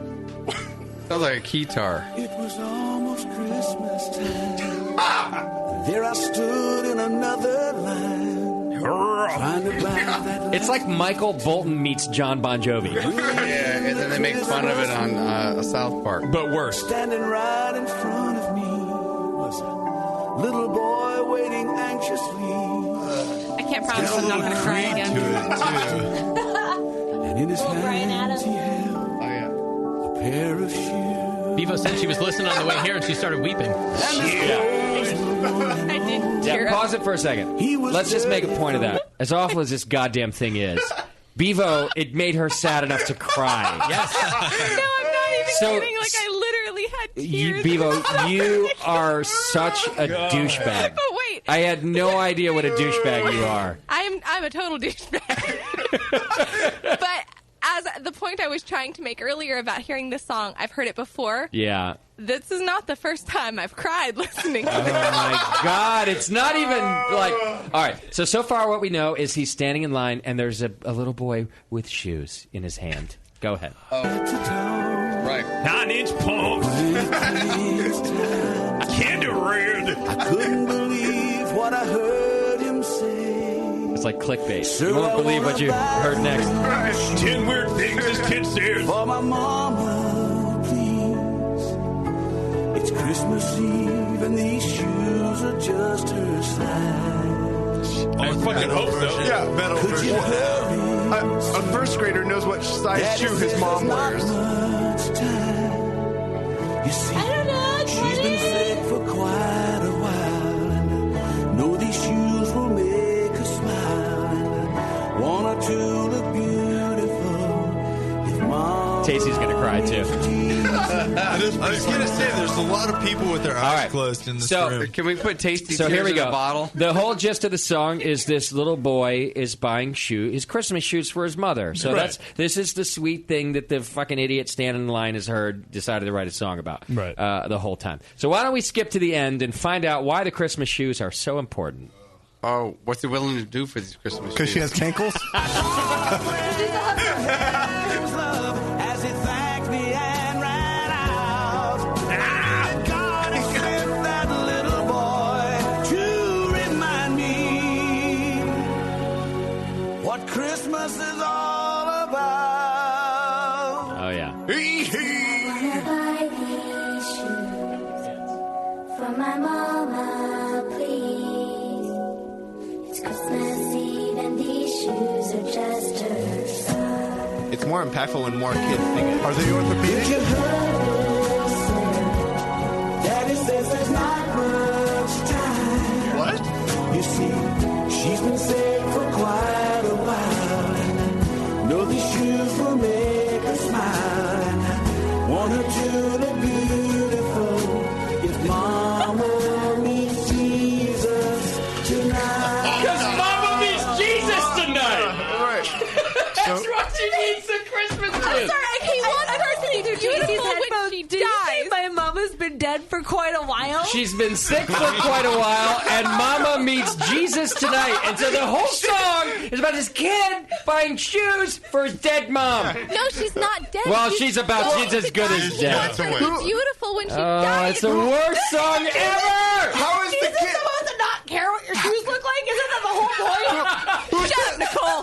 Who sends the kid to the department store while his mom's about to die? He'd be like, you better go buy your mom some shoes. With no money. Right. So the kid doesn't have any money. Churches. Hey, the whole time, all I heard was Cartman singing this. Mama needs shoes tonight. Bevo, how did you cry to this song? You are such an... First of all, let me preface this by saying I have a lot of feelings.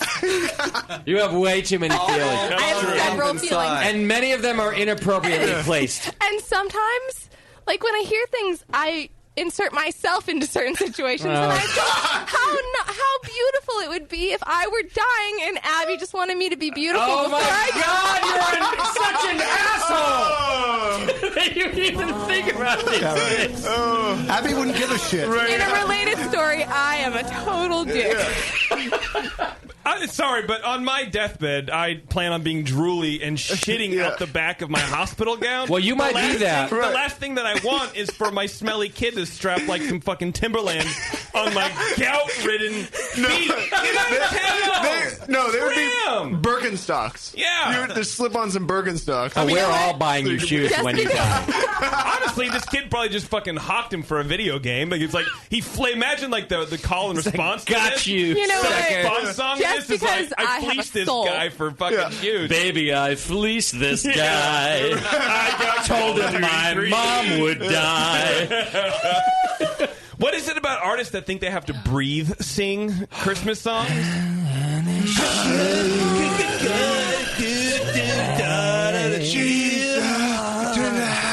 So this one definitely takes the cake for even creepier than the Christmas rape song. It is very creepy. The video, too, this is by a group called New Song, and it's like a five adult men in this Christian group. Yeah. And one guy sings this song. So if you watch the video, the other four of them are just kind of standing there watching the guy singing. It's real weird. Creepy. This is platform. So it's totally two different generations. It's we're Bevo's speaking favorite of. band. I've never heard of them. Oh. So I've never heard of this song before JP found it for us. Isn't there like a Lifetime movie of it or something? With Rob Lowe from 2002. It was Rob Lowe. It's a TV movie. Rob Lowe's the dad who sends the stupid kid to buy shoes. I think we should all watch this movie. Hey, It's on my list. Isn't he on your cry shirt? like an idiot, Bevo. This is why Bevo, isn't he on your shirt?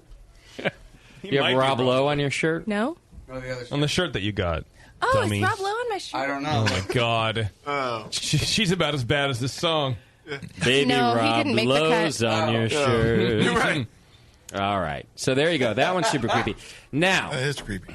here's a song that I think Whatever. was written for my future. I already know which one it is. Christmas shoes. So why don't you go ahead and play this lovely John Denver tune, Moskowitz? By the way, everybody else thought the same thing. Don't get drunk this Christmas. I don't want to see my mama cry. Please, Daddy, don't get drunk this Christmas. And crash your plane into the ground. How badly... Now listen... I went to therapy This was a every week for over 3 years. How badly do you need therapy if you put this song on your album, like John Denver did? It was Please, Daddy, don't get drunk this Christmas. This was 1975 when you couldn't judge. What are you uptight? You're not uptight, are you? This is obviously a cleansing song. He had to get it out. He needed to get it out. This song didn't make you Please, cry. Daddy, could you give me some flying lessons for Christmas? Oh, that's not okay. Could you teach me to buy a real plane? Here, Daddy, I bought you flying lessons for Christmas. Like, I don't even have an interpretation for this song except for how effed up the individual is that wrote it. Well, or how, like, just the place you came from. I want Or how effed up you think your audience is. Yeah, I just want to see the look on the soundboard guy's face when he's singing this. And he was like, he's trying to mix Your it. dad too? Yeah. Did this one like make the charts or something, Moscow? You gave us some stats. I don't remember. B-side. This was on like Rocky Mountain something. Yeah, Rocky Mountain Christmas. I don't have chart I think stats. it's the last song on the B-side just to fill it out. Kind of thing. But it was a best-selling Christmas album for sure. John The Denver album I was can selling see. millions What? of records in the 70s. That's the play we skip right over. At one part in the song, he's like, I saw you fall down under the tree or whatever. I'm like, well, what if he just was giving himself as a gift? Throughout the whole song, the dad just seems like a happy drunk. It's the mom who's fucking uptight. And like, mom, let him be drunk. Mom had to pick you up, and mom was crying. Get a fucking break, man. He was probably like this when you got married. You can't change him. Stop being so uptight. And there's the other person in this equation that needs therapy. There's the guy who wrote it, and there's the guy who reacts that way. Yeah, just let him be, man. You married the guy. Just saying, it's always mom that gets too drunk. It is? Oh, yeah. She's like drinking the wine. This is the other guy who needs therapy about his family. Right. The guy who transfers gender roles. Play us a little more, will you, please? Sure.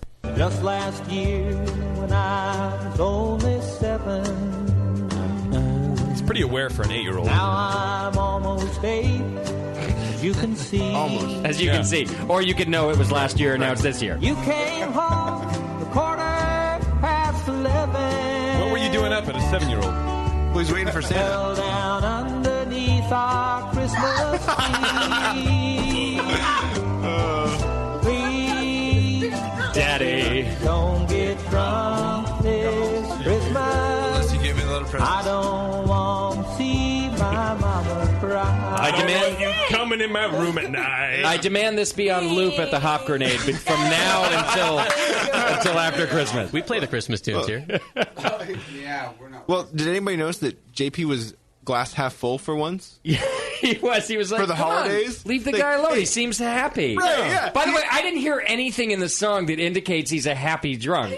Well, because he fell down. I said maybe he's happy. Maybe, but he's not like, you can fall down and you just trip. And the kid's 7 years old. He doesn't know from anything. He wasn't singing, don't let him beat us up this year. Right, exactly. Please don't let Uncle Raymond come in my room this Christmas. Yeah. Daddy, don't beat our ass this year. We've only heard half the song. We have not heard the lyrics about him getting beat down at Christmas or nothing. Because there are none. All right, I have an important question for Tasty. Tasty, you grew up in Missouri. Hit with a door. Were you already familiar with this song? That's what I'm curious about. This is the first I heard. Okay, just checking. Because in California... I've seen daddies get drunk for Christmas. I've seen that. It's just such a weird song to record. I don't know. It's a little bizarre. It just creeps me out even that it... Well, it needs like, to if be you want to write this song therapeutically and, like, play it for yourself, go ahead, John Denver. But what about all those people that can't afford therapy, Justin? They need this song. They need the song. Yeah. It's the filler track, like Tasty said, you know? They're recording this album in August. You know, they got to get out by Christmas. Yeah. They need another track or two. All right. It's the Faction Pale Ale. Got to get this one in, you know? Filler. Or you can send it to the BN. All right, what else is on our list? Creepy Christmas songs. More? Oh, there's more. Let's see. You want to do I Saw Mommy Kissing Santa Claus? Yeah, that one's on there. I think we all know how creepy that is. You can play a little bit of it. It's just gross.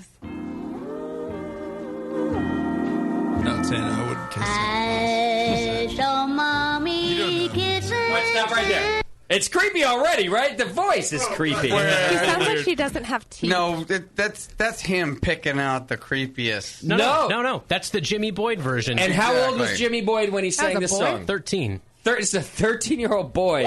Whoa. I already hit him. Okay, and Scott, where did this song make it onto the charts? This was number 1 in 1952. Whoa. Yeah, keep going, please. Yeah.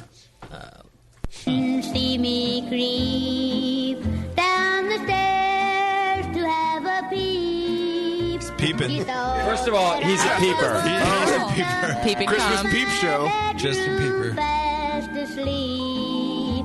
Then I saw Mommy tickle Santa. Oh, that's totally different.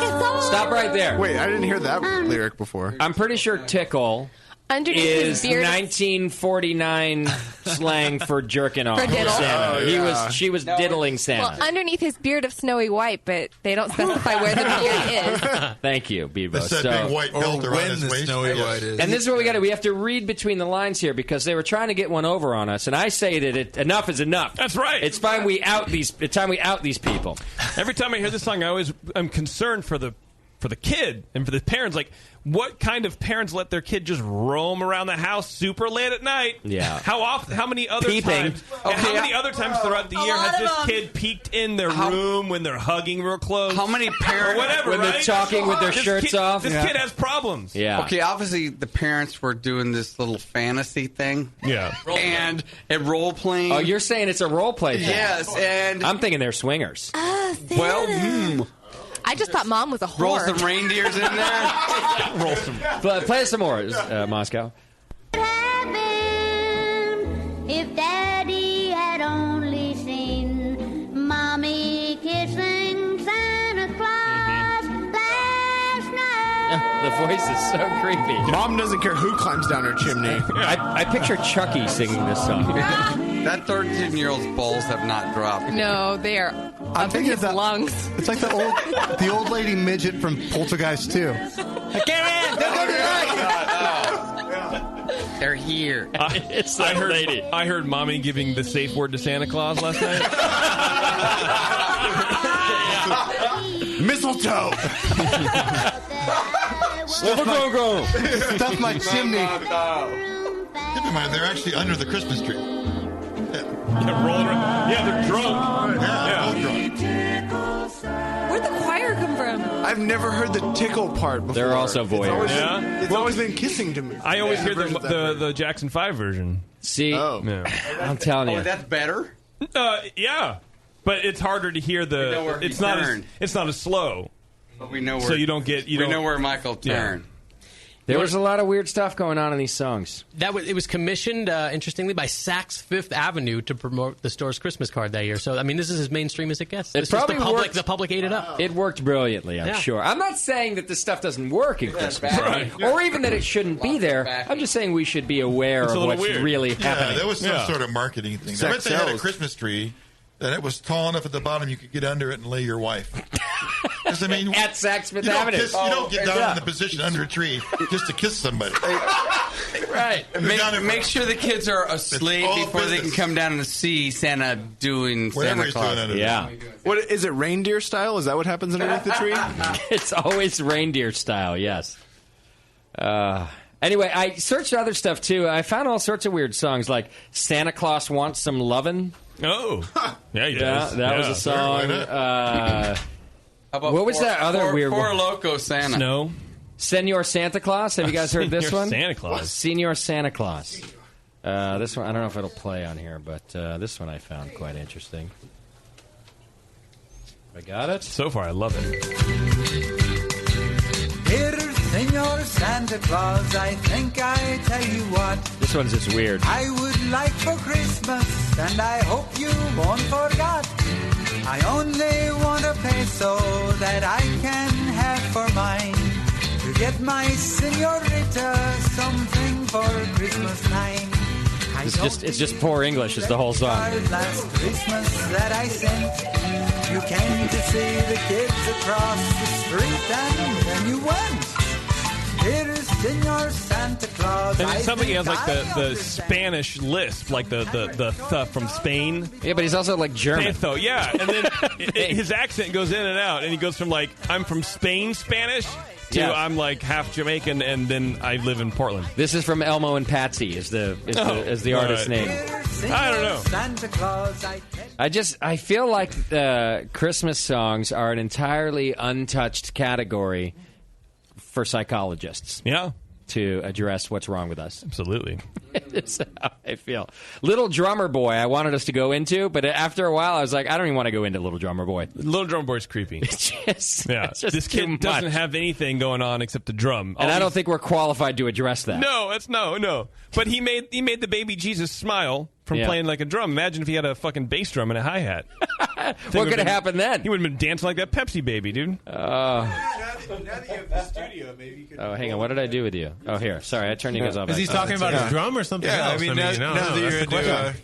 It's because he was poor and Jesus was born poor, and he wanted to give something to Jesus, so he gave him the only thing that he could, which was a song Right. with his drum, and he asked Mary's permission. Did you listen to the words? Whatever. Yeah. He should have bought him some. Baby Jesus happy.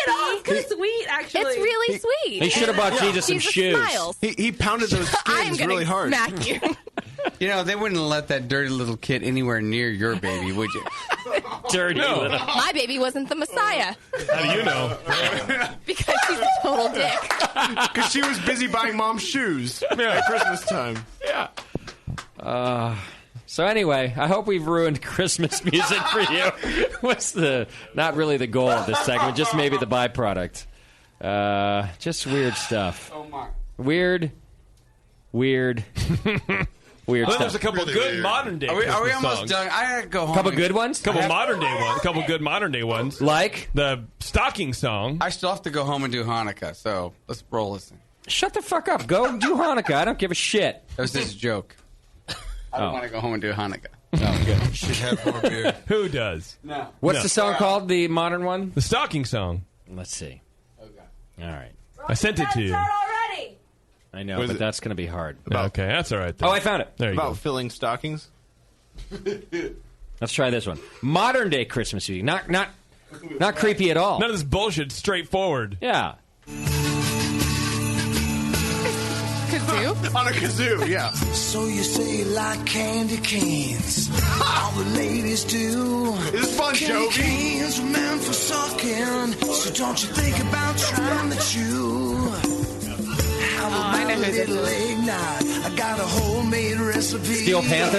Yeah. Gonna get all drunk on my eggnog, even though it's alcohol free. I'm gonna stuff your stocking this year. Gonna fill it up nice and tight. Gonna feel so good when I slide my gifts into it tonight. Now that's good Christmas music. It's clean and wholesome. This is really getting me in the Talking spirit. about giving gifts for Christmas. To the That's top of the stocking. That's normal. Yeah. I really hope my mom is. But Little Drummer Boy is Who weird. doesn't have a stocking G-spot? This is good music, Devo. You should play this in church on the 25th. Yeah, cover I'm this. answering the phone. The kind that only use double the batteries, run at variable speeds. Gonna stuff her with an iPhone. All I ask is some tit for tat. If you could memorize a Kama Sutra, heck, they probably make an app for that. Baby, I'm gonna stuff your stocking this year. Gonna fill it to the tippy top. Gonna take it all out. Tippy and top. stuff it back in. That's real. Take it all out and stuff it back in. So much when dudes say tippy top. How come every time I hear Steel Panther, I think of Nate? Like, I feel like this should be Nate Smith's band. So does Nate Smith's bank account. He'll take it. In an alternate universe, I could just rule this and make it work for myself. Yeah. But, you know, You could have done I'm it. stuck here with you guys. It took me 28 years to get into the Christmas spirit, and this song is what did it. Yeah. I'm gonna stuff your stocking This year. Wow. See, that's Gonna good, fill it to wholesome. the tippy top. I mean, that's good Christmas music. I Yeah. feel like the spirit is there and the lyric it's is just there. got meaning really deep. It just warms you. It's very honest. It's real. You know, Thank they're you, not Nathan. joking. It with showers you in It's warmth. Straightforward. not the Real. song that's warming you. It's the herpes burning. It's the season of giving. Nate just doesn't have. You know, it's STDs good for to you. everybody. All the way to the tippy top, back in and back out. Yeah. That's all you Please gotta stop do. talking. All right. There we go. All right, let's do this. We got to get out of here. So how about we do our pink unicorn gift exchange? Did everybody fill out a little piece of paper to put into the hat? Yeah. All right. Even You might remember a couple years ago we did this, and it's just like a white elephant thing. So from the heart. We'll just go around the room. The first person will pick a gift, and the next person can either steal a gift or pick their own gift. A gift can be stolen 3 times, and then it belongs to that person permanently after the third steal, and then we'll all end up with a gift that was given. Nicole is writing hers now, so Yeah. I'm wondering now that she's So is here, Beardy. should I play her 2011 gift? Because she didn't hear it before. Sure. Why Nicole, don't we? you want to hear what you gave in 2011? Because you might not remember. The magical lunch meat unicorn. A rainbow-colored unicorn with a tap handle and faucet for a horn. Oh. This magical tap handle is shaped like a penis and will pour any beer in the world that the owner of the unicorn desires. Is there an Great inspiration gift, for it? by the way, Nicole. Great gift. I have no recollection of this. Oh, it was. Listen. Was it crafted by elves? As far as gifts go, it's on the All-Star list. I also have this new gem from Nicole. That's It right. smells so good. I'll be using that in the future. It just smells so good. All right, so we've all given gifts here, and what we'll do is we'll pass around the gift hat, the magical gift hat, if you will. I will. And we're going to start with JP. All right. And then we're just going to go around the table. He'll draw first, and then the next person can steal. If someone steals my gift, then I get to redraw another gift. That's yes. how it works. Yeah. Yes, that's. You're going to have to explain all these rules at least 2 more times. That's fine. You're good, you're good. That's fine. But 'Cause I don't get them. we'll try to get you home in time for Hanukkah. Speaking of the hat down Hanukkah, here so I can aren't do your this. parents in town, Moskowitz? Yeah, they should be here any minute. Oh, right. They might already be here. Oh, okay. Cool. All right, here we go. Awesome. First one, huh? Yeah, first one. What if I get my own? Well, then you get to read. You have to put it back then. Don't read it, just put it back. Yeah. Don't even touch it. All right, here we go. Okay. First gift of the... 1 month of free beer at the Hop Grenade. Who the fuck gave that? Wow. Obviously, it was you. There you go. Pink unicorn. Not bad. All right, unless Charlie put something in the hat, he didn't know about this. It's got to go. Let's go to Bevo, or right. let's go to Tasty. Then we'll go to Bevo. Tasty, you can either steal 1 month of free beer at the Hop Grenade. Janice Brown. Should we? No, we don't carry that. Should we clarify if that's a real thing or not? Someone should just give that Well, no, to these me. are Oh, none of this is real. This is all made up. None of it's real. Right. Because I gave a real one. Charlie, You gave that's 1 day, right? Yeah. Oh, I gave a real one. That's like 2 more hours. Yeah. Because I gave a real one. Give that to me if they gave it to you. Oh, yeah. How many people are talking right now? All right. Everyone. 4. I'm afraid if Tasty steals this, I have to honor 1 month of free beer at the Hop. You might. This whole thing is. All right, Tasty, what do you want to do? I want to take that. I want that. Okay. You got to draw. So Tasty's All right. stealing, and JP now will draw draw. again. That's one That's got to be the steal best gift here, right? I'm thinking. for the 1 month Maybe. of free We'll see. beer. Only if they have Janice Brown. Janice Brown. For Christmas, I got a Heretic MP3 player featuring albums from Taylor Swift and Katy Perry. Oh, that's a good gift right there. Oh, that's not bad. All right, let's bring that into Bevo. Bevo, you can steal or draw. And by Heretic MP3 player, they mean Chris Kennedy's MP3 player. Got it. Okay. Make an evil twin. Right. It was playing during bottling today, actually. Taylor Swift's new album, 1989. So it's up to date also. 10 years before she was born? Right. Well, the year she was born. Yeah. Bevo, So did you she knows. steal or pick? I picked. It's disgusting. Okay. Schumann's wife's fermented placenta juice. Somebody own up to that. Who put that gift in the hat? That was definitely JP. That'd be Schumann. She's going to end the night with that, so she gets to keep it. Kate the Great is saying she put that in the hat. What is wrong with her? What happened to you, Kate? You used to be so sweet. She's pointing at her brain, like I thought of that. I think she's pointing at the side where the hemorrhaging is happening. I don't like it. Well, you're stuck with it for now unless someone steals it from you. I'm not sure it's going to be a highly coveted gift. I guess that's gluten-free Jell-O. Yeah, if Nicole, Nicole is right. If Kate the Great put one in, she also gets to draw. So, but Nicole, go ahead. Why don't you draw? For Bevo now? doesn't even want to touch that one, by the way. So maybe Charlie should draw. Okay, do you want to? You want Charlie to play for you? Kate's leaving. Okay, so Charlie, you've now given Schumann's fiance's or wife's placenta. Don't you want the placenta? You can steal or. It's fermented. You can make an awesome beer out of that at the farm. All right, Charlie's going to draw. He's drawing. Good choice. Hold on. Okay, there we go. Whose grody hat is that anyway? It's brand new merch. I pulled it off the shelf. Okay, good. Yeah. It's grody now. All right, so Charlie is unraveling Charlie. his God gift. Damn it! And here we go. Any day. It's well, it's a post-it note. A year of CIA training. Yeah, I'll keep it. I felt like there was something more. Can I keep it? But then there's nothing more. You can keep it for now, but it might get stolen from you. Sure. A year Well, of CIA training. All right, Nicole, why don't you go ahead? I'd take that shit. Yeah. Or you can steal, of course. You know the rules. What are you, a fucking secret agent? Right. How hard is it to waterboard? I know that placenta is stunning. Oh, yeah, I'm gonna take over guys, this. do you want to I'm come gonna over draw. for some I'm gonna draw. waterboarding? Too. Okay, here we go. It's That's double. right. It's double the placenta because there's two of them. BN Monopoly game. What the fuck is that? Brewing Network Monopoly game. Great game. Are you kidding Yeah. It has all our old properties. There's the garage, and then Studio B. Community chest comes in C's and D's only. Yeah, it is. And that's Something it. tells me no one's going to steal this one. All right, let's go to Nathan. I got all the properties on Carriage Lane. I don't know about you. That's right. It's expensive property. You landed on the angry neighbor's house. Salvio Street now is Boardwalk, where the Hop Grenade is. Carriage Lane is Connecticut, and all those other ones. And we're just, All right, Nathan did not steal. He chose a gift. I chose a gift. Actually, I think I get this one a lot. But Nicole will describe a six-pack of your beer so that you don't have to drink it. Wonderful. Wonderful.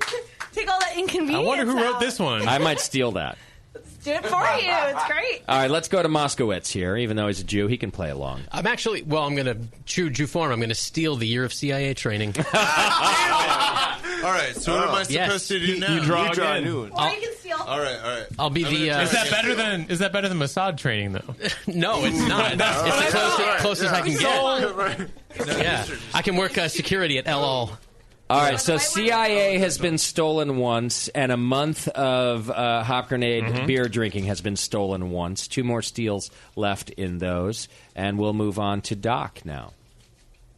We're going to run out of gifts. Not a lot of Charlie can't read it. Free root canal. Oh, because his got stolen. That's right. So you had a jar. All right, yeah. A free root canal. Talk after the show, yeah. Wow. That's How fucking literal all these people. By the way, that's worth like $1,100. I thought it was something we could actually give. I win. No shit. Reach up, little man. All right, Doc, you can steal. Hey, Doc, I got you some beer if you give me a root canal. Reach up, little man. Steal or draw. I'm glad I know how a root canal works, though, now. Did I get the There's a CIA diagram. training, too? Oh, there's a picture. Yeah, this is how a root canal works. I think that's a diagram of anal, actually. That's not a tooth at all. Shit. Yeah. But that's fine. Damn, I lived through this, didn't I? Oh, God. This one's worth gold. What do you have there? Freaking gold. Can you even open it? Yeah, it says an honest compliment from JP. Oh, wow. That's wonderful. Pretty good. It's not even possible. Now I know that this game is fantasy. Maybe. It's a Christmas miracle. It's a Christmas miracle. It's unicorn. It's like shoes for Jesus. It's a miracle. No. The shoes weren't for Jesus. Well, they were really sort were, of, yeah. because the lady was dead. They were to wear for Jesus, because clearly Jesus has a foot fetish, according to the song. Or the open casket Or is like full. Jesus is super fucking uppity because he'll look down on the dying girl because her feet are ugly. Jesus wore sandals. I'm They pretty got it sure. wrong. Because- His dad was a carpenter, not a cobbler. Because she has scuffed heads. All right, what happened? Did Beardy steal? No. So you're just still oohing and eyeing over your gift, Doc? I was letting all of the conversation finish before I know, but Doc's reaction was like he got a new gift, but it was the same gift. No, everybody around me is looking at this thing like it's just unbelievable. So, Beardy, how are your teeth? All right, steal I got a card right here. or draw, Beardy. I think I might, as good as a compliment from JP would be. Yeah. You'd never get one. Right. It'll never be honest. Be like, I don't like that. way to not see things. But he's promised Draw it to something, be. All right. Warren. Nicole pulled it away from my hand when I reached for it. Stretch the game out. Nicole pulled it away from my hand. Mook. Who folds it like this? This is folded 20 times. Oh my God. Just to be safe. The idea don't fly out. He can't read. You can't see it. Beardy can't Wait, see. what? HG gift card. Hop grenade. What is underneath the line? Gift card. Amount unknown. Amount. Oh, cool. All right, so I'm gonna point out that this one is real. Oh. I have a Hop Grenade gift card here. However, With the mono thing on the the front. range of its monetary value On the front. is either tonight's entire bill that you owe, So I could have to pay tonight's bill, or all the way up to $100. It's somewhere in that range. So you either will pay tonight's bill, or you'll make money and have a Hop Grenade Do you know how gift many card. Is the bill worth more than $100? Right. How Yes. has that done our job? Yeah. Gambling, Yeah. baby. Do you know how many years that would That's the take me to gamble. pay? I work for a brewery. No. You'd be paying it with the gift card. No. No. Nope. No, that's the gift card is either worth negative dollars, Right. so you will pay money out of your pocket. Oh, you're a dick. Well, it's up to you to take it from me for tonight's at this point. bill. Yeah, you're the only one. Right, that you're can the only steal one left right to now. go. Or win. Like, We're going to have to go I around. can't do anything with this. I feel like we should keep going around and stealing or keeping our gifts until It's like everything's 2 in been the morning right stolen now. properly. So that's what you drew. Great. Good luck, Warren. Way to abuse the Brewers, Justin. Drink up, everybody. All right, so there's only one. Is there only one gift left? Yeah. Okay, good. So we did it right, at least. That's good. Oh. Let's see what happened here. And take it all in. But then the first person gets to choose whether they want to steal again. That's like the rules of the game. I can't. Who's Oh, that's right. making fun of me? JP for- gets to choose. I could have stolen. I'm not giving up this. An all expense paid.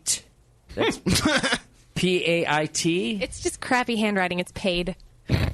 I think it's pink. All expense paid evening with Sam. Oh. All expense. Ow. And then, Right. and then Gas paid to get to his house. asterisk, winner will pay all expenses. Well, I like my gift. Yeah, it's pretty good. Well, okay, Sam's out of the house. Who's the winner? Exactly. Yeah. I recommend we do this. We go around just once more, Mm-hmm. and you can either keep or steal your gift. Hmm. You're going to get one steal. Each gift can still only be stolen 3 times total, Mm-hmm. and I think only 2 of them have been stolen once. So What do I do with the gift we should be I pretty. have if I steal? trade it. Is it a trade? It's You Fine. trade it. There you go. Yeah. The Right, steal is equal to a trade. All right, Yeah. fine. So someone could just if that person already went, they get stuck with what you did. All right, so we're back to JP now. Okay. Keep I got the keep or trade. I got the Chris Kennedy's MP3 player with Taylor Swift and Cutie Perry. I think I'm going to keep it and sell it on eBay. Keeping it. Yeah. Wow. All right. Maybe Charlie? like $300. I might have to Oh, go yeah. for the really risky hop grade tab. The tab. What did you get? I've got the root canal. Okay. Which I might need at some point. I but don't need a root I'm just canal. saying, I would like some beer instead, actually. You could pay the bill Well, tonight. If you end up paying the bill, you might hope you got a root canal. Right. All right, Beardy can trade now, or you have Oh, to you have trade. to trade. Well, You you already stole said it. Yeah, you have to trade. Of course, Beardy could steal back or something else I back could too. steal it right now. yeah, ready, all right. ready, Tasty? Let's go Whoever to steals it is buying it. to Tasty. To me, well, this month of free beer here sounds good on the surface, but, There's always the catch. I'm not here all the time. I have other places that I need to drink beer. So I think in a month it's not going to be worth that much. So I'm thinking, Depends on how much you drink, though. The CIA training Oh, would be like out of town, all expenses paid. yeah. And I could work the expense side. I'm going to. Damn CIA training. I'm going to CIA training. I I hear wouldn't have Langley's. expected that from you, Tasty. All right, I now hear Langley's beautiful this time of CIA year. training has been stolen twice. One more steal is left. Just so you guys all know, Bevo, it's on to you.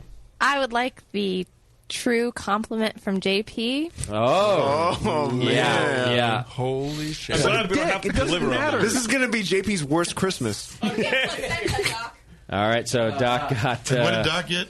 He got Nikki Schumann's placenta. Oh, fermented placenta. Placenta Jello. All right, the JP compliment has now been stolen once, just so you all know. There's no way. Nicole Ernie. I think I'm going to lock down that CIA training. All right, CIA training is off. What did that stick? That stuck. I'm going to trademark this be a Monopoly thing. Yeah, You bitch. Oh, that's. Oh, you end up with Monopoly. Yeah, man, that's good. I think we can sell 4,000 games. All right, Nate That's Smith. retirement right there. Keep your gift or trade. Obviously, he wants to keep it. I mean, Taylor Swift. Do you have a root canal need in your near future? No. Oh. I'm just going to stay where I'm at. Let's move on. Smart man. What was your prize? What was your gift? It's a highly politicized gift. It involves Nicole's services, so I feel like I should not violate that. I didn't even hear that gift given out. I did? It's where she describes your beer so you don't have to drink it. Oh, sorry. Yeah. It's about I her was like, palate. Okay. When he said Nicole Services, I wasn't thinking beer. Insert beer. So I was like, I don't remember hearing that. Hey, Nicole, walk that way. I want to look for a minute. That's the other services. Insert beer, insert drink. All right, Go describe my beer over there. Well, I ended up with the 1 month of free beer at the Grenade somehow, and as cool as 1 month would be, it would pale in comparison to one night with Sammy. So I'm stealing the Sammy night. Oh, come on! That's what I wanted. I'm going out with Sammy. All right, so give me the 1 month of beer. You know you have to pay for everything. Oh, it's worth it. Look at him, I'm already talking like it. Sam's a cheap date. All right, let me just make sure we know that Sammy's been stolen once. And now we're on to Doc. What do you have now? Because you got traded. I got some placenta jello here. Okay. Okay. I'm going out with Sammy. Stealing Sammy! Wait, no, Doc was not allowed to get that. Doc is the one person not allowed to hang out with Sammy. Well, Sammy can still be stolen one more time. There's no clause that says you have to return Sam. All right, one more. It doesn't say only one Or night. in any condition that you would recognize him. Exactly. That's what I'm worried about. So I ended up with Schumann's wife's fermented placenta juice. Yes. For God's Yeah. sake. Yeah. It's unkosher. That's true. Yeah. All right, Beardy. Well, I mean, Charlie's our guest, but I drew that card. Perfect. So Thank you. I started to feel like an asshole as soon as I realized that no one else was going for this card. I was like, as you Because they're afraid of someone the- else to lose all the money I have. Yeah, It's because they know me. right, and this is a negative it's a $1,000 Christmas card. It's right Christmas here. time, so No, I take feel it like from I me, owe please. these people for some reason. So Wait, if who people? well, Or not, stop not the you. explanation and just Yeah, what take kind it. of racism is that? What do you mean, you people? Yeah, what people? No, these people, not you people. Oh, Which these people? Hey. My people. Now you're I owe my discriminating people. against my people. Yeah, All right. So you're stealing the gift card back. I'll take that gift card. All right. The potentially negative Negative gift card. Thanks for buying, or Barry. $100 gift card back to I'm gonna have Beardy. another one. You for got that? Thank You got God I that have root a canal free root again. canal. I'm actually going to pull this card someday. That's not a bad gift. No, right yeah. there. You're Oh, going to no. regret. I brushed my writing this teeth. on paper. No, you will. All right. Wait, oh fuck! Well, there's plenty of nitrous that comes along I'll with that bring root canal. beer. Does I that have- make it better. Oh, yeah.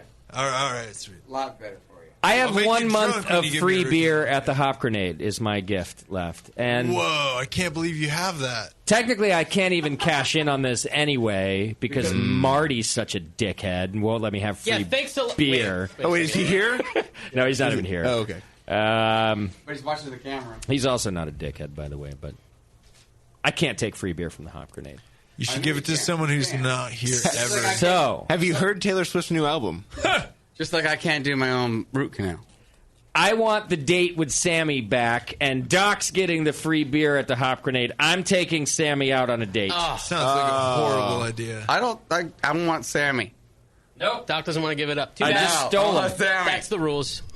So everybody now has their gift. Congratulations on another great pink Thank you very much. unicorn. Beardy, so as you are not surprised, I hope your credit card is has, that Is is it a debit card or a credit card? I think I have enough open credit that I should be able to cover tonight. that is actually a $100 gift certificate to the Hop Grenade. Congratulations, Beardy. Wow! Yeah. I hear good things about Heretic Evil Cousin. So wait, did Marty authorize that though? He did not. I No. just did it. Well, he's not here, He's so not I here. figured F it. You know, It's going to pale in I won't yell at you guys about Hanukkah. Hanukkah gifts, and you won't yell at me about Christmas gifts. I'll take it. All right. Thanks, everybody, for playing along with our Christmas show 2014. Yay. Yeah, that's always a fun time. I also want to thank Logston Farmhouse Ales and Charlie especially for making the trip down here to be here personally. That always means a lot to us, and we like hanging out with our guests. So thanks for being in here, buddy. I think we still have some beer to drink together, so we ought to, And he's still upright. and we ought to do that.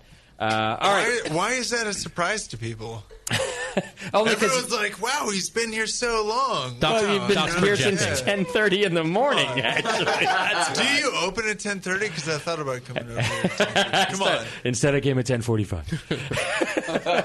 All right, we got to wrap up our Twitter game, which was basically what does Doc suck at? What can Doc not do? What has can Doc not never Doc been do? able to do? He can't give free root canals. There you go. Well, he No, can. I can't. I just can't do it on myself. You want to do that right now?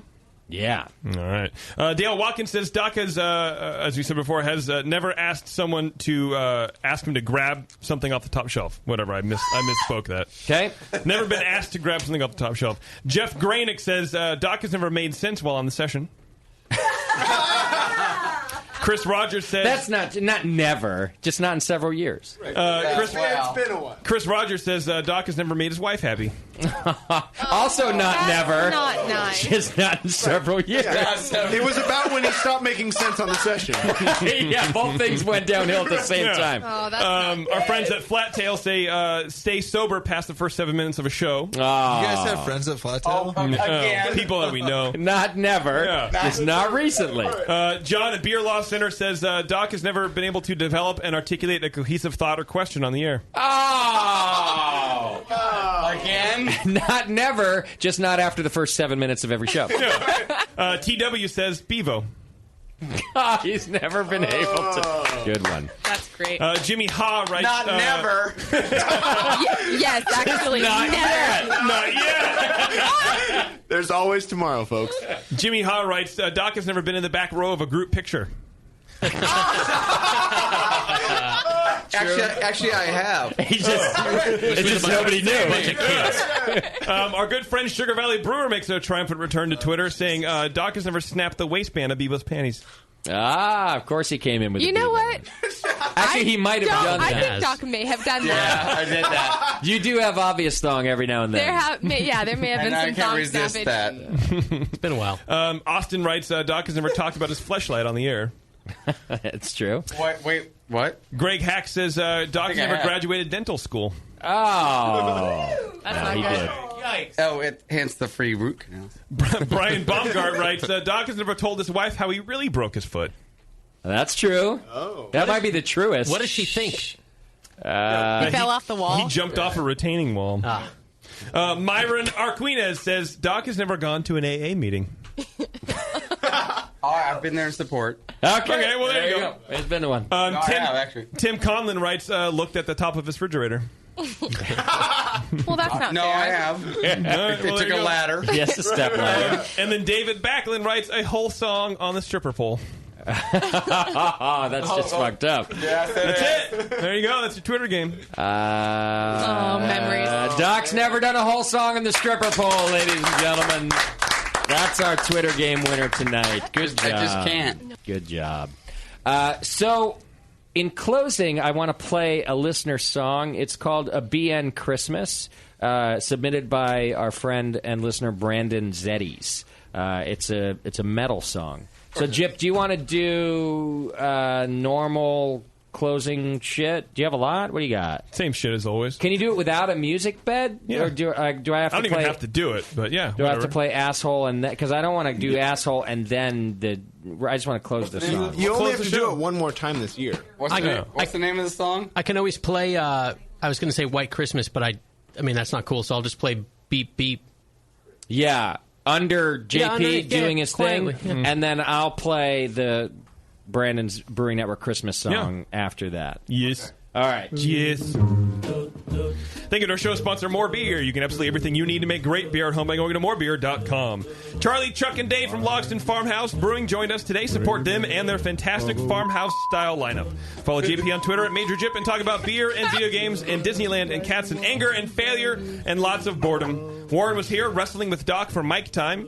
For some good beer inside and homebrew info, follow Nate Smith and Nathan Homebrew and Mike McDowell at Tasty McD. Production director on the session has been Push Eject. Today's show has been produced by Scott Moskowitz. JP was, Bevo was, and your host was Justin Crosley. Be sure to remember. I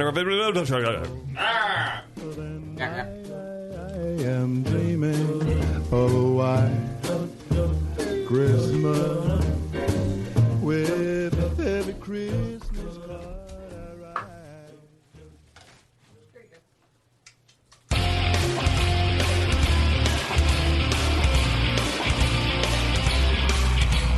Sloshed around the hot grenade. Let's do some drinking tonight.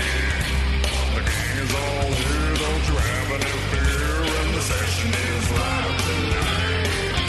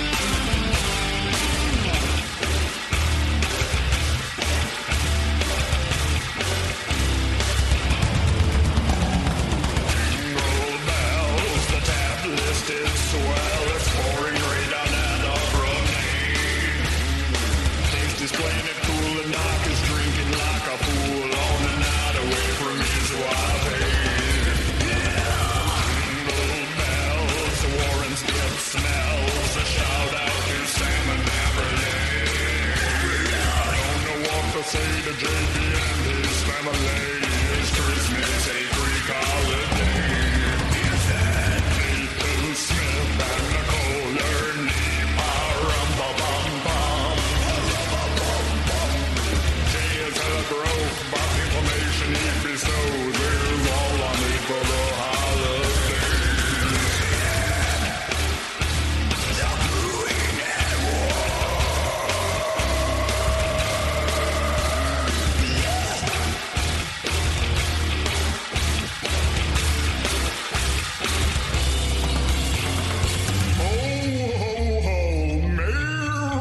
Christmas. What would you like for Christmas, little Timmy? I want lunch meat and a shitload of beer.